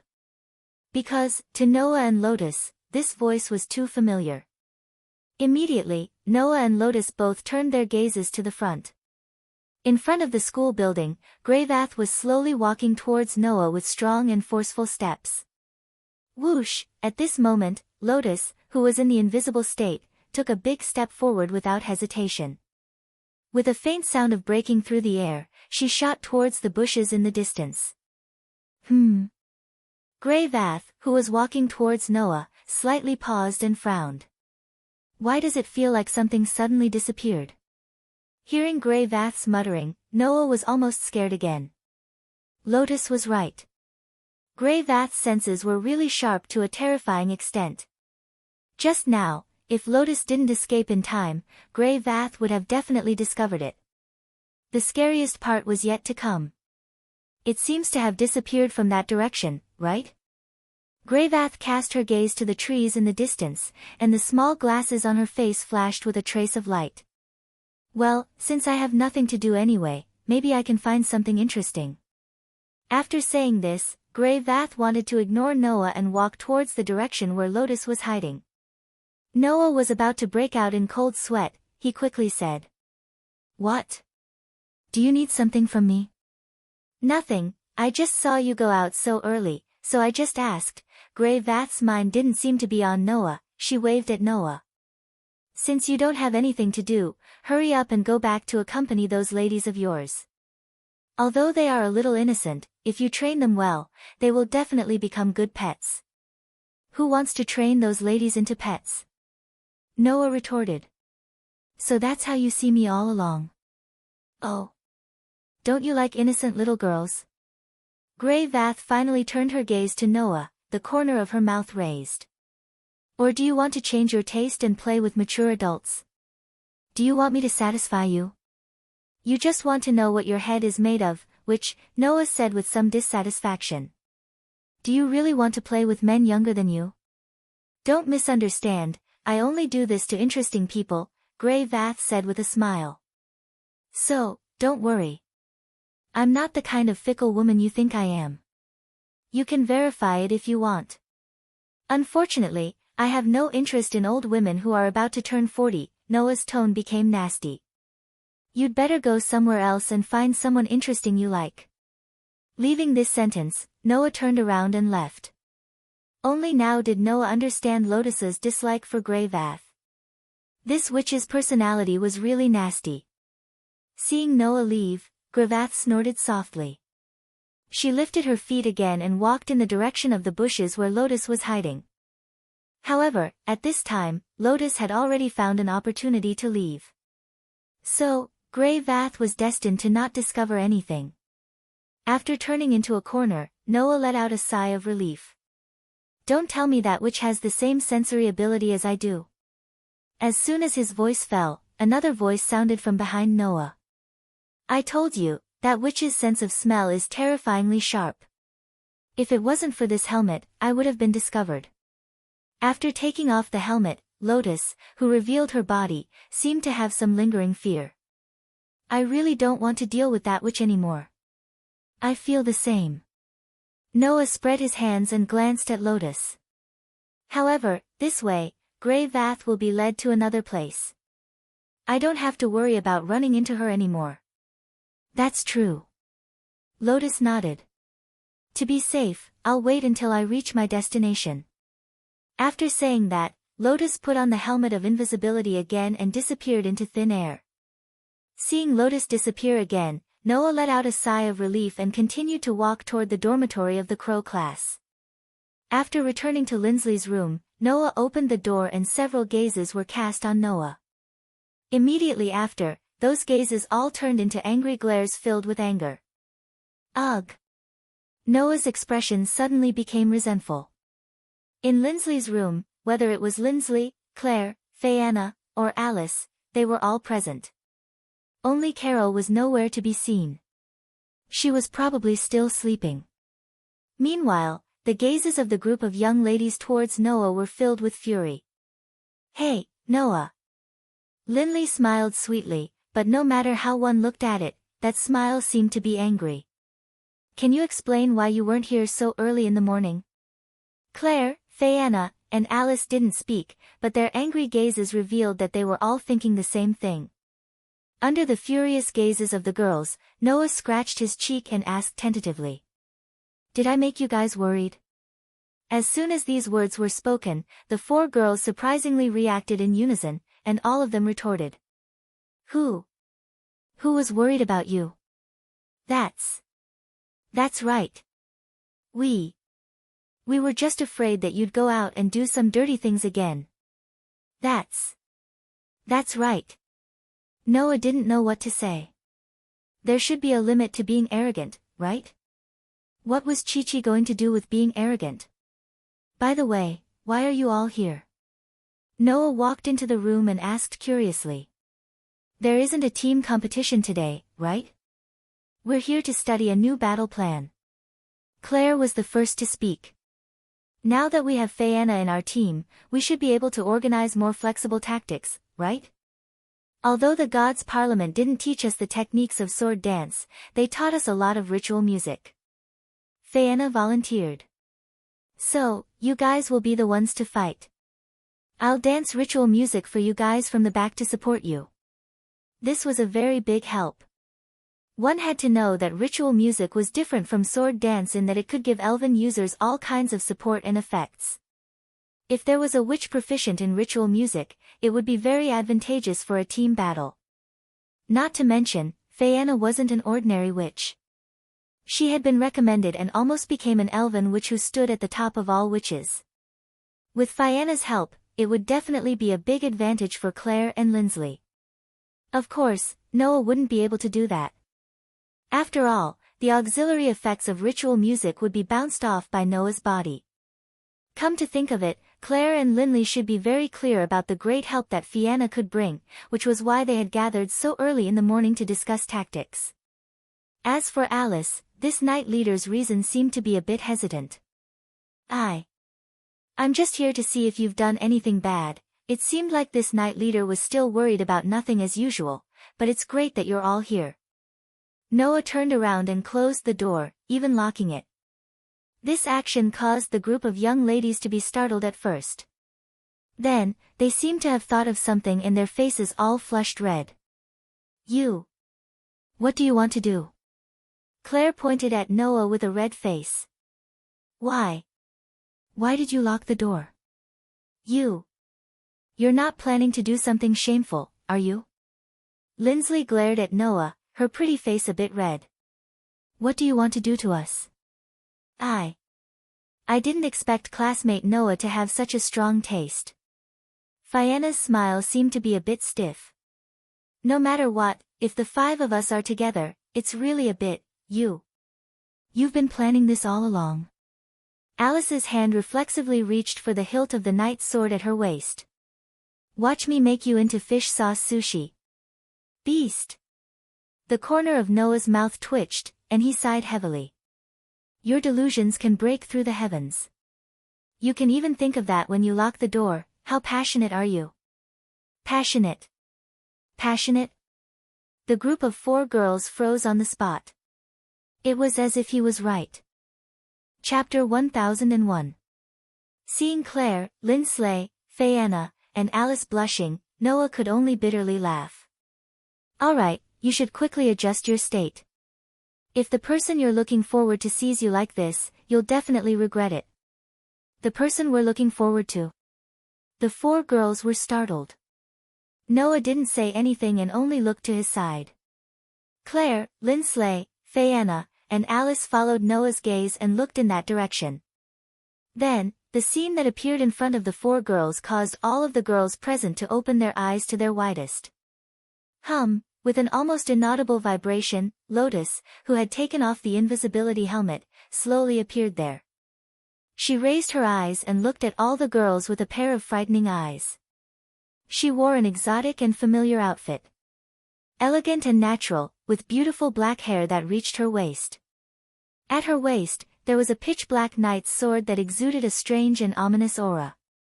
This image had already become the most engraved image in the hearts of countless elven users. They would never forget it. Claire, Lindley, Fayanna, and Alice were among the four of them.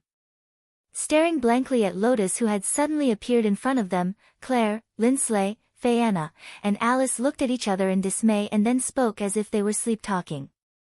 I think I saw an illusion. I think so too. I'm the same as you guys. In other words, we all saw the same illusion, right? The group of four girls immediately fell silent. Seeing this, Lotus seemed to feel embarrassed to remain silent and spoke softly. It's not an illusion. However, as soon as this voice sounded, the girls fell silent and only after a while did they all gasp at the same time. Lotus. Lotus. Lotus. Lindsley pointed at Lotus with a trembling finger and then realized how impolite this action was. She hurriedly lowered her hand. Lotus. Lotus. Claire, Fayanna, and Alice weren't any better. They stood there and said, Lotus, Lotus, Lotus, for a long time, but couldn't say anything. Noah resisted the urge to laugh, coughed dryly, and pretended to be serious as he spoke. All right, stop talking about Lotus. The one in front of you is the real strongest sword dancer Lotus Asubble. That's just someone calling me that. Lotus replied indifferently. Her gaze swept over Claire, Lindley, and Alice's group, pausing the longest on Claire. In the end, her gaze stopped on Fayanna, and she said this. Long time no see, Your Highness. Hearing this, Fayanna finally reacted. You?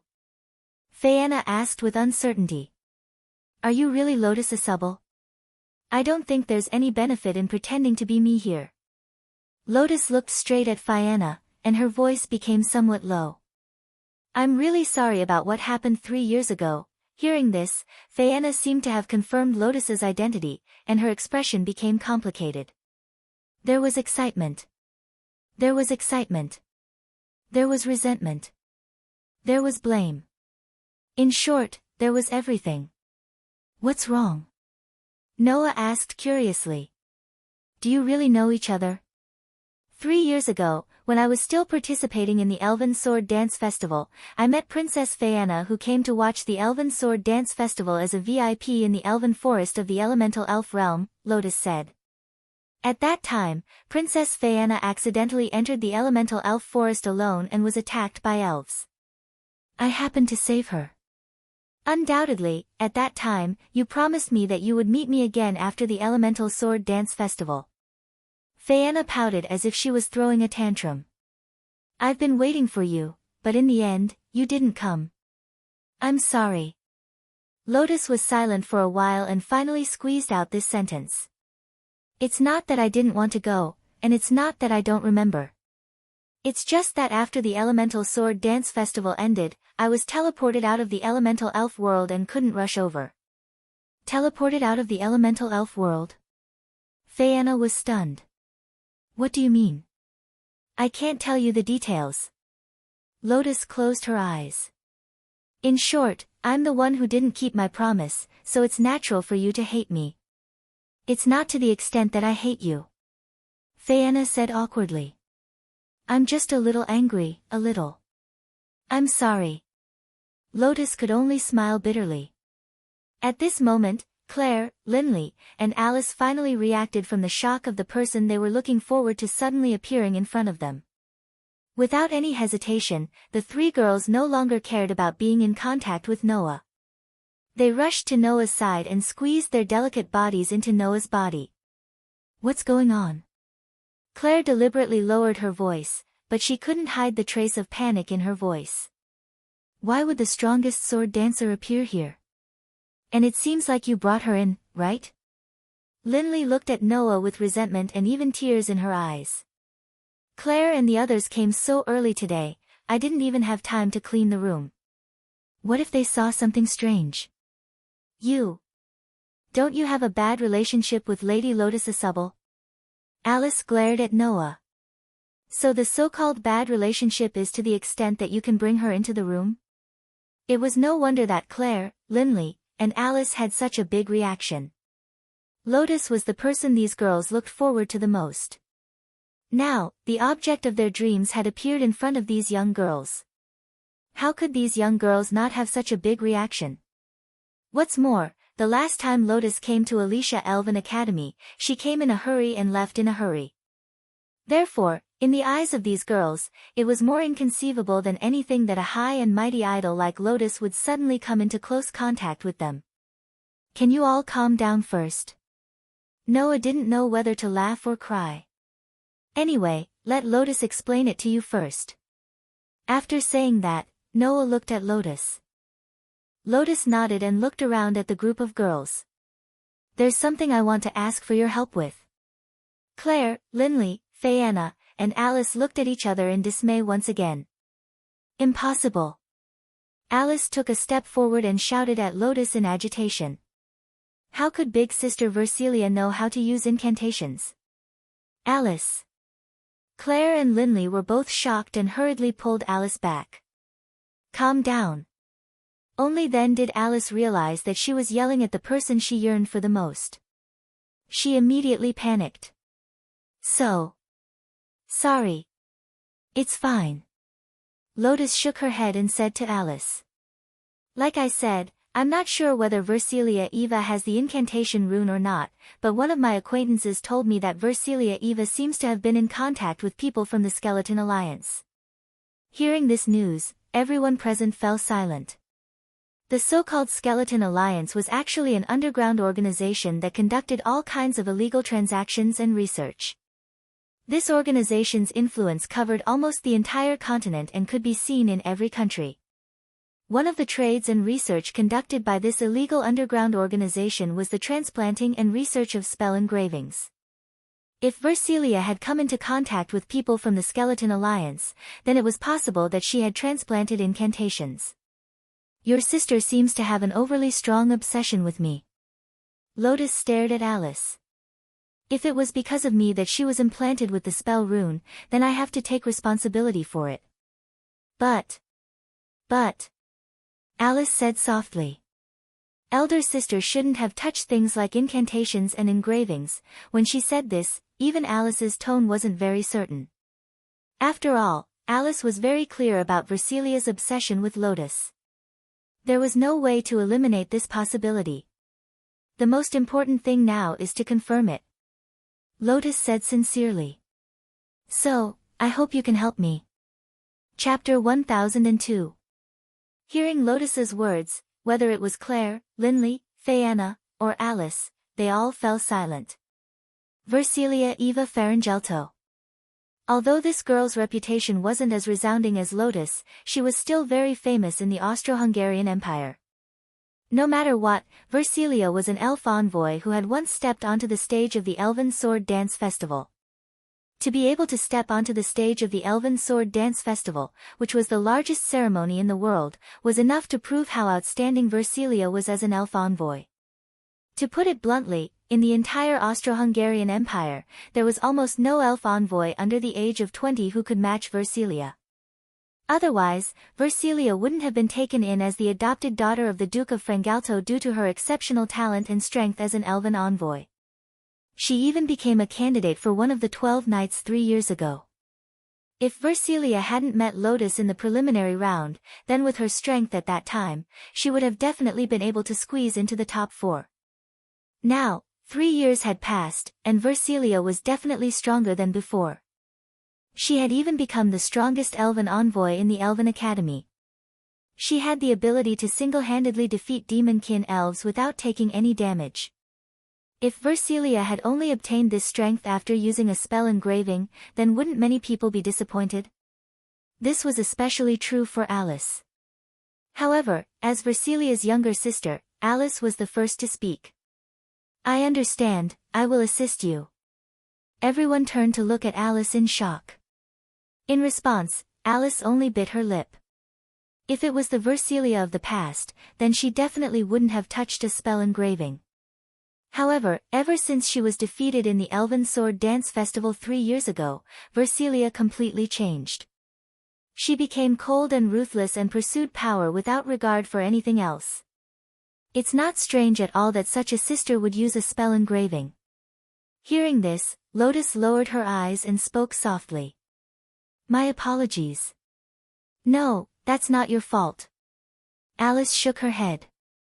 "You are merely following the rules of the Elven Sword Dance to defeat your opponent. There is nothing wrong with that." His words elicited a reaction from Lotus. "You're wrong." Lotus looked directly at Alice. "If Versilia really went astray because she lost to me, then that's fine.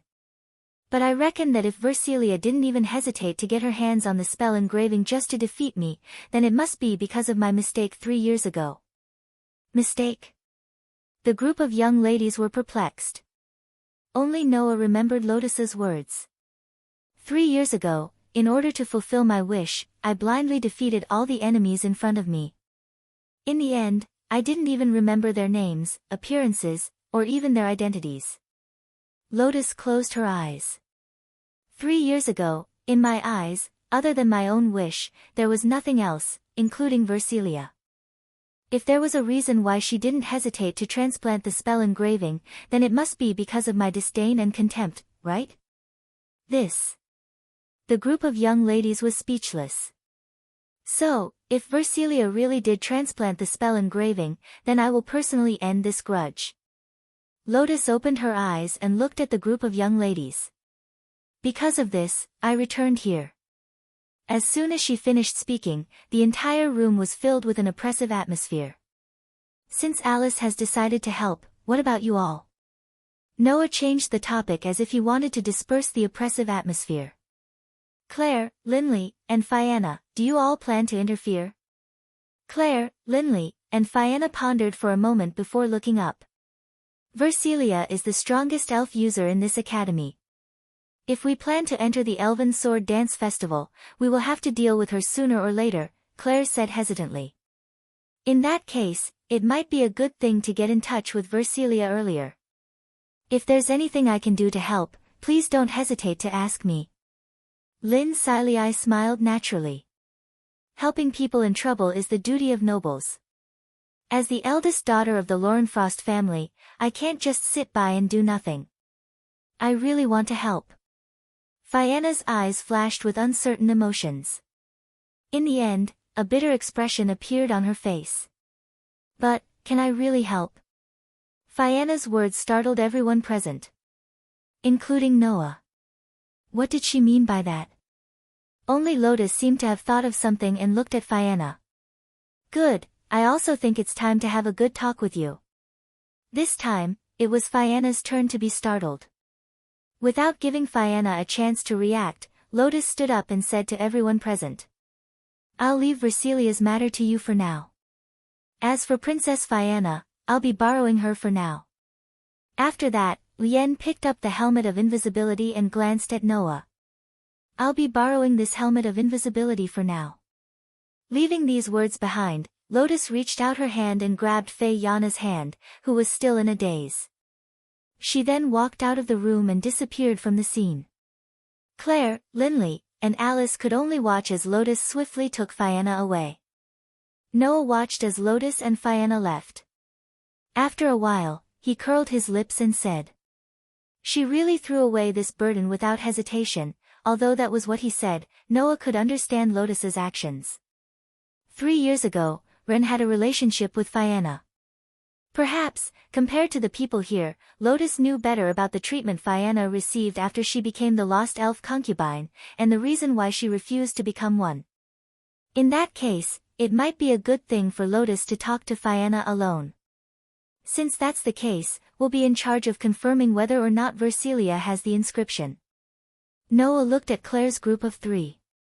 Let's discuss what to do first. Claire, Linley, and Alice all nodded their heads heavily. However, at this moment, 2 panicked footsteps sounded from outside the door, attracting the attention of Noah and the others. Not long after, 2 elven messengers wearing the standard equipment of the Wind King Knight Legion appeared outside the door, panting heavily. They shouted at Alice. "Commander! Not good. Lady Versilia went to the headquarters of the Wind King Knight Legion to poach people." Wah! What? Alice was speechless. Alessia Elven Academy, on a spacious road. With Alice in the lead, Noah, Claire, Linley, and the 2 members of the Wind King Knight Legion rushed forward at an extremely fast speed. Apart from Noah, Claire, and Linley, the others more or less had some anxiety on their faces. As the group of people ran, a temple-like building appeared in front of everyone's eyes. That was the headquarters of the Wind King Knight Legion. However, at this moment, the door of the headquarters of the Wind King Knight Legion was wide open. Noah, who had the best eyesight, could see it clearly. In the headquarters of the Wind King Knight Legion, a group of elves wearing the standard equipment of the Wind King Knight Legion were surrounding a person. It was a young girl wearing light armor that emphasized agility and a cape. Alice, who had rushed into the headquarters of the Wind King Knight Legion, stopped and shouted at the same time. "Sister!" His words were met with Versilia's cold glare. "You're too slow, Alice." Alice ignored Versilia's sarcasm and stared at Versilia. "Sister, what are you planning to do? What are you planning to do?" Versilia said emotionlessly. "Although it's a headache for me to have overly weak teammates, the Elven Sword Dance Festival requires a team of 5 people to participate, so I can't do anything about it. However, I also don't want to randomly gather a group of useless trash.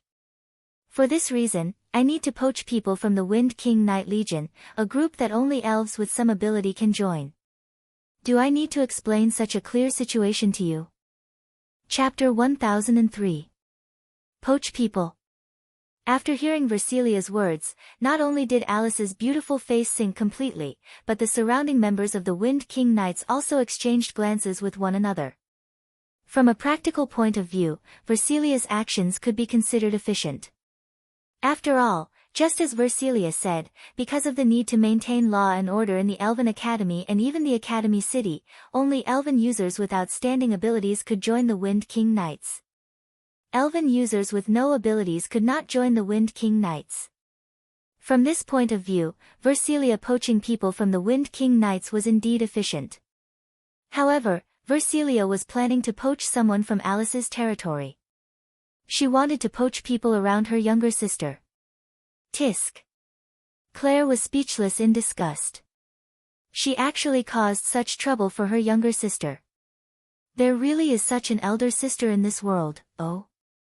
Versilia seemed to have heard Claire's words. She glanced at Claire and sneered. "I really hope you can say this to your elder sister, the sister of the elf concubine of Calamity." Claire was furious. Just as she was about to step forward, she was stopped by Linley. "You can even poach people so openly?" Linsley suddenly smiled. "It seems that you lost to the strongest sword dancer not only in terms of power, but also in terms of character." "Character?" Versilia looked at Linsley with a cold gaze. "That kind of thing is not worth mentioning in front of the strongest power." "Sister, are you serious about this?" Alice's face darkened. If a person only has power and no character, then how is he different from a thug? But if you don't have power, you can't even be a thug. Versilia's gaze became sharp and looked directly at Noah. Great power can attract and plunder everything. Alice, didn't you gather around that male elven user because he has power comparable to Renasubble? Elder sister, you. Alice's expression changed abruptly. Versilia's words could not be said to be wrong. In the beginning, Alice only treated Noah as a heretic who could bring chaos to the academy and had always been wary of Noah as an uneasy factor. It was only until Noah saved Alice from the magical beasts with his outstanding strength and performed a wonderful sword dance with Ren that Alice began to change her view of Noah. However, Alice definitely did not gather around Noah because of his strength. As for why, from the very beginning, before Noah displayed his strength, Alice had already had a lot of contact with Noah, didn't she? In other words, strictly speaking, Versilia's words could be seen as slandering Alice. You. Claire couldn't help but speak. Is this how you think of your younger sister? I'm just stating the facts, Versilia said matter-of-factly. Even if you're an elven messenger, your strength will be powerless in the face of powerful strength. If you think I'm wrong, then how about using strength to convince me? After saying that, Versilia slowly raised a hand, and a shocking amount of divine might gathered in her hand. The weak don't even have the right to speak. If you want me, the strong, to listen to you, at least try to withstand an attack of this level. When these words came out of Versilia's mouth, a sharp light flashed in her eyes. In an instant, the astonishing amount of divine power that had gathered in Versilia's hand was suddenly released. Wang! Under the support of the astonishing divine power, a substantial shockwave suddenly swept out in all directions like a violent gale, and without the slightest warning, the shockwave spread out. Dong! The violent shock wave shook the surroundings and caused the entire headquarters of the Wind King Knights to rumble. The Wind King Knights surrounding Versilia were blown away by the sudden shock wave before they could react. Amidst screams, they were like kites with a broken string, either crashing into walls or smashing into the ground, emitting bitter groans. In an instant, the entire headquarters of the Wind King Knights was filled with sand and dust, and the marble floor was completely shattered. With Versilia as the center, a large crater was blown out by the substantial shock wave. If there was an elven messenger with good eyesight, they would definitely be able to discover it. This substantial shockwave attack was shockingly an earth elemental elven magic. Versilia released such an astonishingly powerful earth attribute elven magic in a short instant without chanting an incantation. And it was this elven magic that didn't even chant an incantation that resulted in almost no one in the Wind King Knights that gathered the elites of the Elven Academy being able to dodge or block it. Versilia's strength could be seen at a glance.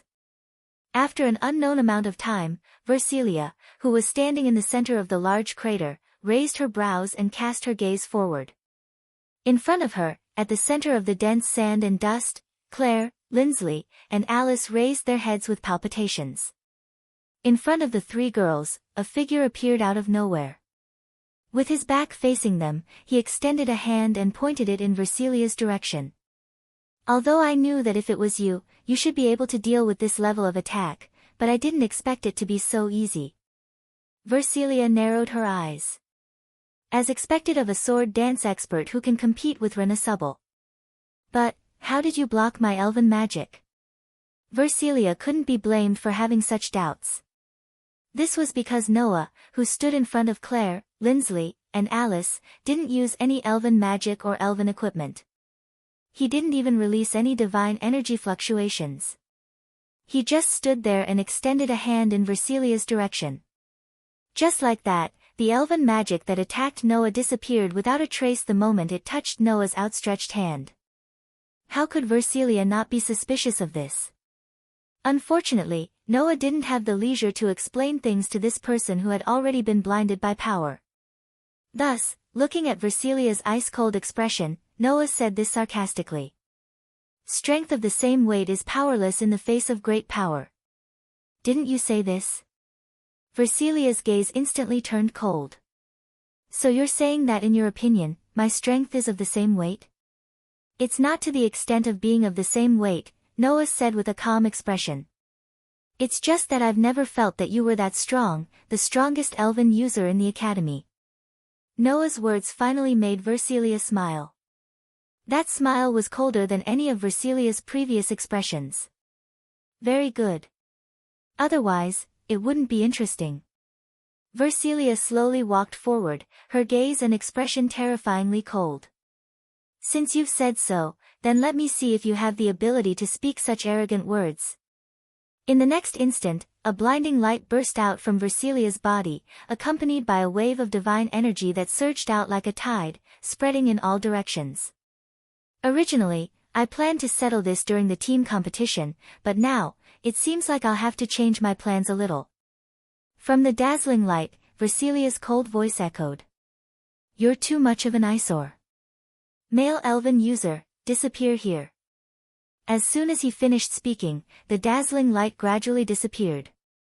A crimson fortress covered in composite mesh appeared before everyone's eyes, equipped with black cannons that suddenly pointed at Noah. Let's see how weak your strength is.